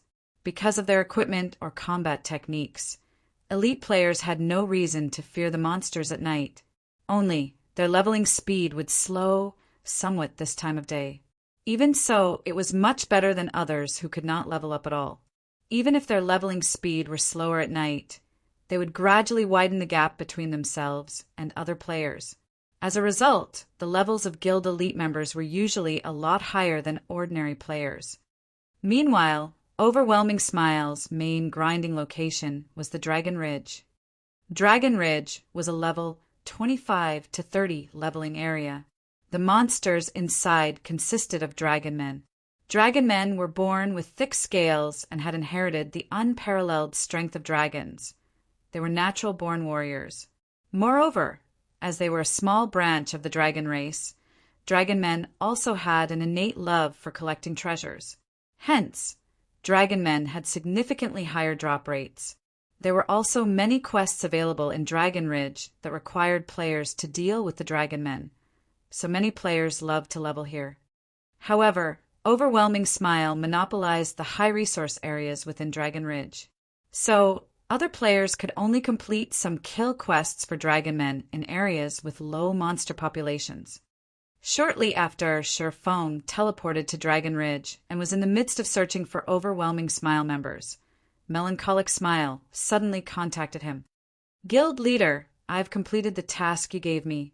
Sure enough, they tried to steal all 3 advanced forging apprentices who have learned the Lightstone forging design, regardless of cost. In the end, all 3 defected, Melancholic Smile said excitedly. With all 3 advanced forging apprentices poached, that meant the firm had received the compensation for 3 Lightstone forging designs. They had earned nearly 50 million credits. Just like that. As for the loss of the 3 advanced forging apprentices, Melancholic Smile was utterly unaffected. After the Candlelight trading firm had developed itself, the benefits it provided its members were extremely good. The firm's forgers also received an unlimited supply of materials. As long as they worked hard, they could earn a lot of money. Hence, many forging apprentices had arrived to apply to the firm.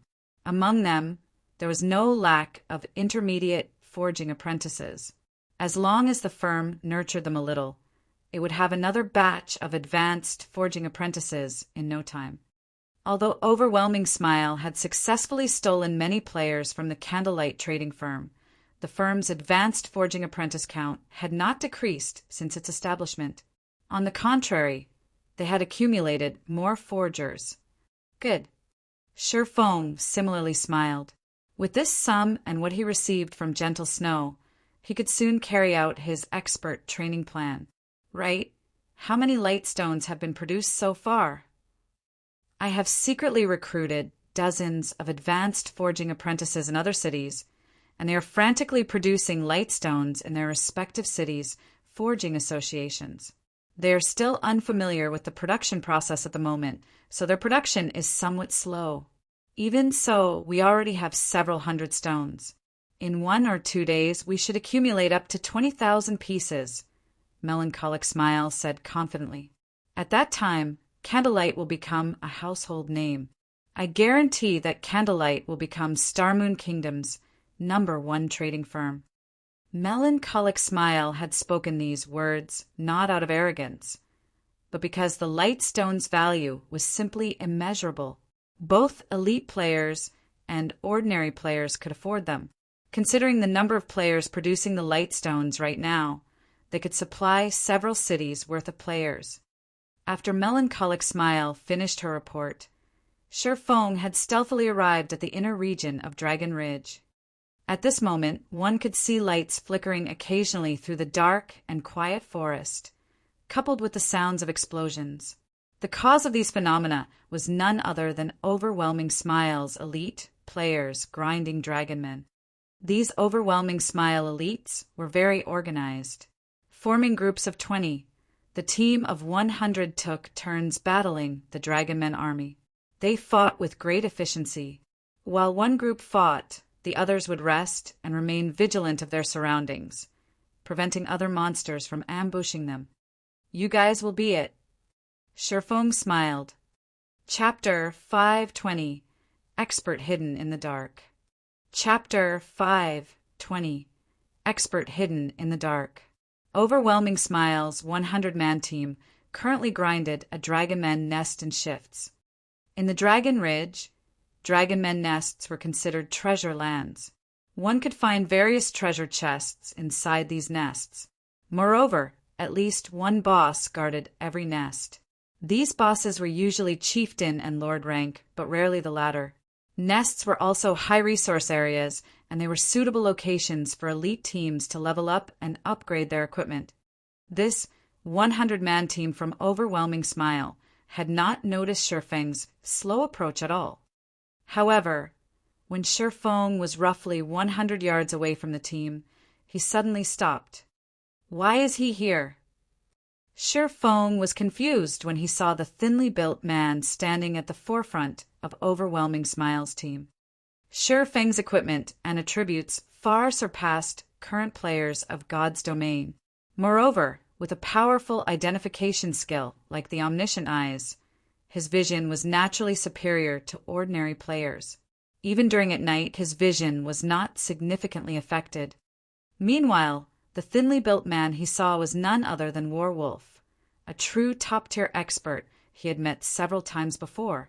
At this moment, Warwolf was already a level 27 Tier 1 Shield Warrior.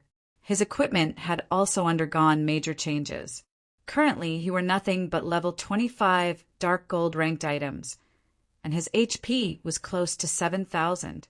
Compared to Zero Wing's Chief MT, Cola, Warwolf was only slightly inferior. However, the most significant change about the man would have to be the guild emblem on his chest. Shifeng had once attempted to recruit Warwolf to Zero Wing. However, the latter had expressed his dislike of being bound by a guild, so Shifeng had given up. Yet now, not only had Warwolf joined a guild, but the guild he had joined was also Overwhelming Smile. How could this not shock Shifeng? No wonder Overwhelming Smile's dungeon raiding progress in Maple City is so fast. It turns out that they have his help. Shifeng came to a realization. He had personally witnessed how skilled Warwolf was. With the help of the Tier 1 Shield Warrior, Overwhelming Smile would not need long to clear a team dungeon.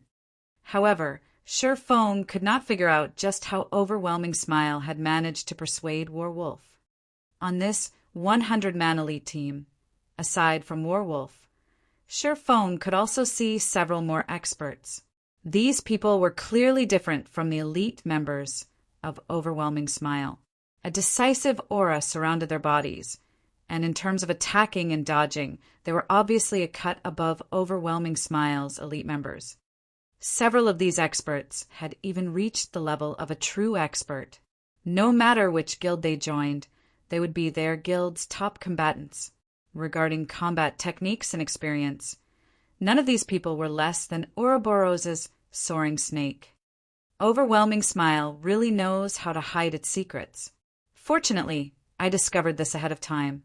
If these people gradually accumulate their power in the dark, they will become a vicious threat to Zero Wing in the future. After watching for some time, Shifeng discovered that there were 7 true experts in this 100-man team. Including Warwolf, there were 8. Not even Zero Wing possessed so many true experts. Although the 7 others were inferior to Warwolf, they were most likely stronger than Kola and the 5 demon generals. Only Flying Shadow of the 5 demon generals was close to being a match for these 7 experts. If it really came down to a battle, if Flying Shadow did not possess the advantage in attributes, he would not last against any of these experts. The only ones who could contend with these 7 people were Fire Dance, Aqua Rose, and Violet Cloud. Of course, regarding growth potential, Kola alone was already far above these 7 people, not to mention Aqua Rose and Violet Cloud, who had the potential to reach God tier. In God's domain, every peerless expert capable of reaching God tier was an extraordinary existence. Experts who had only touched on the refinement realm stood no chance against them. Furthermore, these experts' combat techniques resembled Warwolf's. It was clear that they had only achieved the skill they had today after training with Warwolf for many years. Meanwhile, Kola, Fire Dance, Flying Shadow, and the others were only ordinary people. In the past, they had to rely on themselves and undergo countless trials and errors to attain what they had. The number of experts in God's domain is limitless. I really can't afford to take things lightly. After seeing these experts, Shifeng suddenly felt that he was too negligent. The world's population was massive. Adding to the fact that this was an era of technology and humanity as a whole focused on physical fitness, there were countless capable people throughout the world. Even though he had been the guild leader of a second-rate guild in the past, he had only seen a small fraction of God's domain. He was just a frog at the bottom of a well. There were still plenty of secrets about God's domain that a minor character like him was not qualified to see. Take Warwolf, for example. In the past, Shifeng had never once heard of the man before.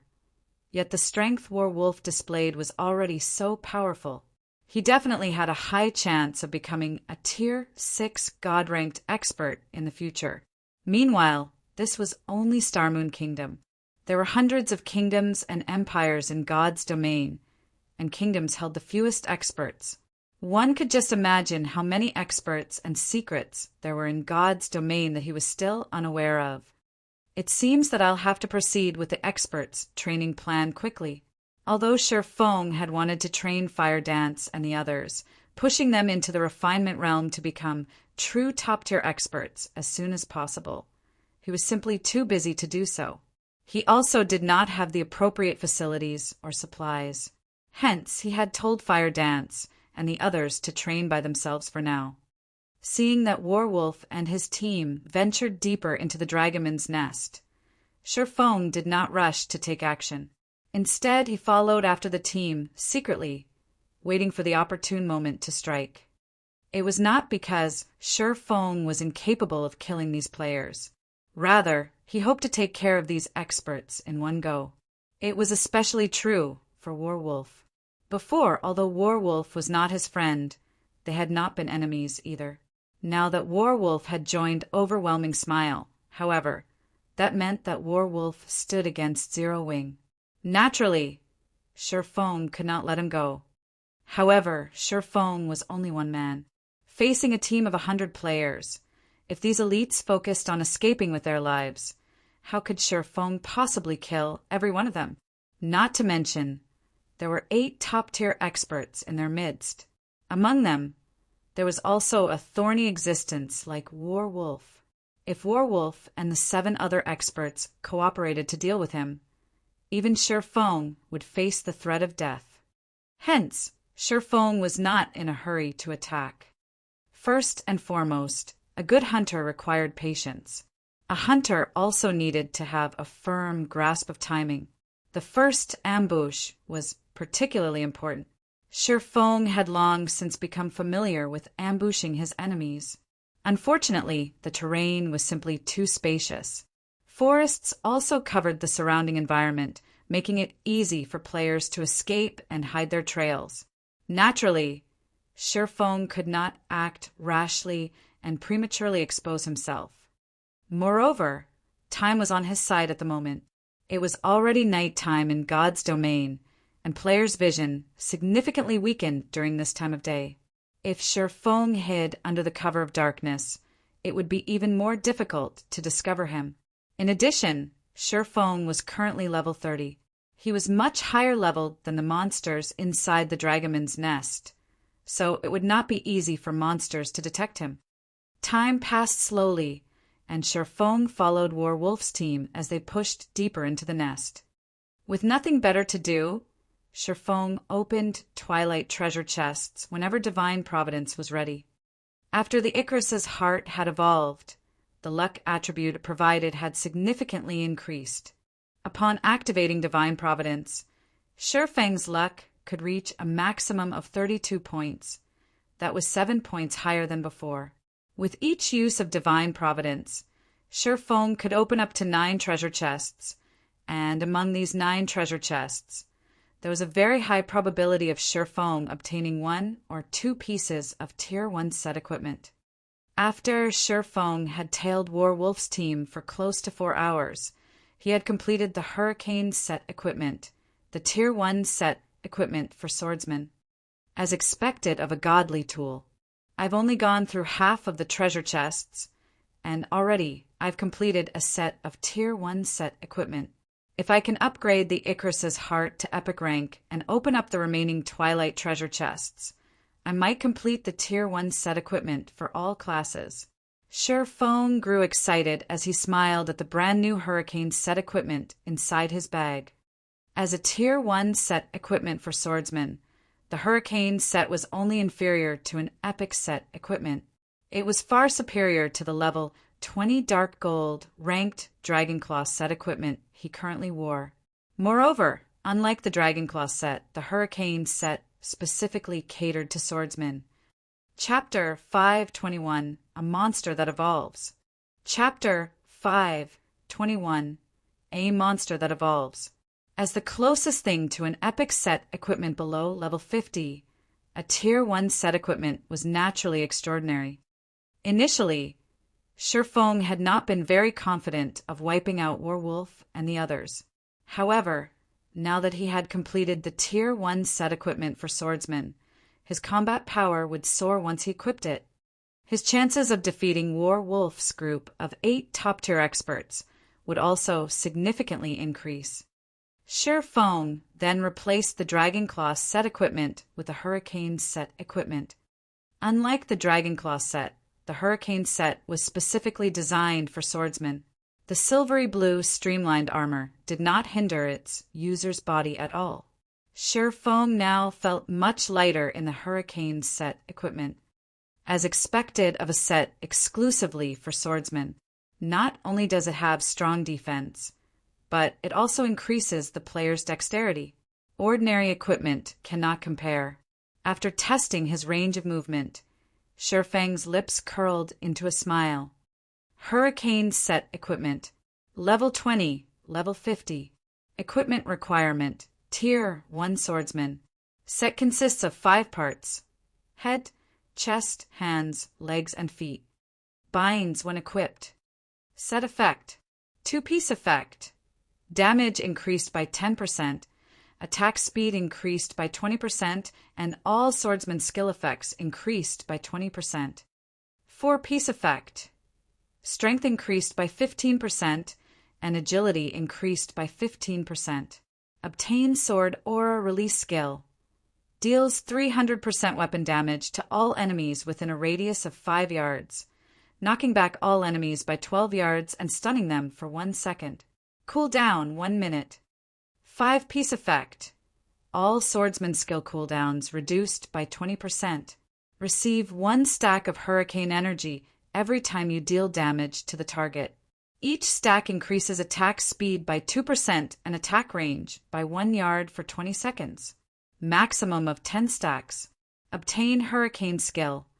Deals 200% plus 30% asterisk number of hurricane energy stacks. Weapon damage in a cone to enemies within a range of 20 yards and lifts all targets struck into the air, preventing movement for 5 seconds. Cooldown 10 minutes. With the set's basic attributes, Shifeng's strength finally broke past the 500-point threshold even without entering a berserk state. His agility also passed 600 points. Regarding movement speed and attack speed, Shifeng was confident he would not lose to any player unless said player wore an epic set equipment. Moreover, even if they wore an epic set equipment, it was not necessarily better than the Hurricane's set equipment. Once equipment reached dark gold rank or above, it would undergo a unique transformation. This transformation was not reflected in the equipment's information. Rather, the set provided a hidden advantage. This advantage came in the form of the equipment's compatibility with a player's movements. It was similar to how a person would find it uncomfortable wearing shoes and clothing that did not fit. Every class and player had different movement habits. Ordinary equipment was standardized, not adapting to a player's movement habits, and was somewhat inconvenient for a player. Although the inconvenience might seem negligible to ordinary players, to experts, this inconvenience was like having a nail in their shoe. It would cause their movements to become awkward and significantly affect their performances. A Tier 1 set equipment's quality was higher than dark gold. Hence, in the system settings, the set equipment would adjust to fit the player's class movement habits. Currently, Shifeng felt as if the nail that had been inside his shoe was finally gone. He could now move unhindered. Following which, Shifeng resumed his wait in the shadows. Warwolf and the others were already close to the heart of the Dragonman's nest. The terrain was narrow with mountains looming on each side. The team could only advance or retreat. There was no third option. This place was the best location to set up an ambush. Boss Wolf, I've already scouted ahead. Aside from some elite dragonmen, there aren't any traps or mechanisms throughout the path towards the heart of the nest. However, the boss guarding the treasure is a level 30 lord. Moreover, it leans towards magical type, so it will be somewhat difficult to deal with. A Tier 1 assassin in black named Shadowless Rat reported. A magical type? Warwolf, who had a sickly complexion, frowned slightly. Magical type bosses usually possessed many AoE skills and had a variety of attack patterns. However, the most frightening aspect of such bosses was their ability to instant kill players. They were different from physical type bosses that could be contained using a variety of methods. The biggest difference between physical type attacks and magical type attacks was that physical type attacks were normally very straightforward. They did not have any compound attack patterns. Although physical attacks were a lot faster, it would not be a problem if one reacted quickly and defended against the attack. On the other hand, magical attacks were usually compounded. Because of this, these attacks could easily instant-kill players. In the past virtual reality games, monsters' attack patterns were monotonous, unlike the monsters in God's Domain, whose attack patterns were very realistic. Moreover, with the increase in level, monsters' attack patterns would also evolve, transforming from the initial monotonous attack patterns to the current compound attack patterns. In other words, players had to guard more than one area, possibly up to 5 or 6. Most ordinary players already struggled to defend against single fold attacks, much less two-fold attacks. The simplest example of a two-fold attack was an attack that came in tandem. In a panic, there was a high chance that both attacks would strike ordinary players. They would have to train rigorously to avoid such tandem attacks. Meanwhile, although the members of the various large guilds had killed plenty of monsters with compound attack patterns only began appearing after level 25. Hence, a majority of players would usually suffer the first time they encountered such monsters. Against a boss, even team wipes were common. Let's take a look at it first before coming up with a strategy, Warwolf said. Warwolf then led his team and advanced towards the Lord-ranked boss quickly, killing everything in their path. Magic Eye Dragonman, Lord rank. Level 30, HP 1 600 000/1 600 000. As an area boss, the Magic Eye Dragonman's HP changed according to the number of players in its area of influence. The minimum limit was 20 players, and if there were more than 20 players within range, its HP would increase accordingly. In other words, having more players wasn't necessarily an advantage. The moment Werewolf's team of 100 stepped into the Magic-Eyed Dragoman's area of influence, the Magic-Eyed Dragoman's HP instantly increased to 8 million. Shadowless Rat, the 19 of you will stay with me. Everyone else, leave the Magic-Eyed Dragoman's area of influence. Werewolf immediately commanded upon seeing the boss's HP increase. Facing such a boss, having more people would only increase the team's burden. Their team had 8 experts who could easily deal with compound attacks, while the other 12 were veteran gamers who could deal with compound attacks relatively well. By forming a team of 20 players like this, they could deal with the Magic-Eyed Dragonman as easily as dealing with an ordinary lord. Very quickly, the others left the Magic-Eyed Dragonman's area of influence, hiding in a corner and watching quietly. Once the 80 players left the area, the Magic-Eyed Dragonman's HP returned to 1,600,000. Okay, I'll go first. Everyone else, be careful of its aggro. Saying so, Werewolf dashed forward, charging at the Magic-Eyed Dragonman who had a pitch-black tail and was covered in scales. When the Magic-Eyed Dragonman caught sight of the shield warrior charging at it, it activated Rapid Charge and arrived before Werewolf, swinging its hammer fiercely down on the intruder. As it swung down its warhammer, a massive black eyeball appeared above the Magic-Eyed Dragonman's head, silently firing multiple black rays at Werewolf. Boom! When the massive hammer the size of a small car landed, even the ground shook.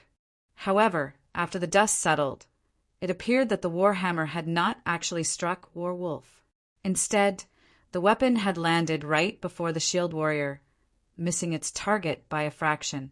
As for the black rays, they had also failed to damage Werewolf as they only brushed past his body. Immediately after, Werewolf swung his sword. Second acceleration. Although Werewolf's sword seemed slow, while the weapon was in mid-swing, it suddenly vanished. Unknown as to when it happened, Werewolf's sword had struck the Magic-Eyed Dragonman, causing over -400 damage to the Lord. Following which, Werewolf and the others began to bombard the Lord with attacks. For a time, attacks flew back and forth, the extraordinarily intense battle shocking the overwhelming Smile members, who watched from a distance. If they recorded this battle, they could enjoy it like watching a sci-fi movie. It's time. Sherfone, who had waited for a long time, revealed a faint smile. At this moment, Sherfone downed a bottle of Haunted and activated the Ring of Nothingness. Upon entering a state of nothingness, he charged forward. Chapter 522, 1 hit. Chapter 522, 1 hit. While Werewolf's team of 20 cautiously faced off against the Magic-Eyed Dragonman, the other overwhelming Smile members watched excitedly, hoping to learn Werewolf and his team's techniques. They yearned to become one of those 20 players on the team and were enchanted by the battle. They paid no attention whatsoever to their surroundings. It was not because they were foolish, but because overwhelming Smile's prestige in Maple City made them untouchable. No one would dare to provoke them. Furthermore, it was currently nighttime, and there were fewer players out in the field grinding and leveling up. Even if someone were plotting against them, they had so many players on their team. There were even top-tier experts in their midst. They had no reason to fear anyone. Boss Wolf is really amazing. Despite facing so many magical attacks, he has not once received any magical damage from the boss. I know, right? If I had just half of Boss Wolf's abilities, I could easily become the chief MT of other first-rate guilds. Half? In my opinion, 1/3 would be enough to become the chief MT of Starmoon Kingdom. Didn't you see how Boss Werewolf tanked the final boss of a 20-man Hell Mode team dungeon all by himself? Even when the previous 2 MTs had all of the healers on them, the final boss still took them out easily. Meanwhile, after Boss Werewolf arrived, he tanked the boss all by himself and only required one healer to keep him alive. My jaw nearly hit the ground. When the spectating crowd spoke about Werewolf, admiration for the Shield Warrior filled their hearts. Due to Werewolf's appearance, the 20-man Hell Mode team dungeons that had previously given Overwhelming Smile a headache had become very easy to raid. If not for the 50-man large-scale team dungeons having too high of a requirement, Overwhelming Smile would have long since obtained the first clear. Why does it suddenly feel hot? Hot? Now that you mention it, you're right. Isn't it nighttime right now? Several players began to glance around, searching for the source of the sudden heat. However, they had not noticed anything in particular. "Wait, above us!" a vigilant assassin shouted as he pointed towards the sky. Immediately, everyone shifted their gazes upward, only to find an endless stream of fire-type mana gathering above their heads, condensing into a fire that rained down on them. Meanwhile, a spinning wall of flames had appeared around them. The ground beneath their feet also began to boil. This phenomenon was none other than Shifeng's firestorm.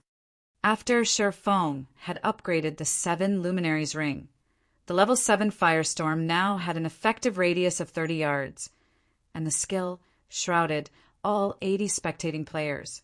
Before Overwhelming Smile's elites could react, a damage of over minus 10,000 points appeared above each of their heads. Werewolf had the highest HP in Overwhelming Smile, yet even he only had close to 7,000 HP. After a storm of flames swept through the crowd, silence permeated the area. All 80 members of Overwhelming Smile had been reduced to ash.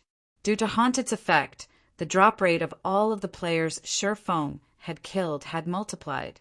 Moreover, due to Shifeng absorbing their immortal souls, not only had these players lost their levels and equipment, but they were also barred from logging into God's domain for a long period. Good. Only you guys are left. Hiding a short distance away, Shifeng revealed a satisfied smile. This was the fearsome aspect of large-scale destruction spells. In the past, there had been a saying in God's domain. One would rather incur the ire of a god-tier assassin rather than provoke a player with large-scale destruction spells. God-tier assassins were only powerful against individual players.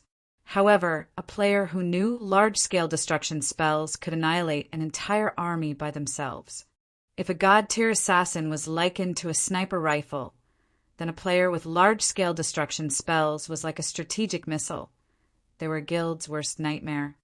In the past, the Midnight Tea Party had stood on equal footing with super guilds because they had a mage god and curse god on their team. These two players had possessed an arsenal of large-scale destruction spells.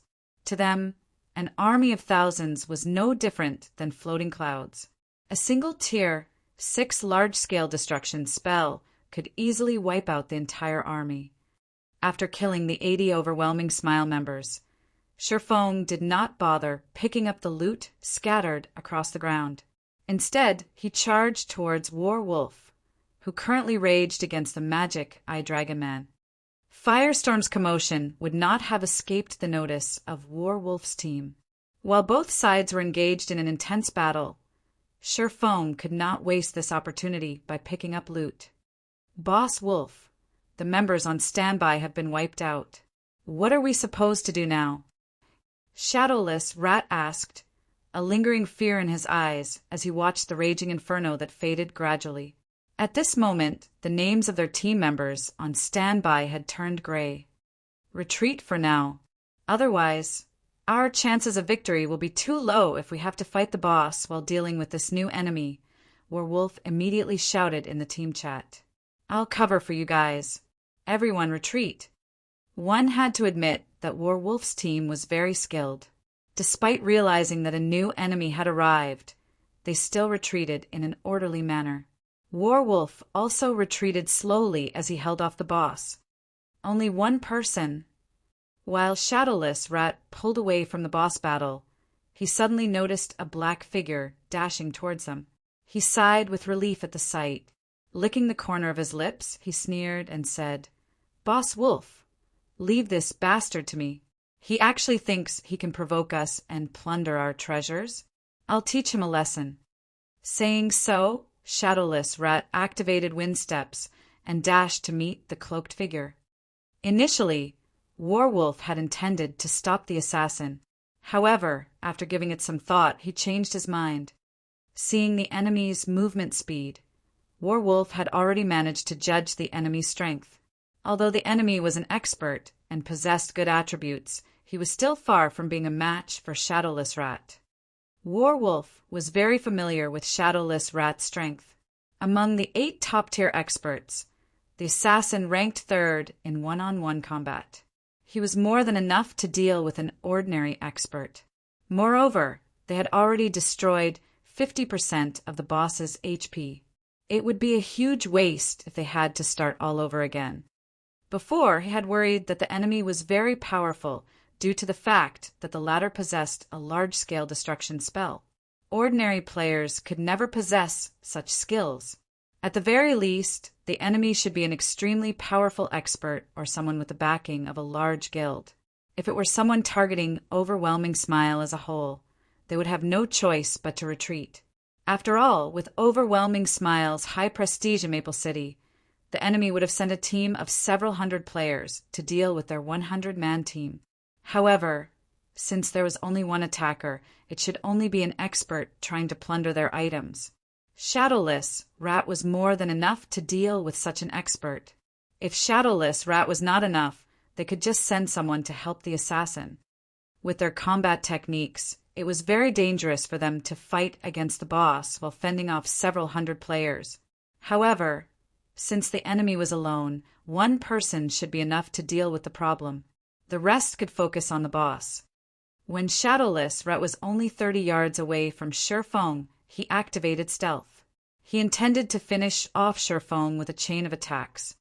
However, who was Shurfeng?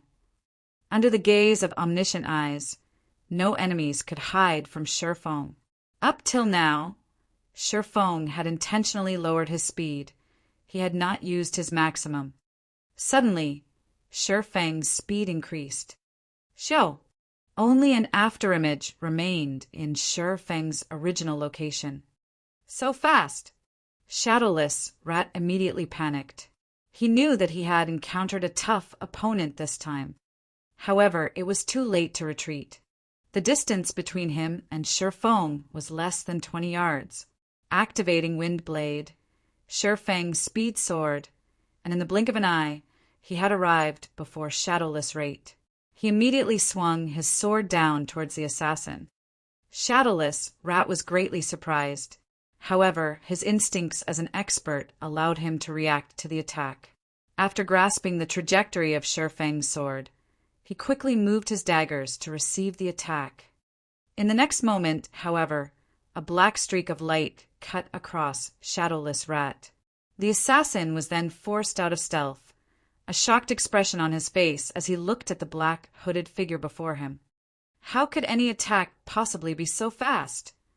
Shadowless Rat looked at his bloodied chest, his heart palpitating as his HP quickly bottomed out. He then crumbled to the ground, motionless. Chapter 523 Cooperation. Chapter 523 Cooperation. Shadowless Rat's instant death stunned Warwolf and the others, who watched the entire encounter. As his teammates, they were very familiar with Shadowless Rat's strength and skill. Moreover, Shadowless Rat was a Tier 1 assassin who had grasped Omnivision. He could easily perceive his enemy's attack trajectory and respond appropriately. In addition, the majority of his equipment consisted of level 25 fine gold equipment, his total HP being over 4,400. Even Warwolf would have to expend a significant amount of effort to defeat Shadowless Rat. If the assassin focused on escaping, Warwolf would be helpless against him. Yet now he had actually been killed with a single hit. Meanwhile, they didn't even know what had happened exactly. They only saw the pitch-black sword in the enemy swordsman's hand transform into a streak of light, and in the next moment, Shadowless Rat was dead. How could they not be shocked? After killing Shadowless Rat, Feng did not stop. Turning, he dashed for Werewolf and the others. This time, however, he did not hold back as he sprinted at full speed. In the dead of night, his cloaked figure looked like a ghost. He was extremely difficult to locate. He hid his strength. All those who aren't Tier 1 classes, fall back! I'll hold off the boss. The rest of you, delay him. Maintain your distance. His sword is extremely fast, so do not approach him no matter what. Werewolf shouted his orders in the team chat. Although Werewolf's instructions had been appropriate, he still felt as if something were off about this situation. Why had such an expert ambushed them? Moreover, based on the enemy's behavior, it was clear that he had aimed for them from the very beginning. This situation greatly confused Werewolf. Among the various teams in Overwhelming Smile, their team had always strived to maintain a low profile. They have never provoked anybody. They were an elite team that Overwhelming Smile had formed in secrecy to serve as the guild's trump card, and even the normal members of the guild did not know they existed.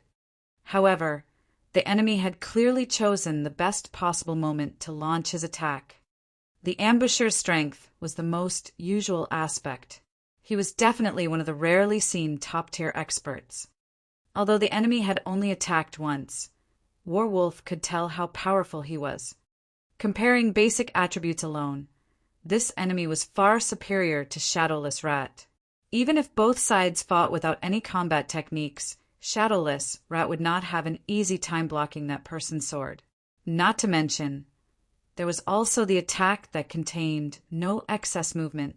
Being caught unaware, it was only natural that Shadowless Rat had been defeated. In fact, there was not the slightest bit of error with Werewolf's judgment. In front of absolute power, all tricks were futile. Feng currently wore the Tier 1 Hurricane set equipment. He also possessed the epic Ranked 7 Luminary's Ring and the fragmented, legendary, ranked Heavenly Dragon's Breath. With one hand, he wielded the top-tier Dark Gold ranked Purgatory Shadow, and with the other, he wielded the magic weapon Abyssal Blade. He was a Tier 1 Blade Saint, and his one-handed sword mastery had reached the level of a sword master. In terms of basic attributes, he was leaps and bounds above Shadowless Rat. Even though Shadowless Rat had already reached the threshold of the refinement realm, in the face of absolute power, all combat techniques were useless. Not to mention, as an assurance, Feng had even used flowing water acceleration in his attack. How could Shadowless Rat possibly block an attack with that kind of speed? However, Shadowless Rat's bad luck was partially to blame for Feng's ability to kill him with one hit. Even with Feng's powerful basic attributes, it was still impossible for him to eliminate over 4,400 HP, killing the assassin with a single hit. At the very least, he needed 2 hits to finish off the assassin. However, the attack that struck Shadowless Rat had triggered a triple critical hit. Even death would find it difficult to avoid the assassin at that point. In the span of a few breaths, the remaining 6 experts in Werewolf's team had already managed to block Feng's advance. Among these 6 players, 3 were melee classes, with 1 being a swordsman and 2 being berserkers. The remaining 3 consisted of a cleric, an elementalist, and a ranger. All 6 players were Tier 1 classes. A party of ordinary Tier 1 players would be more than enough to deal with a 20-man elite team. Not to mention that these 6 Tier 1 players were true experts. Their coordination was certainly something to behold. I refuse to believe that the 6 of us cannot defeat one of you, a level 27 male berserker in silver armor said irritably as he watched Feng dash towards his team. It's better to be careful. This person's attack power is very high. Even plate armor classes, like you will not survive more than a few hits. Focus on pinning him down. Leave the attacking to us ranged classes. The tall and slender level 26 female elementalist suggested. We know. Relax. Another level 26 male berserker in black armor laughed. They were very confident that they could deal with Shifeng. Normally, they often held practice PvP matches against each other. As long as they, the three melee classes, worked together, even their boss Warwolf would suffer defeat. They also had 3 ranged classes on their side. They refused to believe that the black-cloaked swordsman before them could turn the tide of the battle by himself. The Tier 1 Ranger then fired a series of frost arrows, sealing off Shifeng's movements. Meanwhile, the Tier 1 Elementalist used a combination of Ice Spear and Ice Wall. Both the Ranger and the Elementalist had grasped Omnivision, so they could see through Shifeng's actions and send their attacks ahead of time. Under the combination attack, Shifeng was forced to stop his advance temporarily and evade the incoming attacks. Take this! Seizing the opportunity, the Silver Armor Berserker tightened his grip on his great sword and used Flame Charge on Shifeng. Flame Charge could force the target into a fainted state for slightly more than 1 second. As long as they incapacitated Shifeng for 1 second, under everyone's focused fire, even his 10,000 plus HP would not last. The black-armored Berserker had also used Charge on Shifeng, though he purposely timed his skill's activation so that he would reach Shifeng a moment after the silver-armored Berserker. Even if Shifeng activated a skill to defend against the silver-armored Berserker's charge, he could only defend against the first charge and not the second one. Most importantly, both Berserkers attacked Shifeng's sides, making it even more difficult for Shifeng to force his way through the attacks. There were also the 3 ranged classes blocking off Shifeng's paths of retreats. If Shifeng tried to evade, the attacks would strike him. Die! The black-armored Berserker readied his battle axe as the silver-armored Berserker attacked Shifeng, waiting for the moment when Shifeng used a skill to defend against the silver-armored Berserker's charge. When that time arrived, it would then be his turn to finish Shifeng off. Shifeng's only choice was to evade the charge and, in turn, sacrifice some of his HP by enduring the ranged class's attacks. That way, he would at least keep his life. In the long run, however, he would only find death here. It was only a matter of time. "Why isn't he dodging?" the Tier 1 female Elementalist muttered, confused as she watched from afar. Even when the silver-armored Berserker arrived before Shifeng, the latter had not moved in the slightest. In the next moment, the silver-armored Berserker swung down his great sword with all his might. Dang! Dazzling sparks scattered to the surroundings as Shifeng blocked the silver-armored Berserker's full-powered slash with one of his swords. "You're dead." On the other side, the black-armored Berserker sneered. Shifeng had actually decided not to evade the attack. He had not even used a skill to defend himself.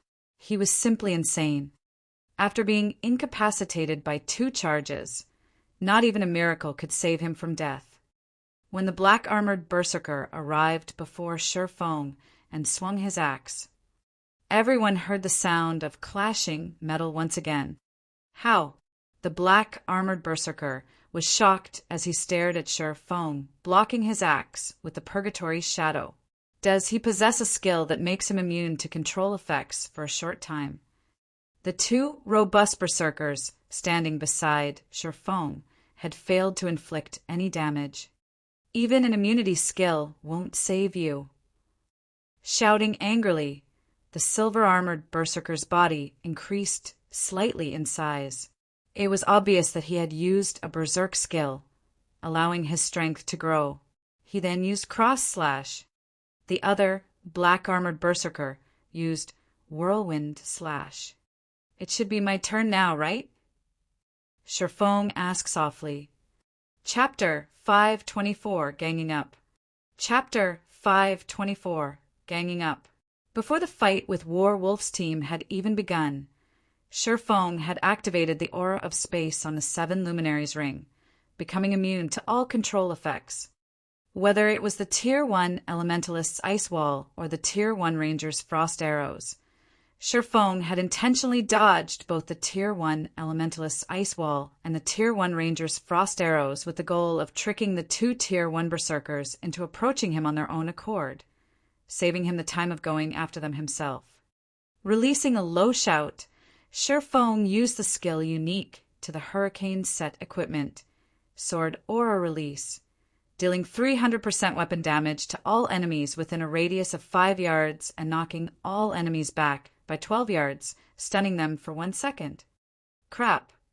The silver and black armored berserkers immediately realized something was amiss and hurriedly activated block to defend themselves, swinging the great sword and battle axe. Boom! Both berserkers felt as if they had just been hit by a truck, their bodies flying backward and slamming heavily into the ground. Before either of them could react, Feng advanced. He could easily cross a distance of 12 yards with a single step. In the blink of an eye, Feng appeared before the silver-armored berserker and sent a chop down on the man. Currently, both berserkers were in a fainted state. They could not defend against Feng's attacks at all.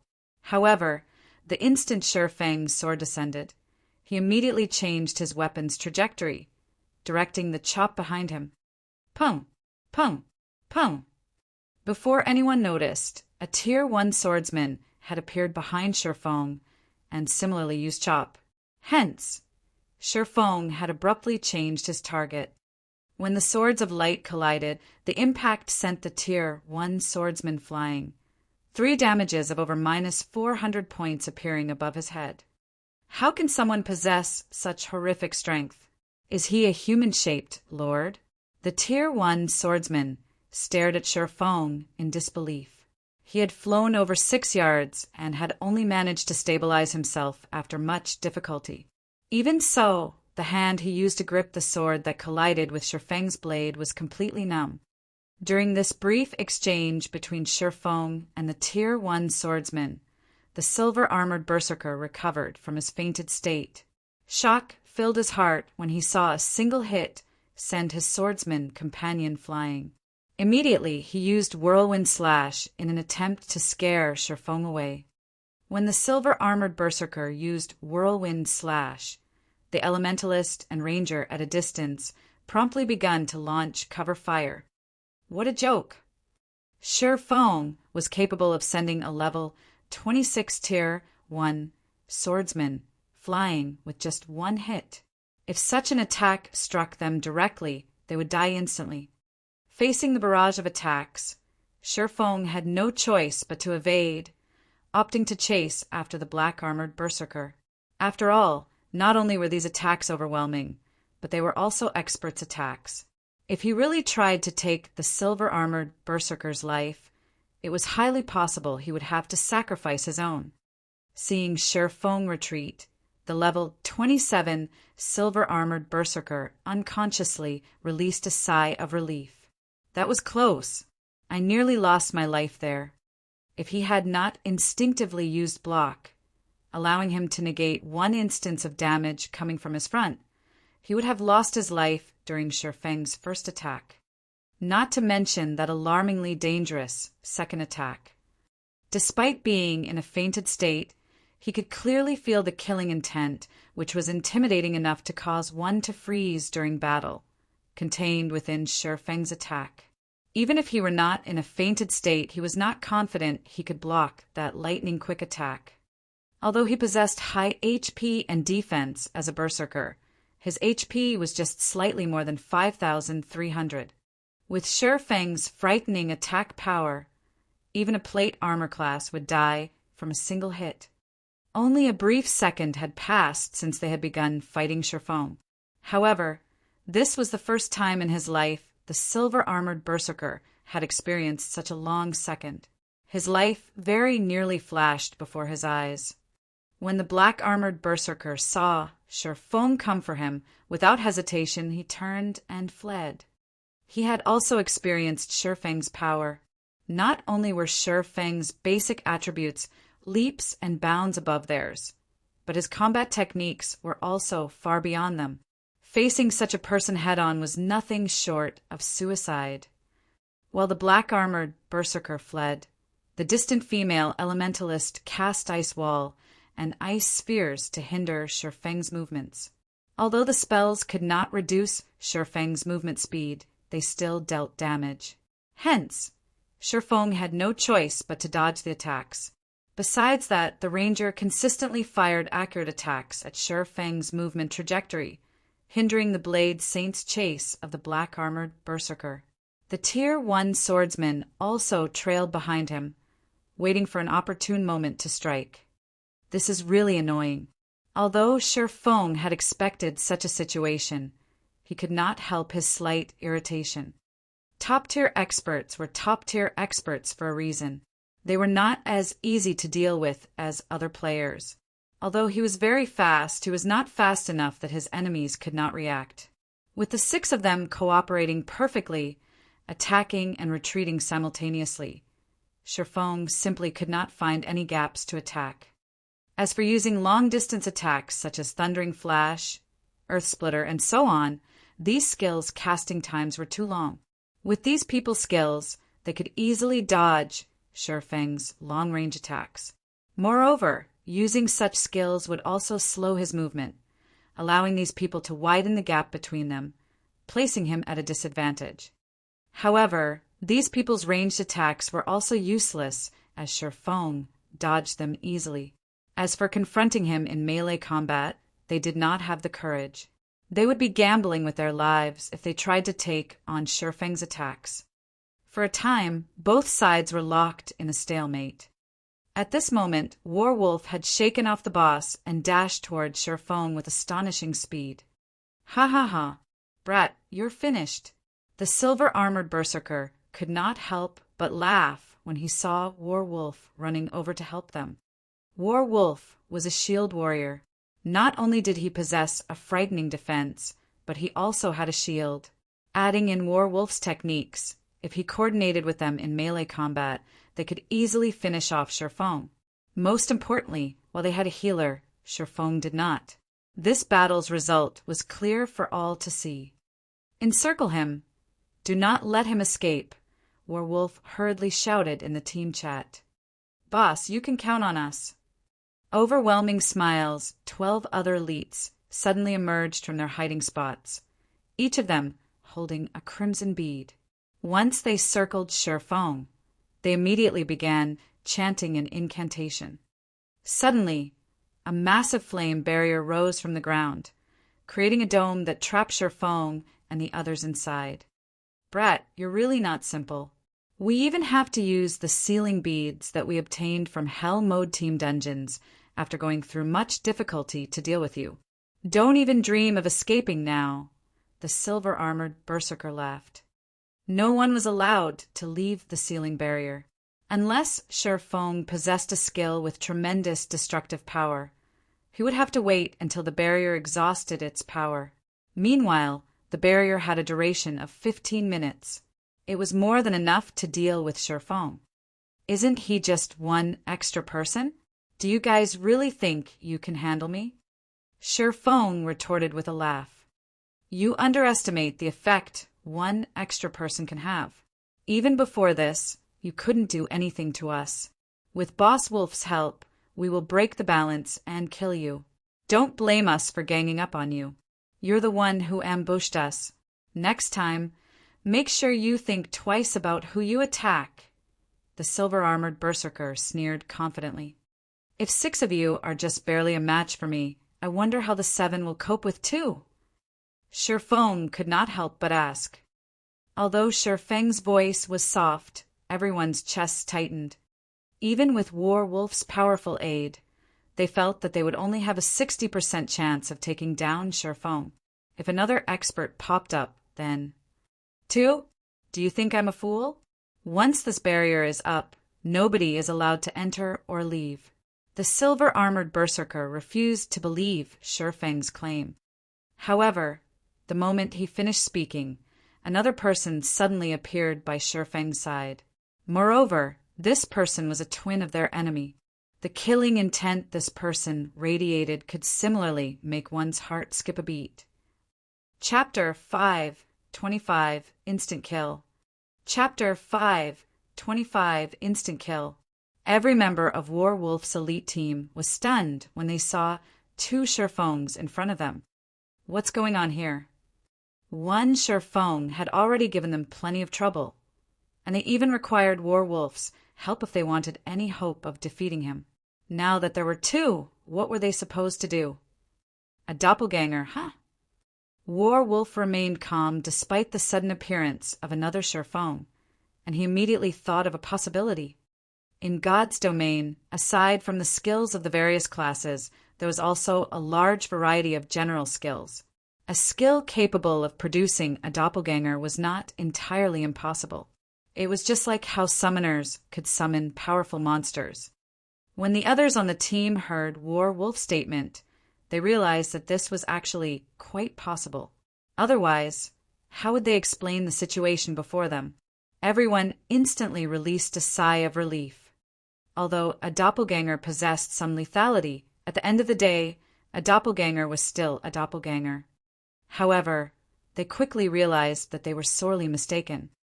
They were outrageously wrong. The instant Shurfang's doppelganger showed itself, it dashed towards the Tier 1 swordsman. Although the speed of the doppelganger's sword was not as frightening as the real Shurfang's, every one of the doppelganger's attacks forced the Tier 1 swordsman to take 3 to 5 steps back before he could stabilize himself. The Tier 1 swordsman was even forced to activate Defensive Blade to hold off the doppelganger's assault. "I'll help you!" The black-armored berserker rushed towards Shurfang's doppelganger, brandishing his battle axe. However, even with the aid of a top-tier berserker, the Tier 1 swordsman's HP rapidly decreased. The team's Tier 1 cleric had no choice but to heal the Tier 1 swordsman constantly to stabilize the latter's HP. The doppelganger's combat power flustered every one of its enemies. "Leave the doppelganger to me. Since it is a skill, there is definitely a duration. Once the duration ends, we will deal with the person himself," Warwolf snarled. He then used charge and arrived before the doppelganger. Shurfong had to admit that Warwolf was indeed an expert who had already set foot into the refinement realm.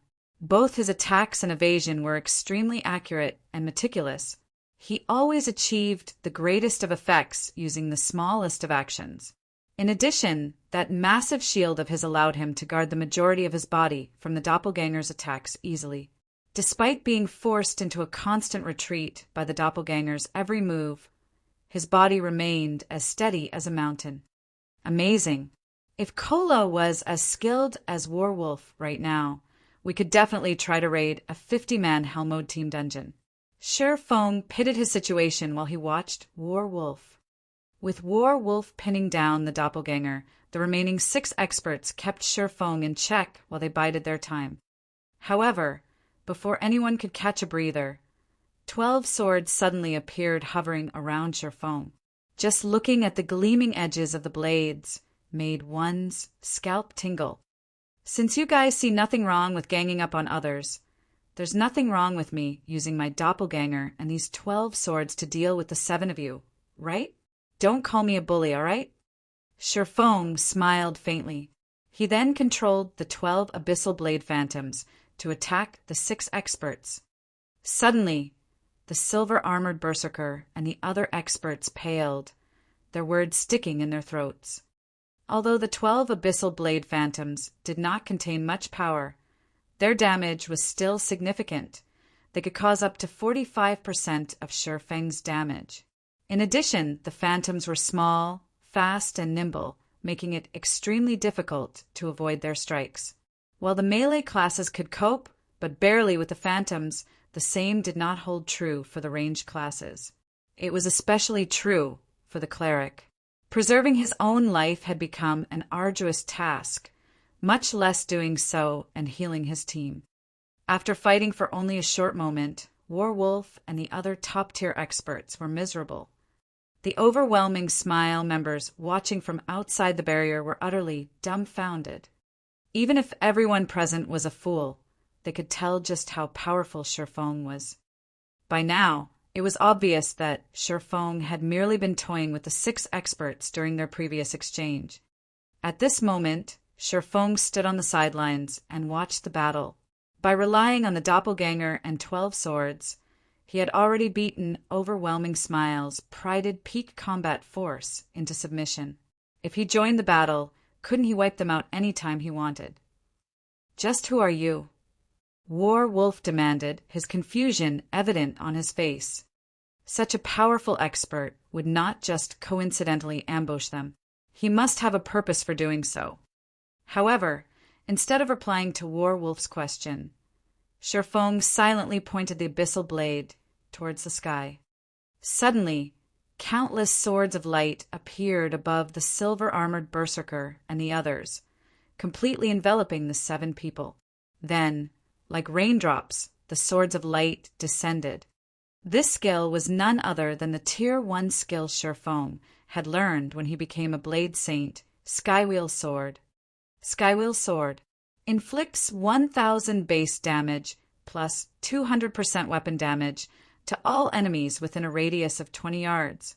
Also seals all enemies within range, preventing them from leaving the area for 4 seconds. Previously, 9 Dragon Slash had forced everyone to use up almost all of their life-saving skills. Among the experts, the Elementalist and Cleric had both exhausted theirs.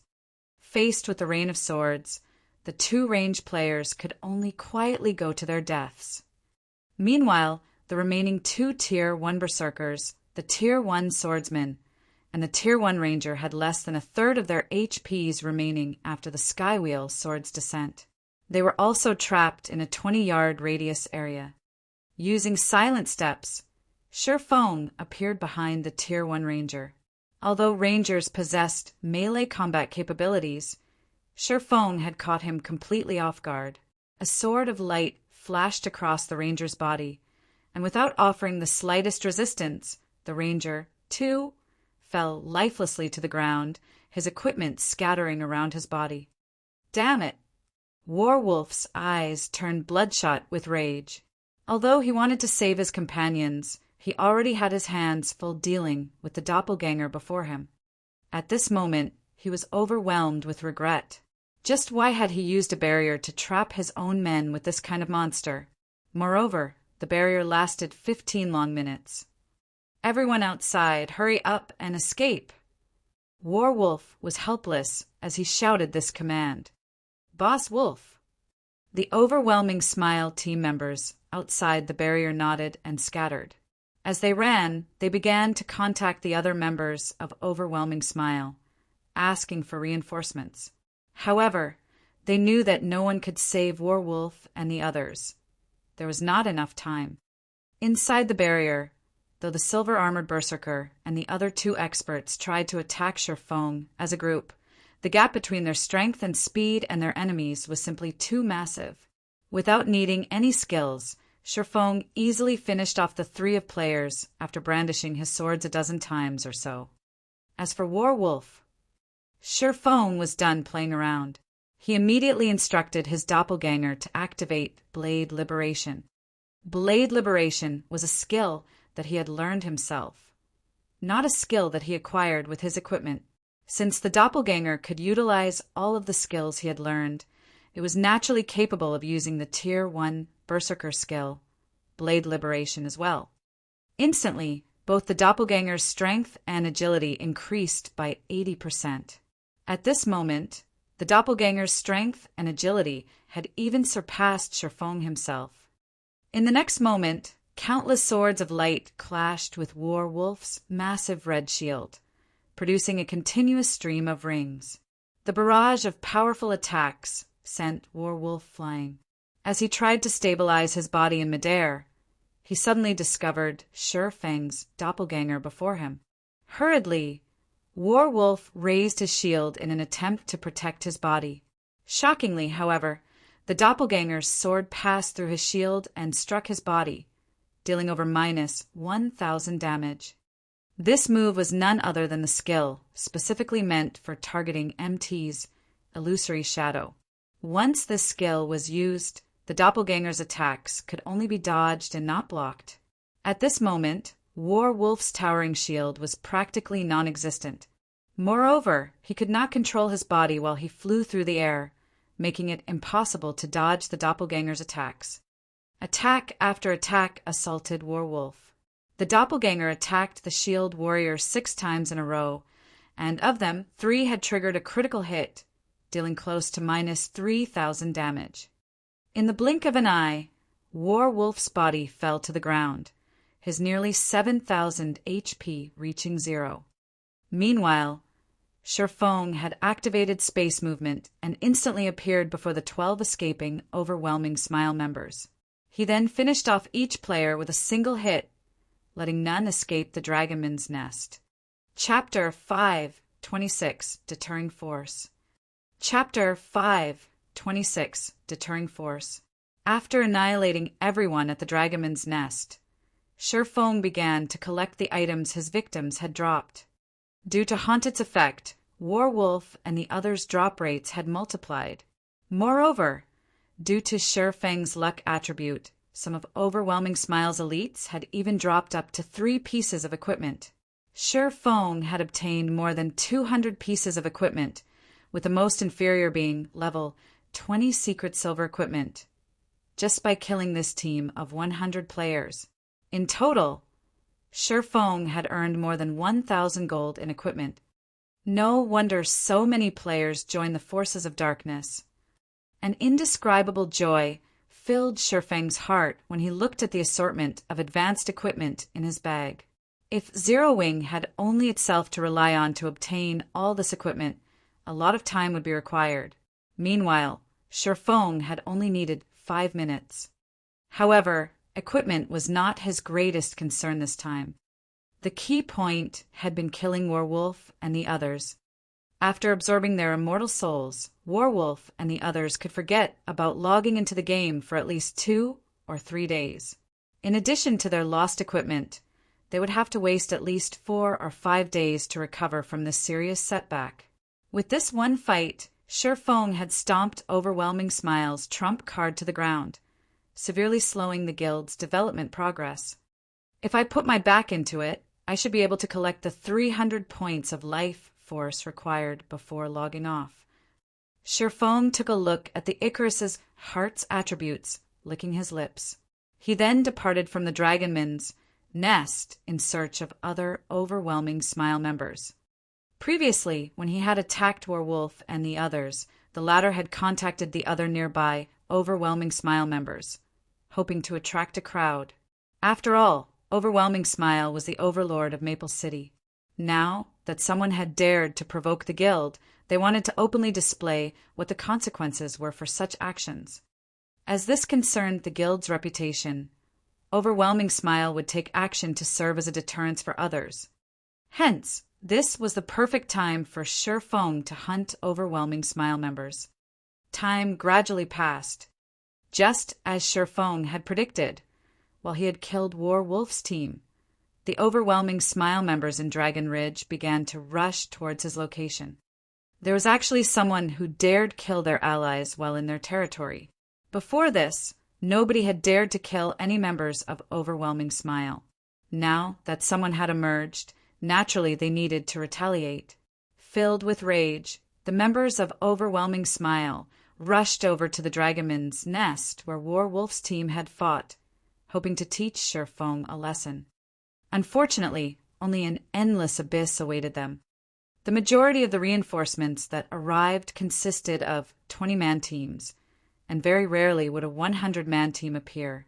Although all of these teams consisted of elite players, compared to Warwolf's team, they were significantly inferior. Whenever Shifeng discovered one of these teams, he would immediately use Firestorm. As for those that were fortunate enough to be outside the skill's effective radius, Shifeng would rush over and finish them off quickly. Each battle usually lasted around 5 or 6 seconds. These Overwhelming Smile members did not even have the time to contact the other teams. They could only watch as Shifeng devoured them, one after another, becoming life force for the Icarus's heart. After slightly over half an hour, Shifeng had collected a total of 300 points of life force, evolving the Icarus's heart to secret silver rank. The luck attribute the necklace provided increased from the original 7 points to 9 points. Although it was a minor increase, it had significantly increased items' drop rates. Meanwhile, if Sherfong wanted to upgrade the Icarus's heart to fine gold rank, he needed double the previous requirement, 600 points of life force. Originally, Sherfong had wanted to log out of the game to rest.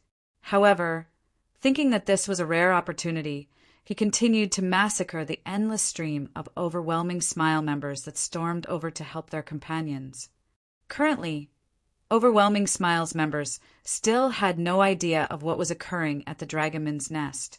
They also did not know that many of their companions had already died.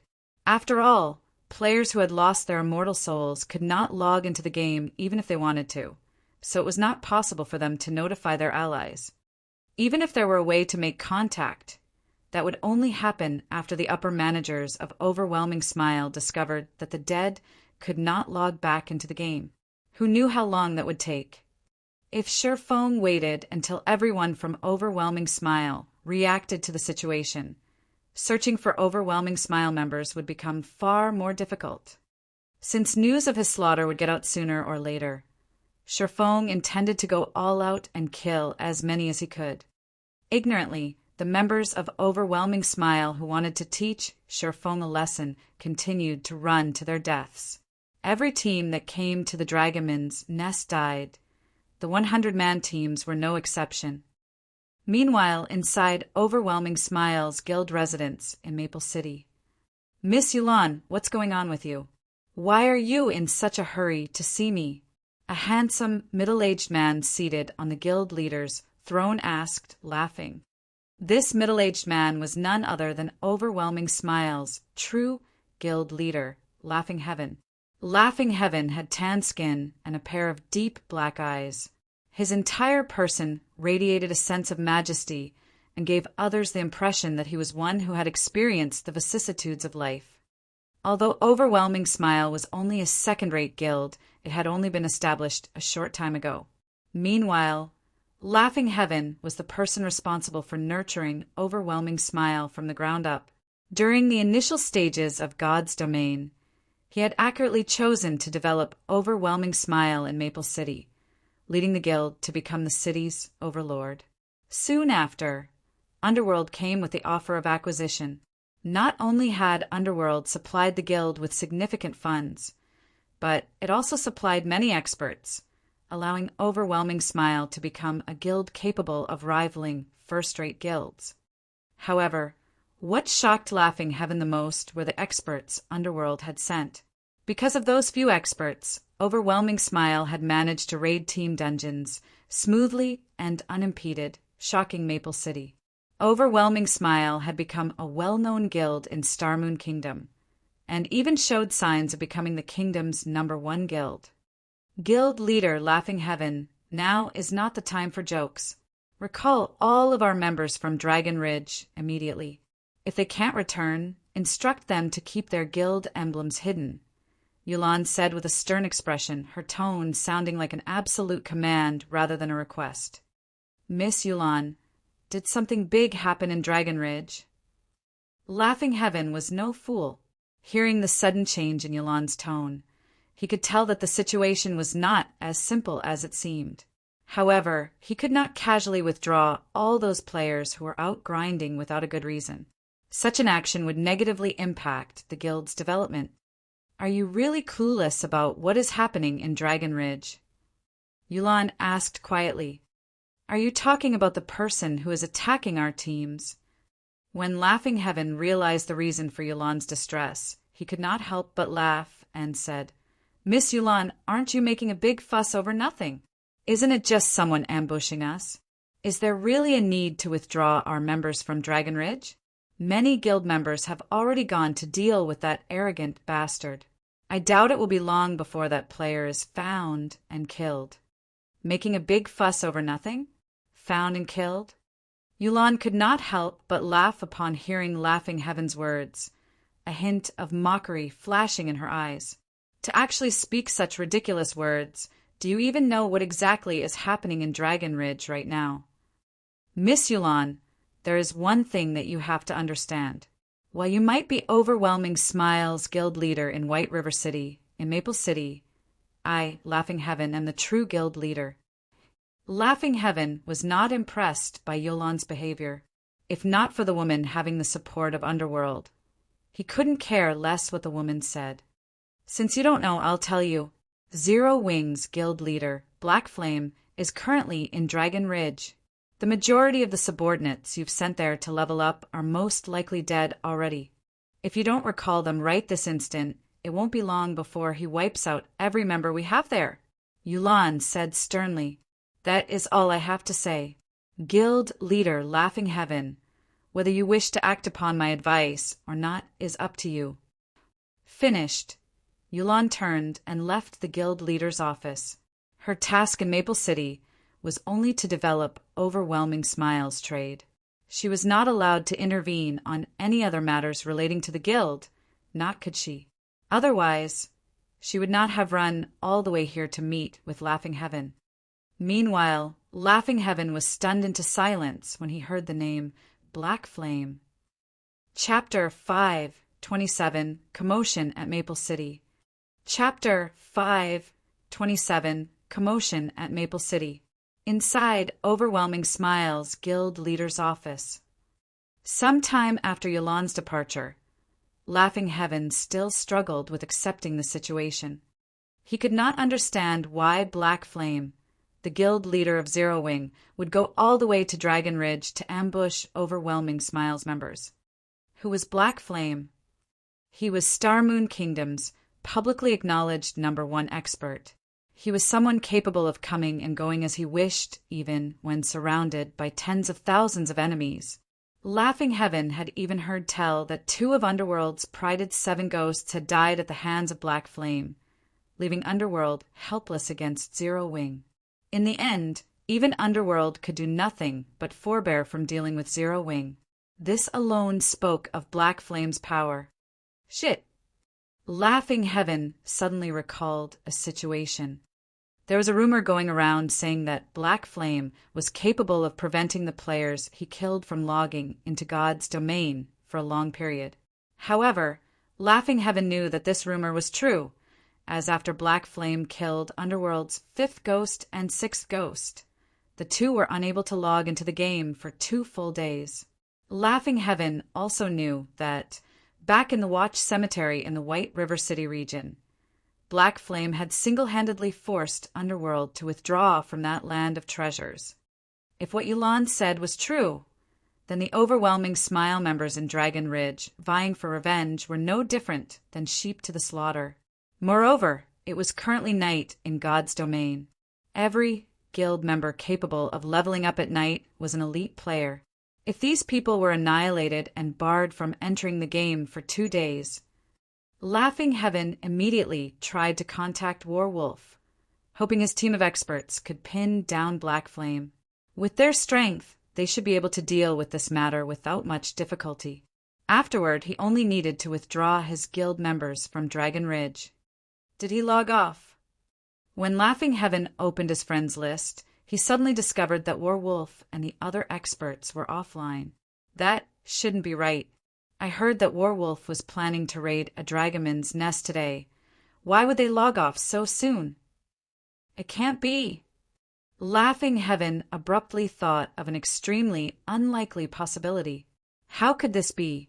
Did Black Flame kill all 8 of those top-tier experts? However, when he recalled Yulan's sudden appearance in his office, it was highly possible that Warwolf had contacted Yulan after he died. This won't do. I need to call back everyone immediately. When Laughing Heaven thought about the massacre of Overwhelming Smiles members, rage and frustration filled his heart. However, who else could possibly win against this one-man army? Shortly after, Laughing Heaven sent a command to all Overwhelming Smile members in Dragon Ridge, ordering them to either head to other locations to level up or return to the city to rest. In any case, the monsters at night were not easy to deal with. They could also accumulate double EXP buff if they rested in the guild residence. What's going on? Why are we being told to leave Dragon Ridge? I'm only a short distance from the treasure chest. That's right. Our team is still looking for that little thief that dared ambush us. If we withdraw like this, won't we let that bastard get away? Who knows? However, this is a command from the guild leader, so we have no choice. The members of Overwhelming Smile were somewhat dissatisfied with Laughing Heaven's command. However, as it was a command from the guild leader himself, they could not disobey. While Overwhelming Smile gradually withdrew from Dragon Ridge, a commotion occurred in Maple City. Many players resting in the city passionately discussed these ambushes and Overwhelming Smile's withdrawal. Bars were particularly lively with such conversations. After all, Overwhelming Smile was Maple City's overlord, and it constantly received attention from the city's players. Now that such a huge incident had occurred, how could it not attract attention? Did you hear? Overwhelming Smile suddenly withdrew all of its members from Dragon Ridge. Of course, I heard about it. It really makes you wonder what is going through their leaders' minds. I have some insider information. I heard that someone is killing Overwhelming Smile players in Dragon Ridge. With no way to deal with this assailant, Overwhelming Smile was forced to withdraw from Dragon Ridge. Oh, blow it out your ass. Overwhelming Smile is our Maple City's absolute overlord. Whoever dares attack them is just looking to die. Hey, don't deny it so quickly. That player that ambushed Overwhelming Smile is no simple character. Suddenly, the players in the bar grew curious. Aside from the fact that Overwhelming Smile was the city's overlord, the guild also had more than its fair share of experts. Otherwise, they would not have successfully raided level 20. 20-man Hell Mode team dungeons one after another. Even until now, aside from Overwhelming Smile, no other guild in Maple City had accomplished such a feat. With these experts, what player had even a chance of challenging the guild? I don't believe it. Who could possibly be so powerful? That's right. Unless a first-rate guild is trying to wage an all-out war against Overwhelming Smile in Maple City, who else would possess such strength? The bar's crowd expressed their doubts. They did not believe any of this information. Moreover, they always had a sense of pride regarding the guild known as Overwhelming Smile. After all, they were all players of the same city. Moreover, Overwhelming Smile was indeed very powerful. Throughout the entire Starmoon Kingdom, only a few guilds could raid level 20 Hell Mode team dungeons. Even if a first-rate guild wished to take strikeout at Overwhelming Smile, they would be beaten to death if they set foot in Maple City. I knew none of you would believe me. However, once I say this name, you will definitely believe me. The male druid giggled. Continue boasting. Who doesn't know how to boast? Suddenly, everyone inside the bar sent contemptuous looks at the independent player. Ha ha ha. Let me tell you guys then. The player attacking Overwhelming Smile is Black Flame, Zero Wings guild leader and Starmoon Kingdom's #1 expert. The male druid said very confidently. When the druid finished speaking, the entire bar fell silent. Everyone felt that Black Flame was the only person capable of such a feat. This was because such an incident had once occurred in White River City. Back then, hadn't Overwhelming Smile's many experts been forced to withdraw from the Watch Cemetery precisely because of Black Flame? It could be said that practically everyone in Starmoon Kingdom knew about Black Flame. One hit to deter the guilds in White River City, one battle to be crowned as god. Many players had tried to learn from Black Flame. If they could learn even a fraction of his skills, they could become experts. Meanwhile, Black Flame's title as the one-hit Azura was something that excited countless players. He's the leader of a guild. Moreover, he is the overlord of White River City. Why would he come all the way to Maple City to cause trouble for Overwhelming Smile? Someone suddenly asked. How should I know? Maybe Black Flame plans to lay his hands on Maple City as well? The male druid joked. Silence overtook the entire bar once more. When they thought about it, there was indeed a small possibility of such a situation. After all, Zero Wing was already White River City's overlord. Why would such a powerful guild be satisfied with ruling just a single city? It had to expand sooner or later. Thinking up to this point, everyone could not help but grow excited. Meanwhile, seated in a corner of the bar, a middle-aged man in his late 30s was greatly shocked when he heard this news. This man was none other than Liang Qin, the person who bought land on behalf of Shifeng. Sure enough, the winds of Maple City are going to change. Liang Qin sighed. In all of Starmoon Kingdom, most likely, only an expert like Black Flame was capable of deterring the overlord of an entire city by himself. Strongest Rebirth. Chapter 5:28 Characteristic Skill. Chapter 5:28 Characteristic Skill. The news regarding Black Flame quickly spread throughout Maple City. Overwhelming Smile and Zero Wing had been waging an all-out war against each other. No one was surprised that Black Flame had taken his killing all the way to Maple City, considering it perfectly reasonable. Regarding this situation, everyone's opinion of Zero Wing was still quite optimistic. Normally, Overwhelming Smile occupied all the high-resource areas located within the Maple City region, and many players were not happy about that. However, these players would not dare voice their anger, as Overwhelming Smile was Maple City's overlord. Now that someone capable of taking out Overwhelming Smile members had emerged, these players would cheer and support them.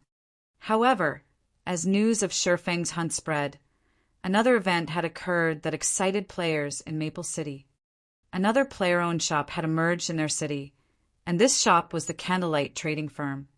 The Candlelight Trading Firm sold a wide variety of goods, with the most precious item being the basic strengthened armor kit. Many players had never even seen the basic strengthened armor kits before. Hence, the moment Maple City's players laid their eyes on the kits, they rushed to purchase their own. As a result, business at the Candlelight Trading Firm was far better than what the Overwhelming Trading Firm enjoyed. Naturally, while there were some who celebrated the Candlelight Trading Firm's new establishment in Maple City, there were others who grew worried. Although the city's players were overjoyed by this situation, Yulan, who was currently inside the Overwhelming Trading Firm, was incensed. Candlelight Trading Firm. Yulan ground her teeth. She had truly not expected that the Candlelight Trading Firm had been preparing to set up a shop in Maple City. Furthermore, Candlelight had managed to obtain a plot of land in the central district of the city. However, this was still not the most infuriating aspect. The most detestable thing was that the Candlelight Trading Firm had actually set up its shop relatively close to the Overwhelming Trading Firm. Due to the Candlelight Trading Firm having the advantage regarding available products, many of the Overwhelming Trading Firm's original customers had shifted their attention towards the Candlelight Trading Firm. Boss, what are we supposed to do now? If this continues, Candlelight will snatch all of our remaining customers, a shop manager asked, concern filling his voice. We don't have a choice. Our only option is to start a price war. Reduce the prices of all goods, Yulan said, sighing helplessly. She did not have any good ideas about how to deal with this situation.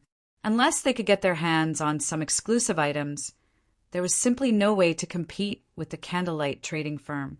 Fortunately, unlike in White River City, the Overwhelming Trading Firm possessed some capital in Maple City, and their two trading firms had started with the same benefits around the same time.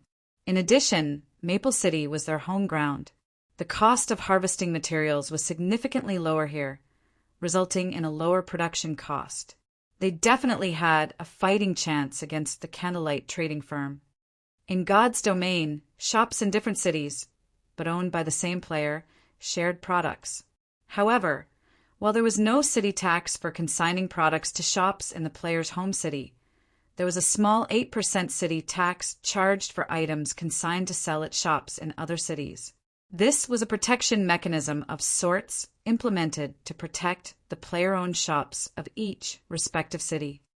In other words, since the candlelight trading firm's main headquarters was in White River City, there was an invisible cost added to the items they sold in Maple City. To the overwhelming trading firm, this was an advantage. Sure enough, after the overwhelming trading firm reduced its prices, other than players wanting to purchase products unique to the candlelight trading firm, players quickly returned to shopping at the overwhelming trading firm. Meanwhile, in the Dragon Ridge, Shifeng was currently having the time of his life. With wave after wave of overwhelming smile players marching towards their deaths, Shifeng had finally managed to upgrade the Icarus's heart to dark gold rank. He was only a short distance away from upgrading the necklace to epic rank now. Icarus's heart, necklace, dark gold rank can be evolved. Equipment requirement: all attributes 120. Level 20, level 80, currently level 30. All attributes plus 27. Luck plus 14. Additional characteristic skill: Divine Providence. Temporarily increases player's luck by 32 points for 30 seconds. Cooldown: 40 minutes. Luck, duration, and cooldown can be increased, prolonged, and reduced by sacrificing life force. Maximum of 100 points of life force per sacrifice. Evolution condition: absorb the life force of 5,000 players to evolve to epic rank. 748/5000. The base luck alone provided 14 points. That was significantly higher than the initial 5 points. However, that was not the improvement that excited Shifeng the most. Rather, it was the change that had occurred to the Divine Providence skill. Divine Providence had evolved from an ordinary skill to a characteristic skill. Characteristic skills were different from normal skills, in which the skill's effects would undergo a transformation when certain conditions were met. The skill now allowed the sacrifice of life force to enhance its effects. Meanwhile, depending on the number of life force points sacrificed, the effects would also vary, with a maximum sacrifice of 100 life force points. Currently, Shifeng had 748 life force points stored in the Icarus's heart. In other words, Shifeng could enhance the Icarus's heart's effects to its maximum 7 times. Since the cooldown has already completed, this is a good chance to test its effects. Shifeng could not contain his excitement when he looked at the bright gemstone around his neck.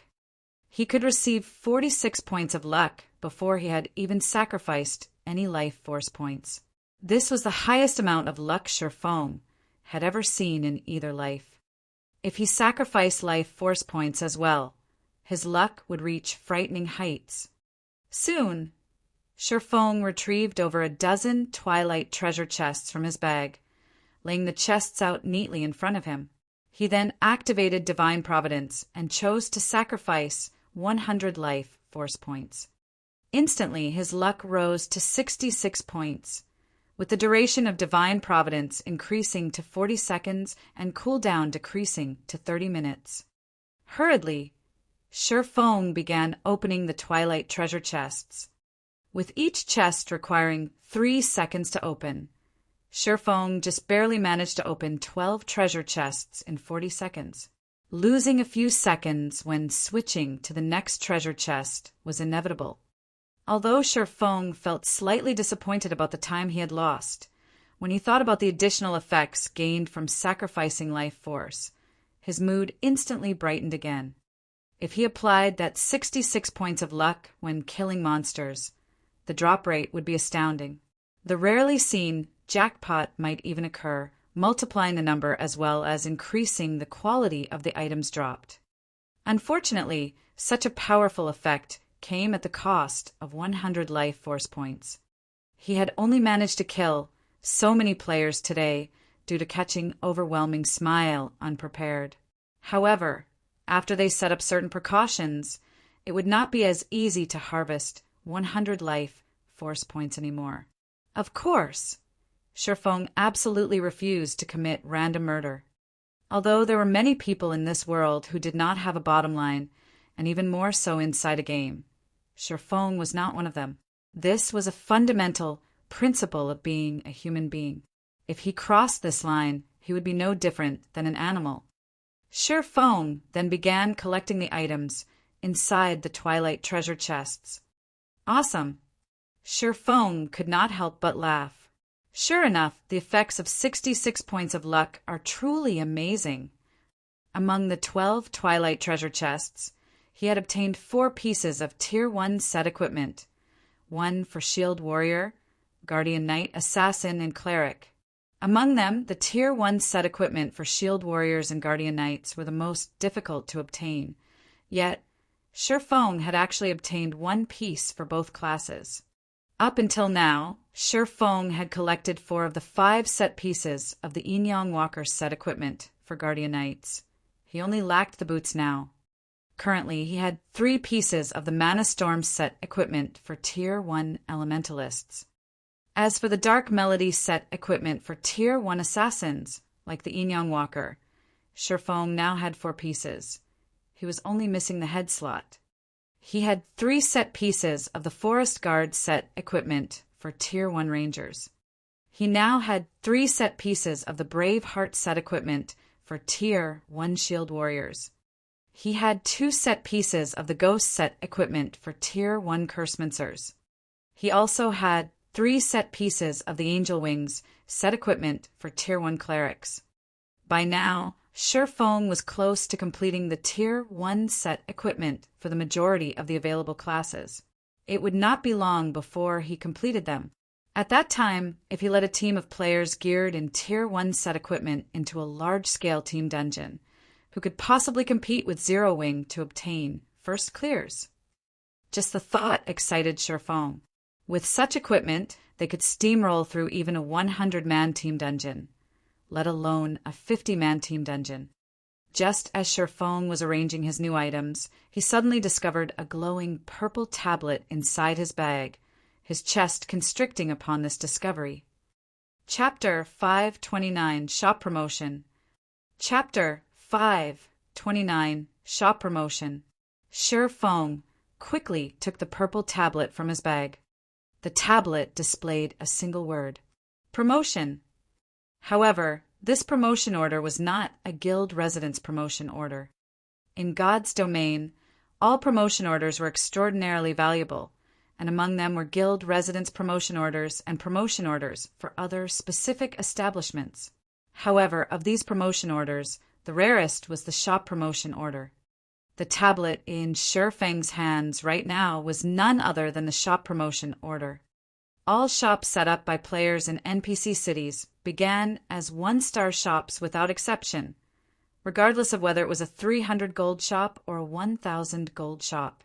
Only a 1,000 gold shop was far more luxurious, and it had a few more available functions. However, after a shop was promoted to 2-star status, it would undergo a qualitative change. In particular, the benefits a lifestyle player received would be significantly enhanced. It was extremely difficult to obtain a shop promotion order. Unlike a guild residence promotion order that could be obtained from dungeons, a shop promotion order could only be obtained through certain special quests. The only other option was to gain one from treasure chests.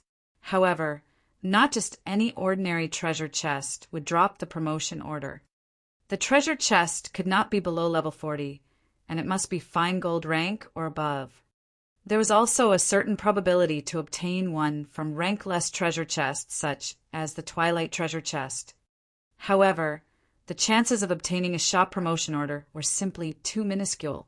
Normally, players would obtain it through a challenge quest. However, since it was a challenge quest relating to a shop's promotion, it was not so easy to receive or complete it. Such challenge quests were no less difficult than epic quests.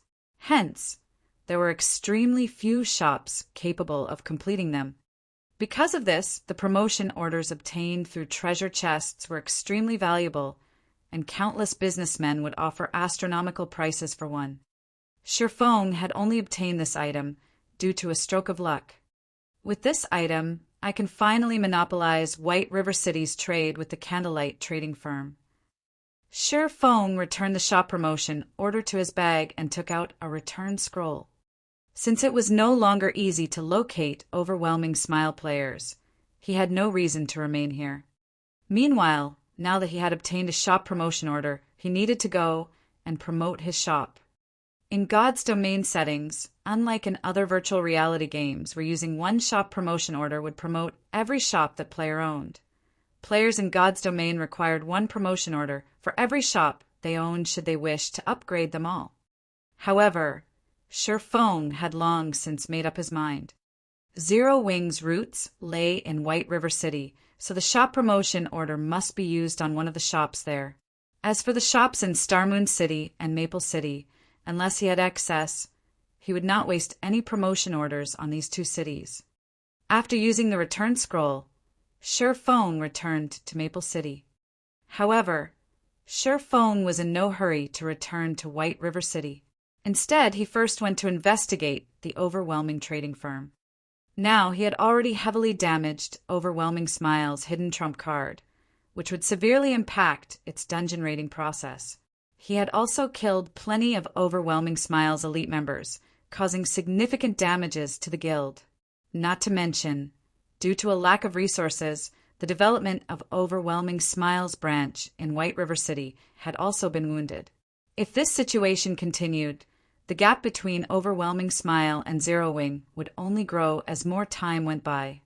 The only fighting chance Overwhelming Smile had right now was the Overwhelming Trading Firm.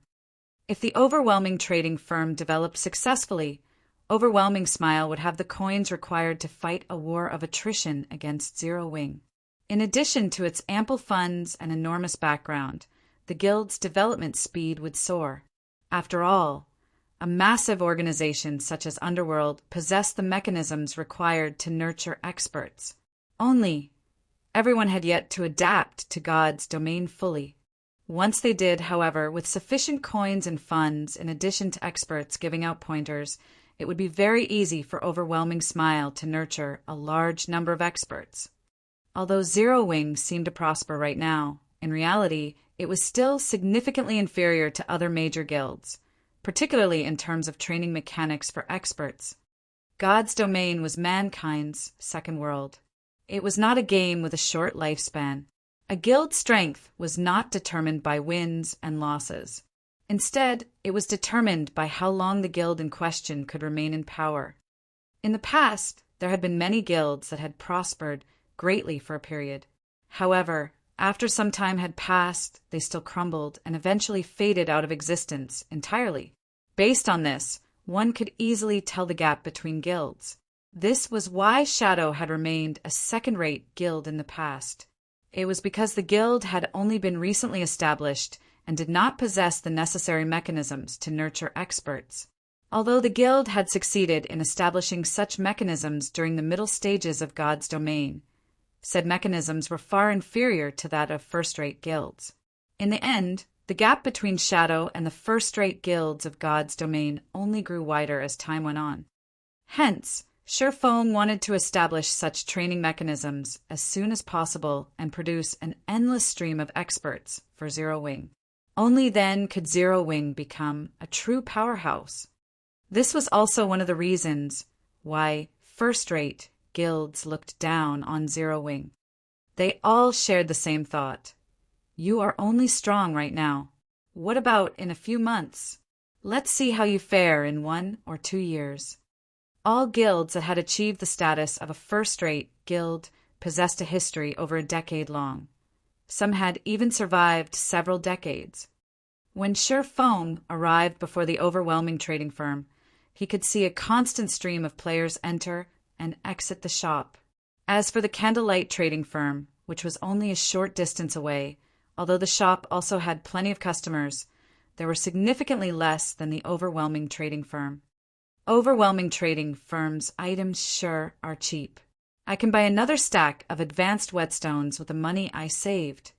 That's right. Not only are the items cheap, but I never expected that it would also push out a new product. Unfortunately, the shop didn't have many for sale, and I didn't have the chance to buy one. Are you talking about the magic damage potion? Yeah, that's right, it's that item. I'm an elementalist. If I drink that potion, it can increase my magic damage by 5% for half an hour.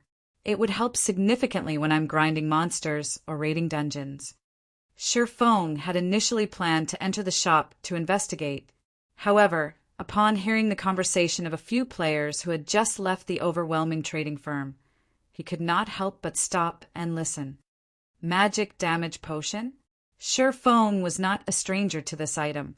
The recipe for the potion only had a chance of dropping from level 20 Hell mode team dungeons.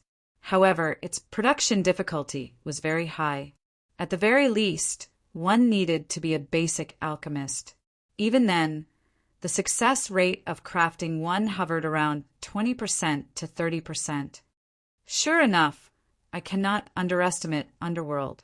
I just established a shop at Maple City, and already there is someone capable of producing such a potion. Feng was not particularly surprised at discovering this information. Overwhelming Smile was a massive guild.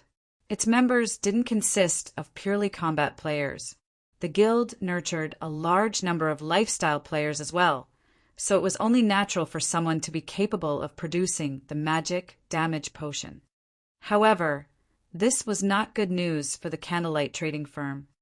The magic damage potion was not unique to the overwhelming trading firm. Zero Wing had also obtained a few magic damage potion recipes. However, even now, the Candlelight trading firm had yet to successfully nurture a single basic alchemist, so they could not produce it. Feng decided not to linger. Immediately, he headed to the teleportation hall and returned to White River City. Upon arriving at White River City, the first thing Feng did was head towards the city hall and upgrade the Candlelight trading firm next to the auction house to a 2-star shop. When a shop was promoted to 2-star status, the building itself could also undergo an upgrade. However, a significant sum was required for the reconstruction. Without hesitation, Feng spent 1,000 gold to reconstruct the shop. The reconstruction did not take much time at all. It was done in just a dozen minutes or so. Suddenly, the 3-story tall Candlelight trading firm rose to 5 stories. It became an extraordinarily eye-catching display beside the auction house, attracting the attention and discussion of many players. It was common knowledge that shops could only possess a maximum of 3 floors. Throughout the entire God's domain, there had yet to be a single player-owned shop that had more than that. Yet, now, the Candlelight trading firm's shop had 5. Guild leader, what did you do? Why has the shop suddenly gone from being 3 stories to 5 stories tall? After the reconstruction of the shop completed, Melancholic Smile contacted Feng immediately, unable to help her curiosity. Chapter 530, Special Space. Chapter 530, Special Space. The Candlelight trading firm developed very quickly, and it constantly recruited lifestyle players.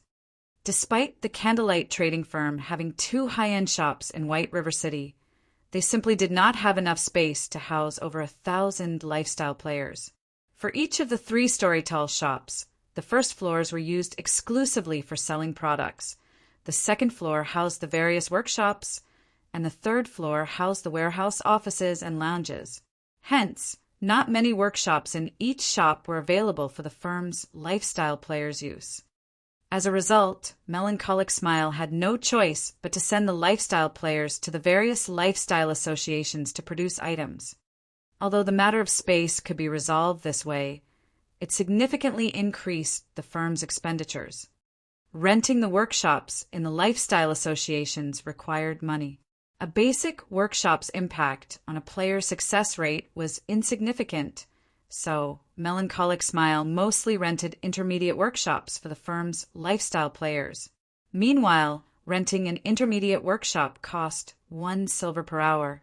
If she rented workshops for 100 people, that was 1 gold per hour. If she rented enough workshops for 1,000 people, that was 10 gold per hour. 10 gold coins, that was almost a small guild's total liquid funds. Melancholic Smile even considered suggesting that Feng purchase a few more plots of land and establish more shops. Unfortunately, in order to satisfy the current number of lifestyle players they had in the firm, they would require 2 or 3 plots of land.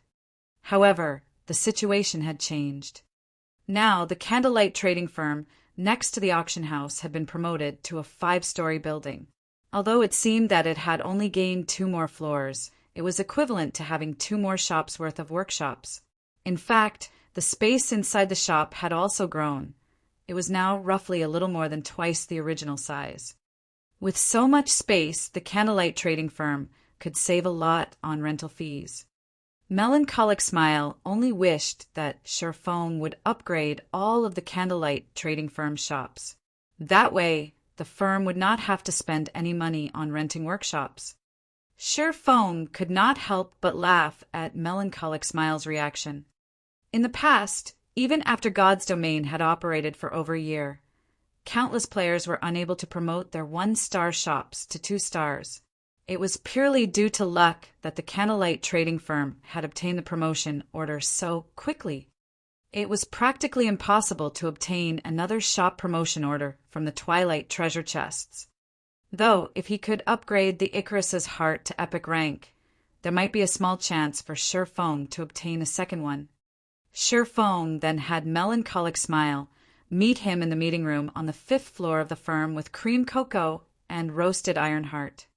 The benefits a 2-star shop offered were not limited to an increase in space. Otherwise, there wouldn't have been so many players desperately trying to upgrade their 1-star shops to 2-star shops in the past, willingly spending tens of thousands of gold to obtain a shop promotion order. Meanwhile, the news of the candlelight trading firm owning a 2-star shop spread quickly. After all of White River City knew of the candlelight trading firm.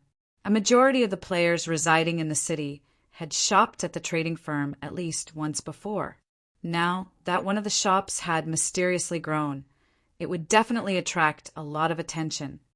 Young Master Fong, there is some movement over at the candlelight trading firm. They have actually managed to establish a 5-story shop.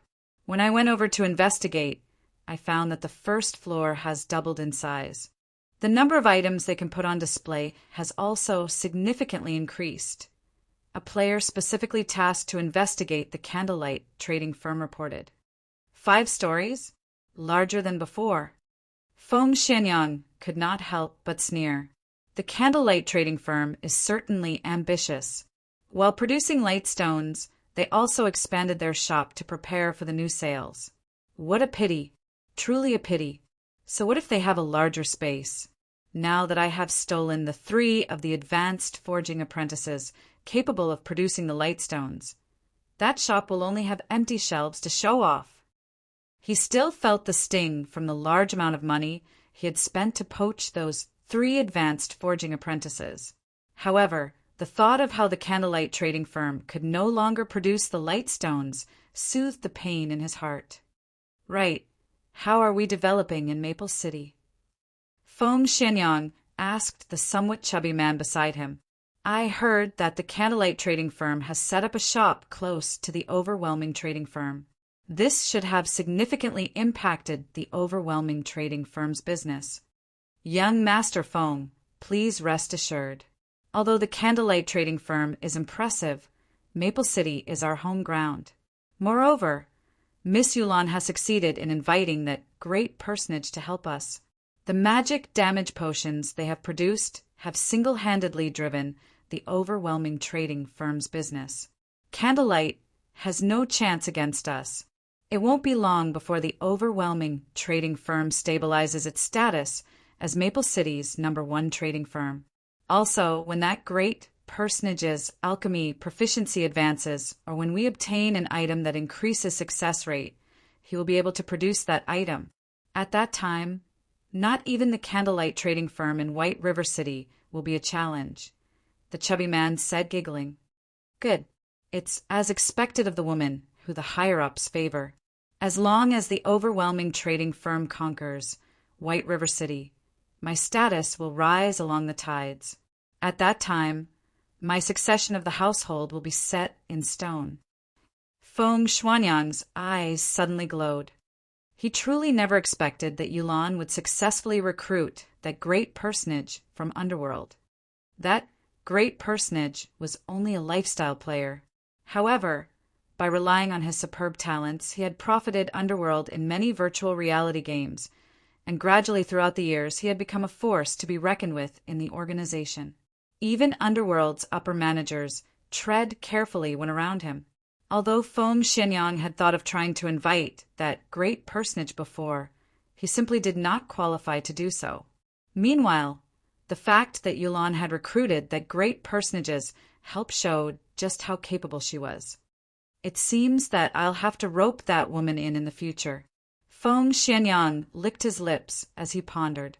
Although he had only been interested in gentle snow in the past, Yulan's temperament, figure, and appearance were not one bit inferior to gentle Snow's. In certain aspects, Yulan was even superior to the snow goddess.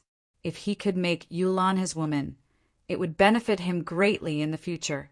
His chances of becoming the master of his household would increase.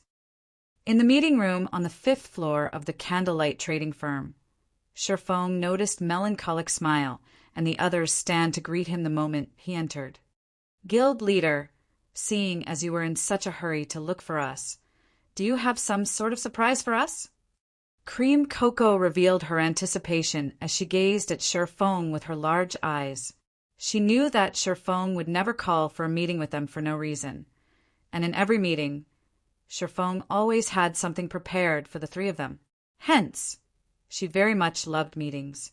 You really are perceptive, Shifeng laughed faintly. He then said, Follow me then. I'll show you guys something.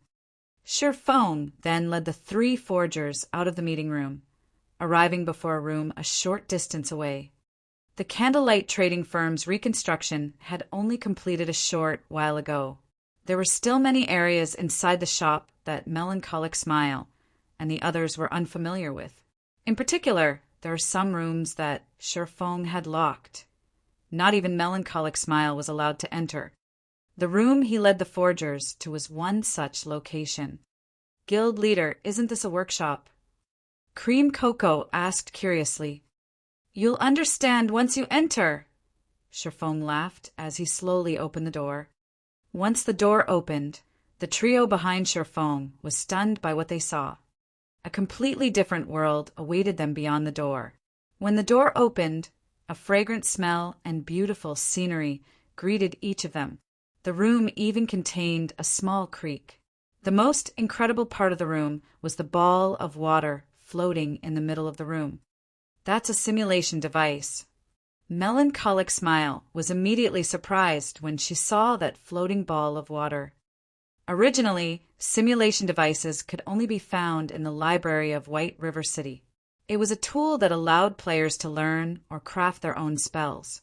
Melancholic Smile had never imagined that this workshop would also contain one. Simulation device? Cream Cocoa asked, confused. White River City's library also has a water ball. The simulation device there allows players to learn or create spells. However, the simulation device here is slightly different. It is meant to assist lifestyle players with producing items. Through the simulation, you guys can discover the flaws you have when producing an item. At the same time, it can also aid you in creating a completely new item. With this, you won't have to waste a lot of materials and can freely try producing as many items as you want. This is a function that only special workshops possess, Shifeng explained. Chapter 531, Frightening Talent. Chapter 531, Frightening Talent. I've already set this place as a special forging room. You will have a higher success rate than even in the advanced forging rooms with any items you forge in here.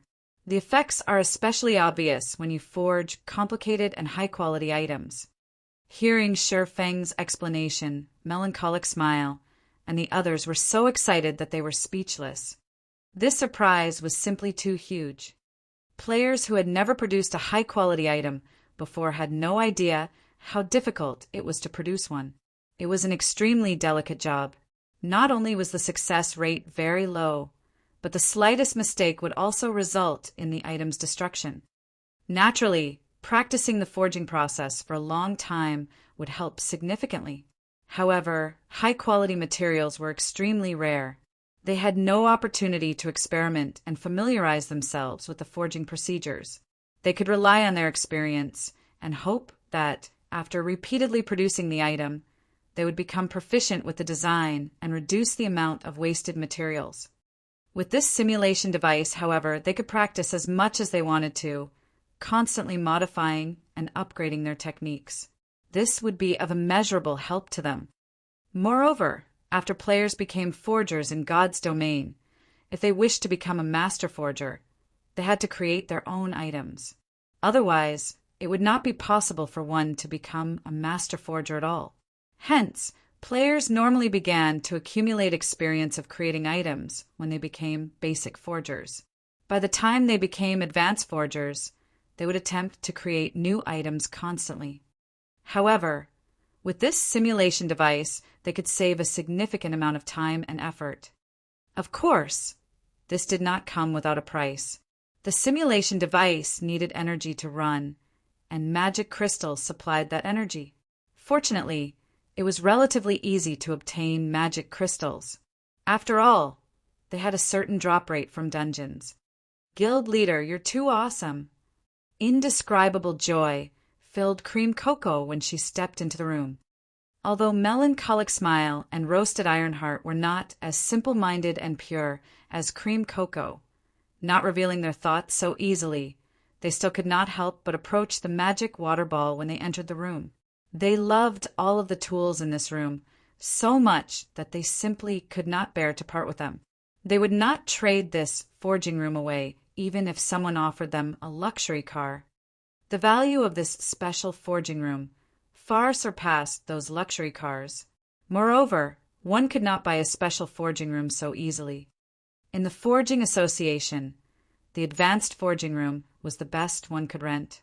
Special forging rooms were only available in 2-star shops or above. This was also why so many players in the past had dreamed of upgrading their shops to 2-star status. The fragrant aroma inside the special forging room relaxed anyone who came into contact with it. The environment inside the room could also be adjusted to suit the user. Just the impact the forging room provided to one's mental state was significant. Using this room was practically a luxury. Not to mention, the flame and tools in an advanced forging room could not compare to those in this room. Although the flame in the special forging room could not match a Tier 2 mysterious flame, it was very close. However, Sherfong had already switched the flame here to the ice blue devil flame, further increasing the forging success rate. The special forging rooms are extremely limited in number. A 2-star shop only has 5 rooms. Among them, I have reserved 3 for you guys. I've already given you the authority over these rooms, so you will only be able to enter your respective special forging room. As for the remaining 2, I've set one as an alchemy room and the other as a forging room. Melancholic, if you find anyone talented in alchemy or forging, you can let them use these 2 rooms. However, you must first have them sign another contract. The effects that special workshops provide are extraordinary. It improves a player's techniques. It is far more valuable than any mere forging design, Sherfong said sternly. Guild leader, you can rest assured. I won't allow any of those traitorous bastards near these special forging rooms, Melancholic Smile assured. While it was difficult to obtain forging designs in God's domain, it was many times more difficult to train a highly skilled lifestyle player. This was precisely the function of these special training rooms, so they would not use them to nurture traders. Afterward, Sherfong let Melancholic Smile handle the remaining matters regarding the Candlelight trading firm and logged out of the game. It was already daytime in the real world, with the sun shining brightly in the sky. I played for so long and never noticed. Sherfong smiled bitterly when he looked at the time, discovering that it was already nearing 1 p.m. However, there was nothing Sherfong could do about that.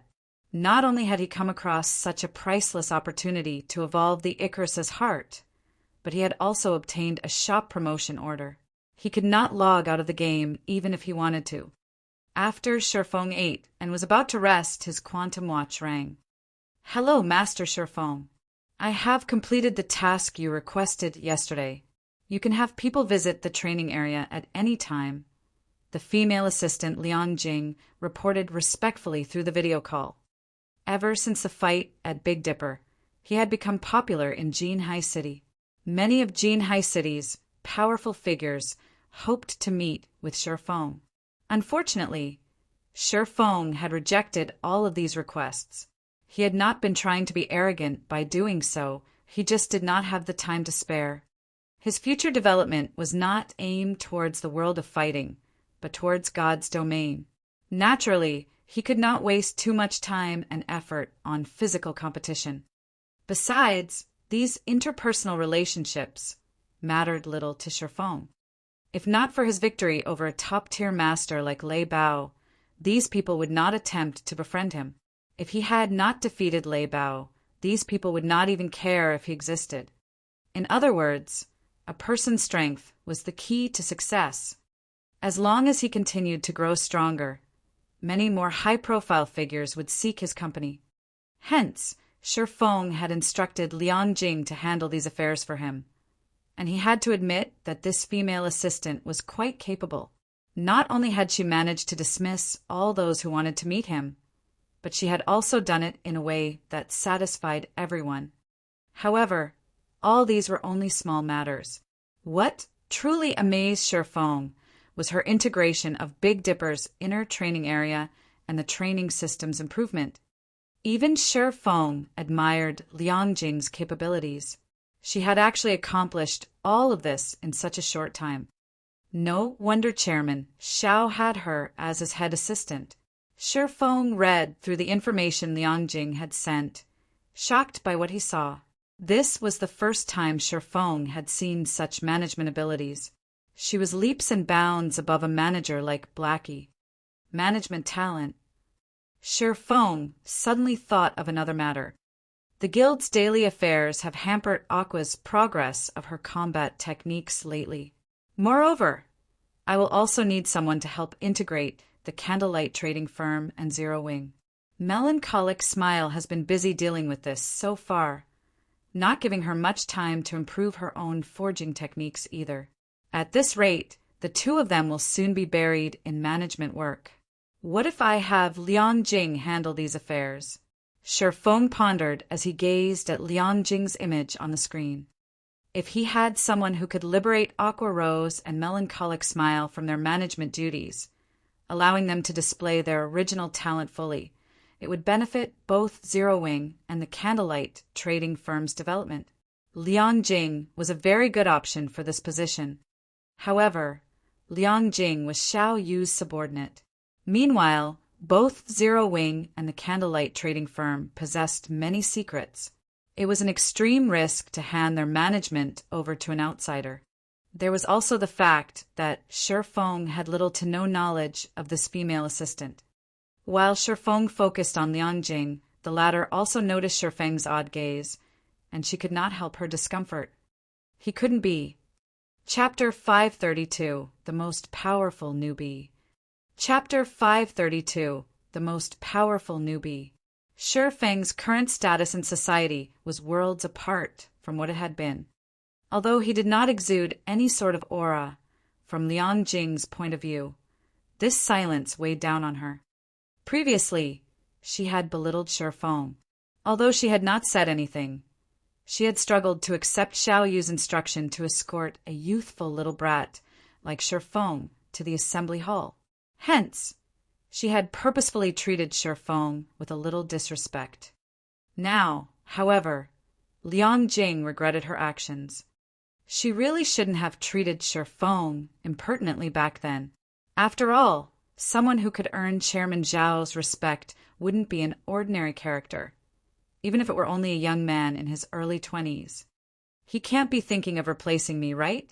Liang Jing worried. There were countless people out there who dreamed of becoming the assistant to a character like Shifeng.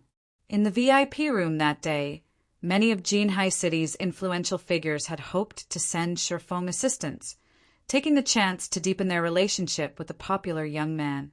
Meanwhile, she had only received this job due to her advantage of being Xiao Yu's most valued assistant. If Shifeng dismissed her, only tragedy would await her. She had seen countless wealthy and well-stated princelings who were immeasurably arrogant. These people got rid of anything or anyone that irked them. Meanwhile, a successful young man such as Shifeng, whose status in society was far superior to even Xiaoyu's, was even more likely to behave in such a way. Watching Shifeng's solemn gaze, Liang Jing's heartbeat accelerated. Am I going to be fired just like that? Liang Jing inwardly despaired. Suddenly, Shifeng spoke. Miss Liang Jing, thank you for your trouble.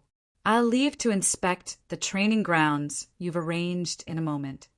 Although Shifeng might appear to gaze at Liang Jing solemnly, in reality, he was simply pondering how he should go about making Liang Jing one of his people, liberating both Aqua Rose and Melancholic Smile's potentials. He had not paid any attention to Liang Jing herself. However, after considering the matter for some time, he had not come up with a proper solution. Hence, he could only set the matter aside for now. After all, Liang Jing was someone Xiaoyu had sent. If Liang Jing became the manager of Zero Wing and the Candlelight trading firm, she would wield the core secrets of both organizations. Hence, Shifeng needed to be careful with his decision. Although Liang Jing's management capabilities were extraordinary, he first needed to familiarize himself with her personality. He had time to make the decision after he got to know her a bit. Liang Jing was surprised. Inadvertently, she breathed a sigh of relief.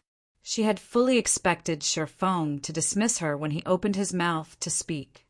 Hurriedly, she said, Master Shifeng, I'll have a car sent to receive you immediately. Meanwhile, at the Big Dipper Training Center, the situation had undergone a massive transformation. The training center's employees were all in an extraordinarily good mood. Even the guests who frequented the training center were in a fiery mood. The training center had regained its past popularity. By now, everyone had heard the news that the Big Dipper Training Center had finally recruited a top-tier master to serve as an instructor. In this age, where mankind focused on personal fitness, everyone placed great importance on their own physical condition. Only through proper training and the assistance of medicine could one significantly improve their lifespan. In the past, people who had survived past the age of 100 were extremely rare. In today's society, however, many were easily capable of living past 120 years old. In addition, they could retain their youth for a long period. In the past, one would practically lose all semblance of youth past the age of 50. Now, however, even after reaching 70 years old, some still possessed their youthful vigor and appearances as if they were in their 40s. However, they were mostly martial arts masters. Ordinary people had yet to reach that level of health. In the past, Tai Chi grandmasters had lifespans surpassing 150 years. In the ancient world, that had practically been a miracle. Nowadays, with the support of technology, it was not impossible for humans to live that long. Hence, many people wished to strengthen their own bodies. Master Shifeng, this is the training ground the company has prepared for you. What do you think? Liang Jing pointed towards an exotic and elegant 3-story villa. Originally, the company had planned to turn this into a resort gold status members or above. However, when Shifeng requested a training ground that was free of disturbances, the only place they could think of that fit Shifeng's requirements was this villa. This villa was equipped with state-of-the-art training equipment, and the building surroundings were the best Big Dipper Training Center had to offer. There was even a gravity training room in the villa that could fit up to several hundred people at a single time. When Liang Jing heard that the company had assigned this area to Shifeng, she was greatly shocked. This Greenwater villa was Big Dipper's treasure. Now, the company had actually given Shifeng full authority over this place. Liang Jing had only realized how important Shifeng was to the company after this decision had been made. Not bad. This is an impressive location. Shifeng nodded his head with satisfaction. In reality, he had both visited and lived in the Greenwater Villa before. It was certainly a valuable area. Feng had even considered moving the guild's core members here, particularly the upper managers of the workshop. Although the workshop he had bought was quite good, the facilities available there were nothing compared to the Greenwater Villa. Miss Liang Jing, can I trouble you to ask Chairman Xiao to move all 10 virtual gaming cabins we previously agreed upon here? Feng asked after giving it some thought. Nurturing experts was easier said than done. Naturally, the more advanced the training and recovery facilities were, the more progress those experts could make. In particular, the gravity training room was immensely helpful to players. Hence, Feng planned to move a portion of Zero Wing's core members to the Greenwater Villa. He also intended to move here. By doing so, he could give pointers to others at any time. He could also scour for talents at the Big Dipper Training Center. God's Domain was unlike any other virtual reality game as it placed heavy emphasis on actual combat. The further one progressed in the game, the more realistic and difficult the battles would become. Producing experts would become much easier if he chose to nurture players who were already somewhat skilled in combat. Master Feng, please rest assured. I will have the 10 virtual gaming cabins installed in the Greenwater Villa by today. I will have the S-rank nutrient fluids sent over as well, Liang Jing said slowly. The Big Dipper Training Center had already gone all out this time. Both the virtual gaming cabins and the S-rank nutrient fluids were extremely difficult to obtain. However, in order to rope in Feng, they spared no expense or effort. Following which, Feng notified Blackie and the other upper managers, having them come to Big Dipper's Greenwater Villa. Brother Feng, am I dreaming? We can really live here? Blackie asked with disbelief when he arrived before the Greenwater Villa. For commoners like himself, the Big Dipper Training Center was a place he could not visit even if he wanted to. Only members were allowed here. As for the villa before him, normal members were probably not even allowed here. Yet now, people like them had the chance to live in this villa. They were merely professional gamers. To a massive existence like the Big Dipper Training Center, they were negligible. Even Fire Dance, Violet Cloud, and the 5 demon generals standing beside Blackie were stunned into silence. They were just commoners in real life. They did not dare consider entering such a high-class location. Even the Zero Wing workshop Feng had established had surprised them. They had never known that a gaming workshop could be so luxurious. Now, they were even more surprised. They were actually going to live in such a high-class villa. Everyone had yet to learn about Feng being a martial arts master, much less about the fight that made him famous overnight. Big Brother Feng, I heard that the daily rental here is very expensive, Violet Cloud worriedly commented. That's right. Normally, each person has to pay several thousand credits per day to stay here. However, from today onwards, this will be Zero Wing's training base. Feng nodded. It is not as easy to mingle in God's domain as you think it is. Hence, from today onwards, I will work with all of you frequently. However, I will only instruct you on your combat techniques in God's domain. I'll leave your training in the real world to someone else. Someone else. Everyone was surprised. That's right. This is Master Lei Bao.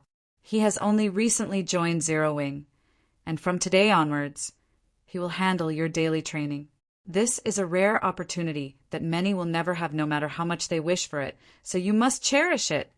Feng introduced the martial arts master. Although he was skilled in God's domain combat, he did not know how to train people in the real world. On the other hand, Lei Bao was a bona fide top-tier master, someone who was only a short distance away from reaching the realm of Grandmaster. When it came to training people in the real world, Lei Bao was far more qualified than he was. Chapter 533, Overwhelming Force. Chapter 533, Overwhelming Force. When the group heard Feng's introduction, they were dumbfounded. Everyone present knew just how precious a martial arts master was. Many professional fighters would do anything just to receive advice from a martial arts master, let alone personal tutorage. Moreover, their instructor was a top-tier master. Never in their dreams would something like this happen. For a second, Blackie and the others even thought that they had heard wrong. However, after spending time in God's domain, everyone's senses had improved considerably. By now, they were already capable of making a rough estimate of another person's strength. Lei Bao also made no attempt to hide his beast-like aura in the slightest. Just basking in his aura made their bodies feel heavier. If not for Shi Feng standing beside Lei Bao, they would have fled immediately, as this oppressive feeling was truly unbearable. Although none of them knew Lei Bao's exact strength, none of them doubted that Lei Bao could wipe the floor with all of them in less than 10 seconds. "Master Lei Bao, I'll have to trouble you then." Shi Feng could see everyone's surprise and knew how incredulous of a situation was. However, this was all definitely real. Not even famous professional fighters would have access to these benefits. If Blackie and the others could not improve with Lei Bao's help, then he really had no other means of helping them. In the past, under Shadow's arrangement, Shi Feng had sought out many masters to learn from. He had not been as lucky as Blackie and the others. Being stood up by a martial arts master after several weeks of waiting was a normal occurrence to Shi Feng. As for personal tutorage, that was just a dream. "No problem. Since we agreed upon this beforehand, I will hold up my end of our bargain." Lei Bao nodded. He then shifted his gaze to Blackie and the others. Faintly smiling, he said, "All of you follow me. I'll have a look at your foundations before planning your training." Under Lei Bao's watchful gaze, everyone felt their hair stand on end. They all had a bad premonition about what was to come. Unfortunately, with Lei Bao's personality, even if they did not want the training, he would not show any mercy. "Guild leader!" The group sent pitiful looks toward Shi Feng. However, Shi Feng only waved them off. With Lei Bao's training, Shi Feng hoped that they could learn how to control their bodies more efficiently. Once they learned that control, they could display frightening combat power in God's domain. When it came to control over one's body, Lei Bao had reached perfection. That he had reached the standard of tiger roaring showed that Lei Bao knew a unique method to train his physical control. Otherwise, he could never train his body to the degree of merging his internal and external power. Compared to a half-baked martial arts master like Shi Feng, Lei Bao was a powerhouse. While Lei Bao trained Blackie and the others, Shi Feng did not remain idle as he headed towards the Greenwater Villa's gravity training room. Now that Shi Feng's brain activity had significantly improved, if he wished to control the lock on his physical power completely, he needed to possess sufficient strength. Otherwise, his body would crumble, unable to withstand the sudden release in power. Lei Bao, on the other hand, was different. He was a true martial artist, someone who had trained in the art since he was young. Even if he released the limiter his brain had placed on his body could easily handle the additional power. The gravity training room would help enhance physical toughness immensely. There were also various medicine and healing cabins available for one to recuperate as they needed. Since Shi Feng had access to these facilities, he had to train as much as he could. After Shi Feng had spent half the day training, Liang Jing had finished with her tasks at the Greenwater Villa. Currently, every Zero Wing member had a virtual gaming cabin in their room, coupled with an unlimited supply of A-rank nutrient fluids. However, the most valuable item was still the S-rank nutrient fluids. Each person had received one bottle. With it, everyone could fully replenish their brain's energy. Such expenditure had left even Liang Jing, someone who had seen various aspects of high society before, stunned. Not only was there a top-tier martial arts master serving as an instructor, but everyone had also been provided with a bottle of S-rank nutrient fluids. How was this supposed to be training for professional gamers? Those who did not know better might even think that these youths trained to participate in the national fighting competition. Was such extravagance necessary just to play a game? Shi Feng could very much relate to Liangjing. The chances of a single guild currently spending so much to nurture their experts were nil. The same could be said even for super guilds. However, that was simply because no one had realized the importance of a top-tier expert yet. Moreover, God's domain had only recently become popular, so its influence over the real world was still very faint. However, with the passing of time, God's domain's popularity would grow, and soon it would become a part of everyone's daily life, becoming a true second world of mankind. People had the chance to live a different life in God's domain. They could explore all the mysteries this new world had to offer and perform feats that were normally impossible. The wealth one could earn in the game was immeasurable, and various fighting competitions would come to God's domain. These competitions were even more exciting than the fights in the real world. After Shi Feng instructed everyone on their combat techniques in-game, he retired to his room and logged in, beginning a new day in God's domain. The moment Shi Feng logged in, he began to open Twilight treasure chests. Without hesitation, he activated Divine Providence and sacrificed 100 life force points. Inside the quiet forging room, the 12 Twilight treasure chests on the floor released a dazzling aurora that filled the room. It can't be, right? It's possible to obtain this too? Shi Feng looked at the golden book in his hand. Shi Feng was already relatively happy about being able to obtain several more pieces of Tier 1 set equipment from the 12 treasure chests. However, upon seeing this glowing golden book, his joy became utter shock. The Book of Gold. This was the best possible item a lifestyle guild could obtain from the Twilight treasure chest. This book was not any ordinary item. It was a consumable item that would vanish after use. To an individual lifestyle player, this book's effects were not particularly significant. To a lifestyle guild, however, it surpassed even that of an epic item. Book of Gold consumable. Permanently increases the proficiency of a single player's lifestyle skill by 1 rank to a maximum of master rank. Can also be used to increase the proficiency of 100 players' lifestyle skills by 1 rank to a maximum of advanced forger for 2 days. With this item, I can temporarily promote those advanced forging apprentices to basic forgers and promote Cream Cocoa and the others to intermediate forgers, significantly increasing their production speed and success rate. Shi Feng could already imagine just how frightening the candlelight trading firm would become with a sudden influx of so many basic forgers.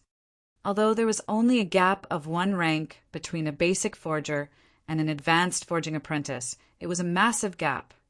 Using the lightstones as an example, while advanced forging apprentices only had a success rate of 20% to 30%, basic forgers had a success rate of 60% or higher. Not to mention, many items required one to be at least a basic forger to craft them. Until now, there were only 3 basic forgers in all of White River City, Melancholic Smile, and the other 2. Other cities might not even have 1 basic forger, let alone 3. If the candlelight trading firm had 100 forgers, its impact on the market would be astronomical. Most likely, even if one added together all the forgers throughout Star Moon Kingdom right now, that number would not even reach half of the candlelight trading firms. Melancholic, contact all trustworthy advanced forging apprentices immediately and have them gather in the 5th floor meeting room. Shi Feng did not wish to leave the Book of Gold unused. Chapter 534, Fire Dragon Potion. Chapter 534, Fire Dragon Potion. Maple City, overwhelming trading firm. Master aspiration. May I know if you are satisfied with the overwhelming trading firm's advanced alchemy room? Yulan asked softly as she watched the white-haired old man standing beside the workbench. Currently, this old man held a purple glass bottle and gently swirled it around. Yulan was extra careful when dealing with this old man, Master Silent Aspiration, treating him with more respect than even Feng Xianyang. Although this white-haired old man was already past 70 years old, even Underworld's upper management had to show this man great respect, much less a young woman like herself. Before Yulan had even been born, this old man had explored virtual reality games for many years, and throughout all these years he had focused fully on the art of alchemy. In this day and age, nobody in the virtual gaming world's alchemy industry did not know the name Silent Aspiration. Old man Silent Aspiration was already a basic alchemist. Meanwhile, if Shi Feng could see the potion this old man was concocting right now, he would find it both shocking and familiar. The potion in the glass bottle was a fire resistance potion. However, it was not just any fire resistance potion. It was a modified variation. In the past, this potion had been known as the Fire Dragon Potion, and it had been extremely famous throughout God's domain. Not only did it provide more fire resistance than a basic fire resistance potion, but its duration was also much longer.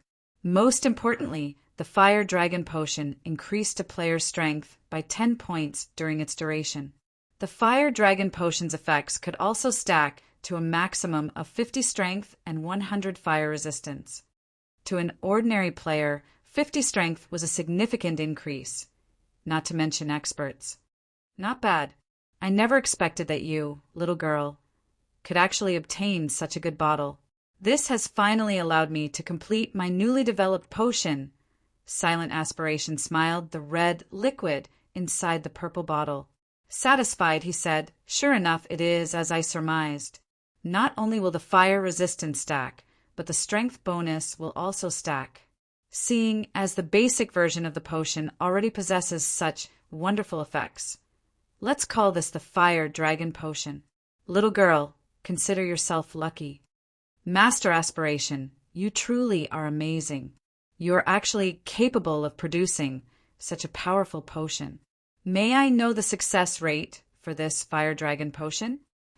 Yulan's eyes lit up with joy when she saw the Fire Dragon Potion's effects.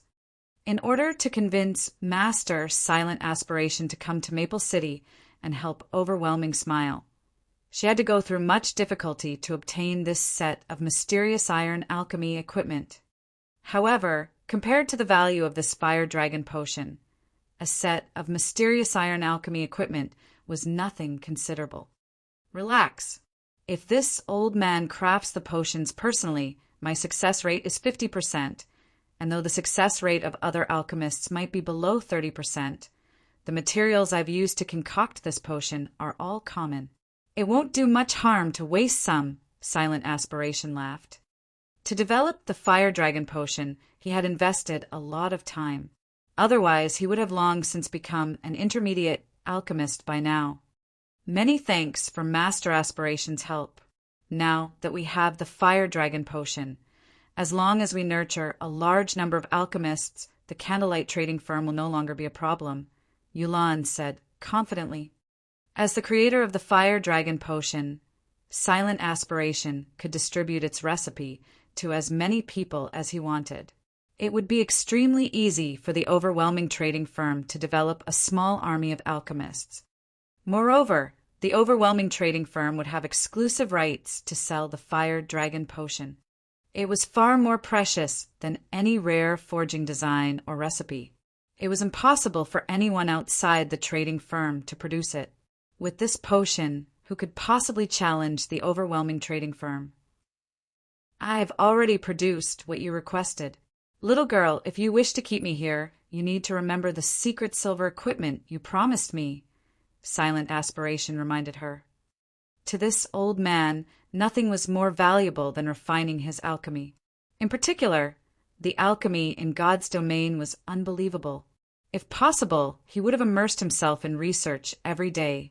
Unfortunately, his equipment was not good enough. Otherwise, he would not have bothered helping Yulan. Master Aspiration, please rest assured. I have already found some clues leading to the set. I believe that it won't be long before we obtain a set of secret silver alchemy equipment for you, Yulan guaranteed. In the meantime, however, I will have to trouble Master Aspiration to produce a few more fire dragon potion recipes. That way, I can earn the money required to buy the alchemy equipment quickly. This is a simple task, Silent Aspiration laughed. As time passed by, the various guilds throughout God's domain no longer competed over dungeons. Instead, they had shifted their focus to competing in trade. This competition only grew fiercer as more time passed. This shift had occurred because everyone had seen just how profitable the Candlelight trading firm was. After just 2 short days, many guilds had opened their own shops. Even Ouroboros had opened a shop in Starmoon City, though the shop was nowhere near the central district. However, Gentle Snow had not had much choice. She had seen just how much money the Candlelight trading firm raked in every day. By the time Ouroboros collected enough reputation points and coins to purchase a golden land, the Candlelight trading firm would have monopolized Starmoon City's trade. So, she made the decision to set up a shop in the city's outer district first. At the very least, the guild could gain a small income of coins this way. Meanwhile, Overwhelming Smile was even more amazing. Not only had the guild set up a shop in Maple City, but it had also opened another shop in White River City, challenging the Candlelight trading firm. Young Master Foam, everything has been prepared. At noon, we should have a sufficient stockpile of the Fire Dragon potion. At that time, our men will announce the sales of the potion throughout White River City. Even if the overwhelming trading firm is not situated in the golden areas, everyone will still swarm the shop. Moreover, the Candlelight trading firm only has 3 people capable of producing the basic strengthened armor kits. When the time comes, it will fall to the overwhelming trading firm. Excellent. Yulan, you've done splendidly this time. You were actually able to obtain something as valuable as the Fire Dragon potion. With this potion, the overwhelming trading firm will lure a large number of players. We'll reduce the prices for the other products as well. I want to see just how the Candlelight trading firm plans to compete. Feng Xianyang said gleefully. Underworld had money and manpower. They could easily obtain a large stock of materials. In addition to Silent Aspiration's unlimited supply of Fire Dragon potion recipes, each additional basic alchemist they nurtured would be one more capable of producing the Fire Dragon potion. Currently, the overwhelming trading firm already possessed 6 basic alchemists. As more time passed, that number would only increase.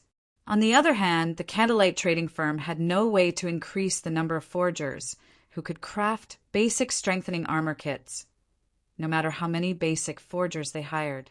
Meanwhile, Candlelight's unsatisfied customers would naturally run to the overwhelming trading firm. After all, many level 25 dungeons required players to have fire resistance. One could say that the Fire Dragon potion was more valuable to players than the basic strengthened armor kits. Moreover, every player only possessed limited funds. As the Fire Dragon potion was cheaper than the basic strengthened armor kits, when comparing the benefits one could gain from the two, players would prioritize the Fire Dragon potion. While Feng Xianyang fantasized about monopolizing White River City's trade with the overwhelming trading firm, Shifeng's work was in full swing. To maximize the benefits of the Book of Gold, Shifeng allowed all trustworthy advanced forging apprentices to become basic forgers and had them produce light stones ceaselessly for 2 days. As for Shifeng himself, after becoming a forger, he had unlocked the forging design for the intermediate mana armor kit. Hence, throughout the duration of the Book of Gold, he focused on forging intermediate armor kits without rest. In addition, during this time, Shifeng had secretly recruited Gentle Snow's help to establish a few Candlelight trading firms in several other major cities, particularly the major cities in Starmoon Kingdom's eastern region. However, as Shifeng's money was limited, he had only established basic shops in these cities' outer districts. To establish these shops, Shifeng had invested all of the money he had earned during this time. He even spent the money the guild had earned through guild quests. Guild leader We have met our intended goal. We can begin operations at any time, Melancholic Smile reported. Although she was somewhat tired, excitement filled her eyes.